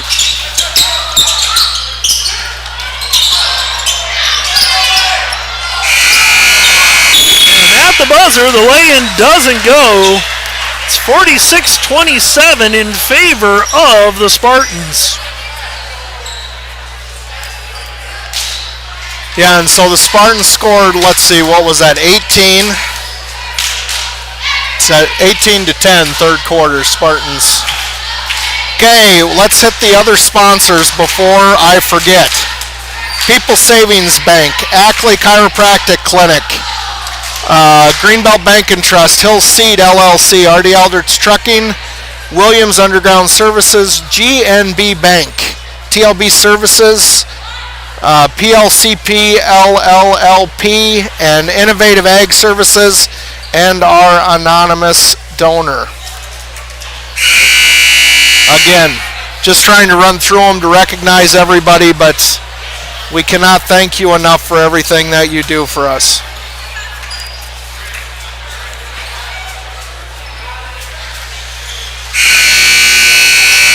Folks, tournament action going to be starting very soon for the AGWSR Cougars. The girls play February 11th at 7 p.m. versus North Butler here in Ackley. The boys will play February 15th at 7 p.m. at Rockford against Rockford.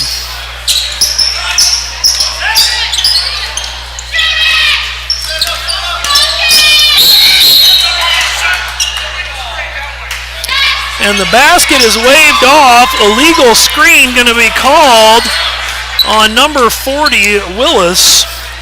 His second. Willis had a cheesy smile on his face after that. It was kind of comical to look at.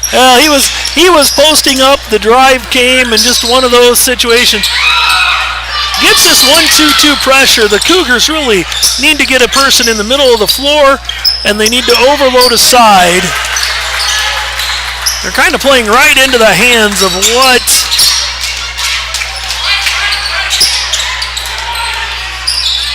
Grundy Center wants them to do.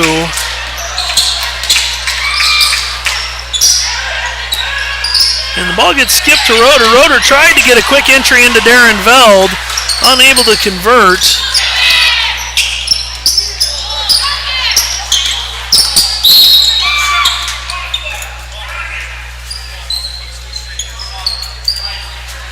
Called that on Roeder. That's his second. Macy's back into the ball game for Roeder. And Nick Asher comes back in for Grundy Center, replacing Bryce Greiner.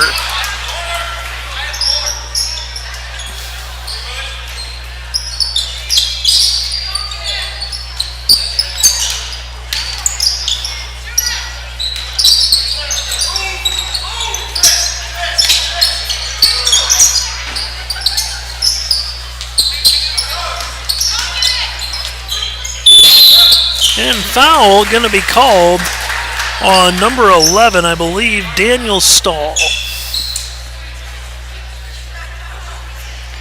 his second. So that's where I must have given Daniel a foul when it was David's, because that's where we're off. And Opheim gets the first to fall.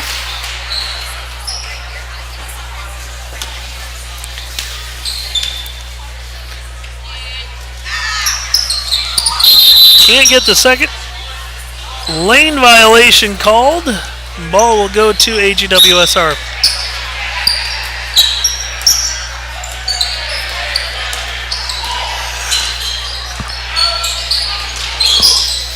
And Grundy Center dropped out of their trap, and Ben Macy knocks down the three. His first points of the second half. Cuts the lead to 19 for Grundy Center.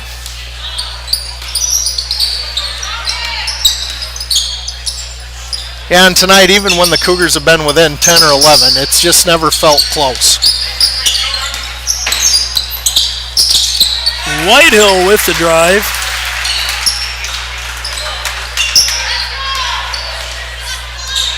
Now, you mentioned it earlier, Coach, but the depth of Grundy Center has just, everybody they bring in has been able to contribute on the offensive and defensive end. Depth, height, length. I mean, even their shorter kids have long arms. Yep, Stahl gets that shot blocked, and Whitehill brings the ball back down the floor for Grundy Center.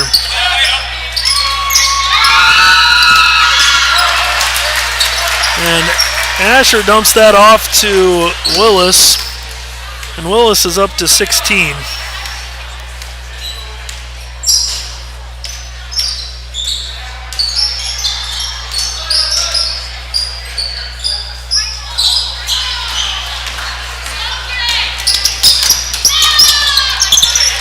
And Opheim with the lay-in.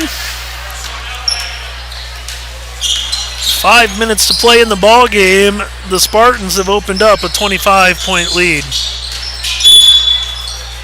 Block's going to be called. Penning.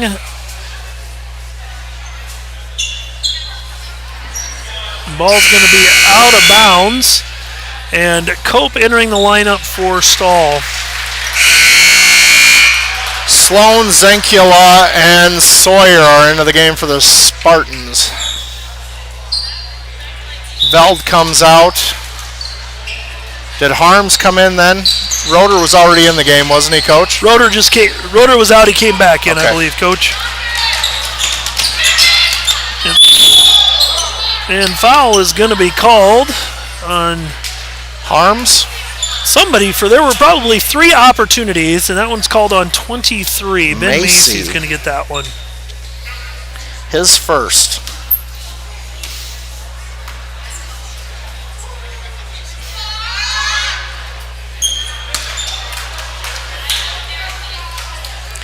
%50 so far for Opheim from the free throw line for the game.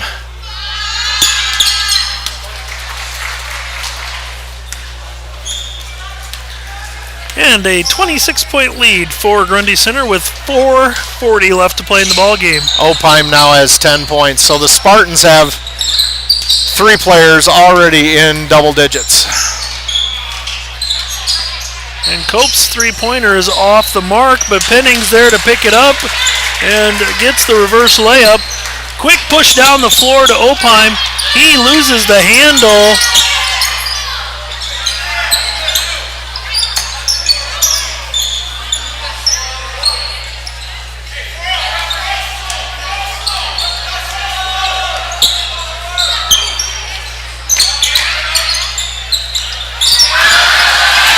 And that bucket, Sloan Clark, his first basket of the ball game, Coach.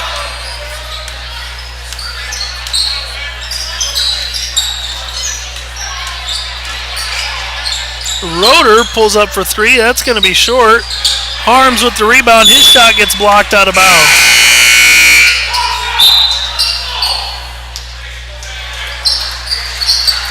Asher and Opheim out. Whitehill and Brown. Penning gets the ball on the inbounds play.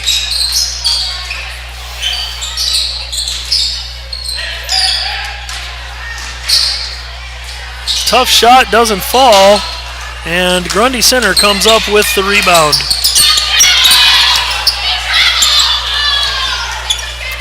Cope with the rebound. Pinning short on the three-point shot.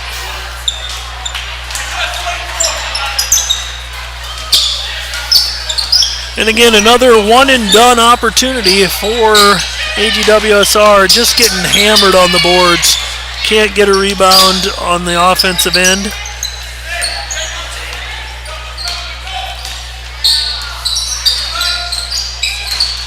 Penning with the drive, tries to kick it out, goes up into the bleachers.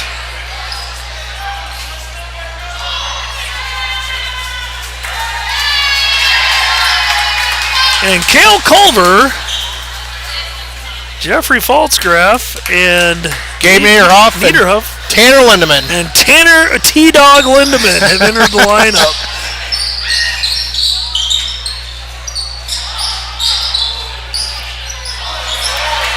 And so with 2.5 minutes about left to go in the ball game, Coach Riley Shipper clears the bench off, and Grundy Center scores a quick layup.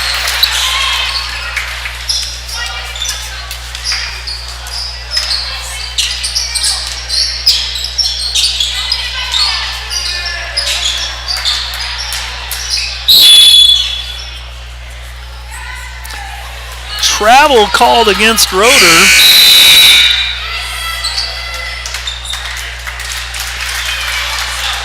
Sawyer sits.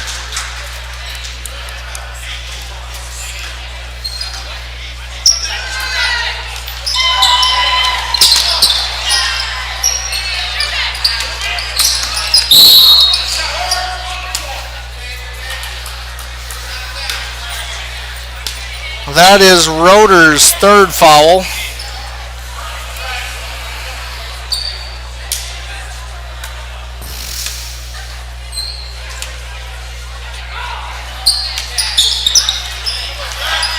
And rebounding up, that's number 42, Patrick Brown the third. Cale Culver on the drive, can't get the layup to go, and Culver going to make sure his name gets in the book with the hard foul on the rebound. Yeah, and if you watch the JV game, Cale has got a lot of energy tonight, folks.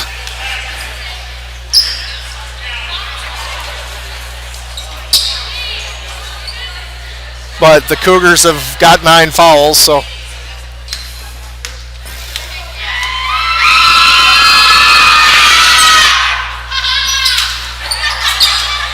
There, now Cale's in the book for a rebound.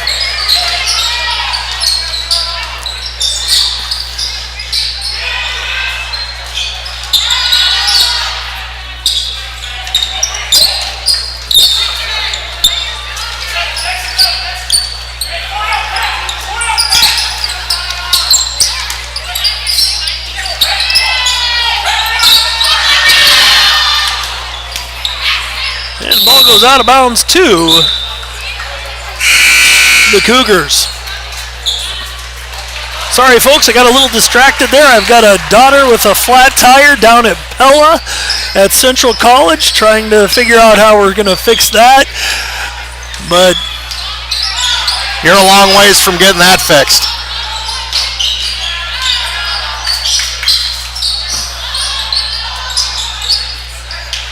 Okay, so that's 30 rebounds for the Spartans.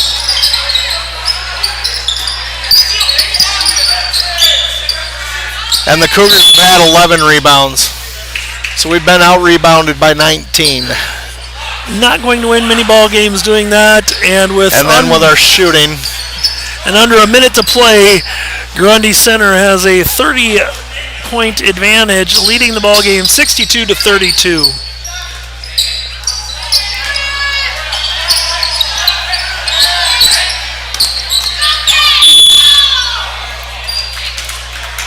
And foul's going to be called.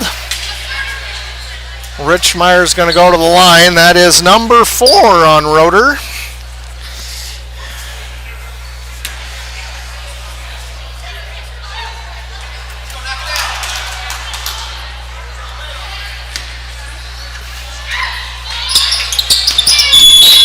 And that free throw does not hit the rim, so we'll stop play. Cale Culver takes the ball out of bounds, gets it to Gabe Niederhoff.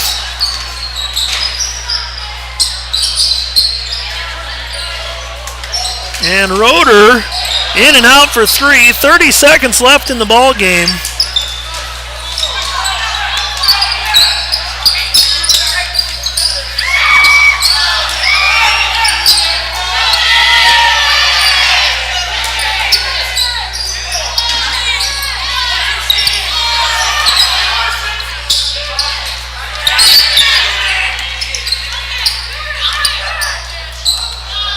And Roeder hauls down the rebound.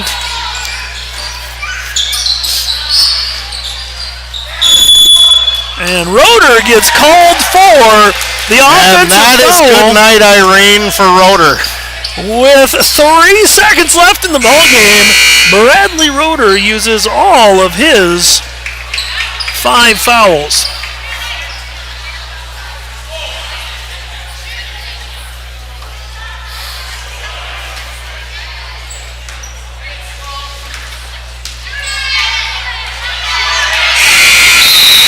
Ball game is over. Grundy Center 62, AGWSR 32.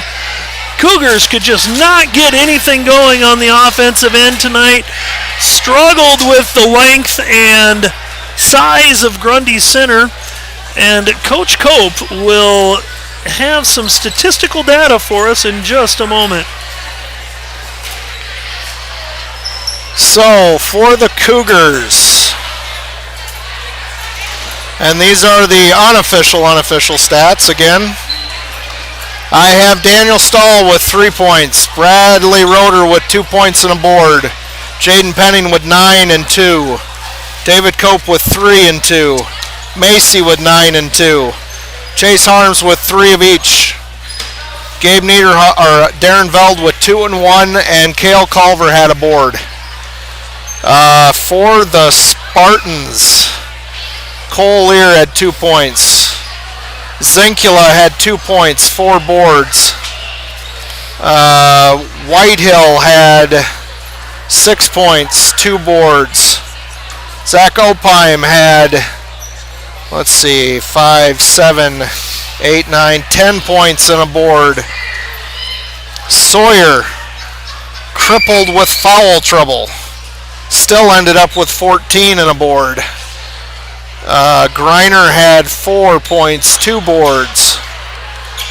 Nick Asher had 2 points, all in the first half, 7 rebounds. Wes Willis had, that'd be 15, 16.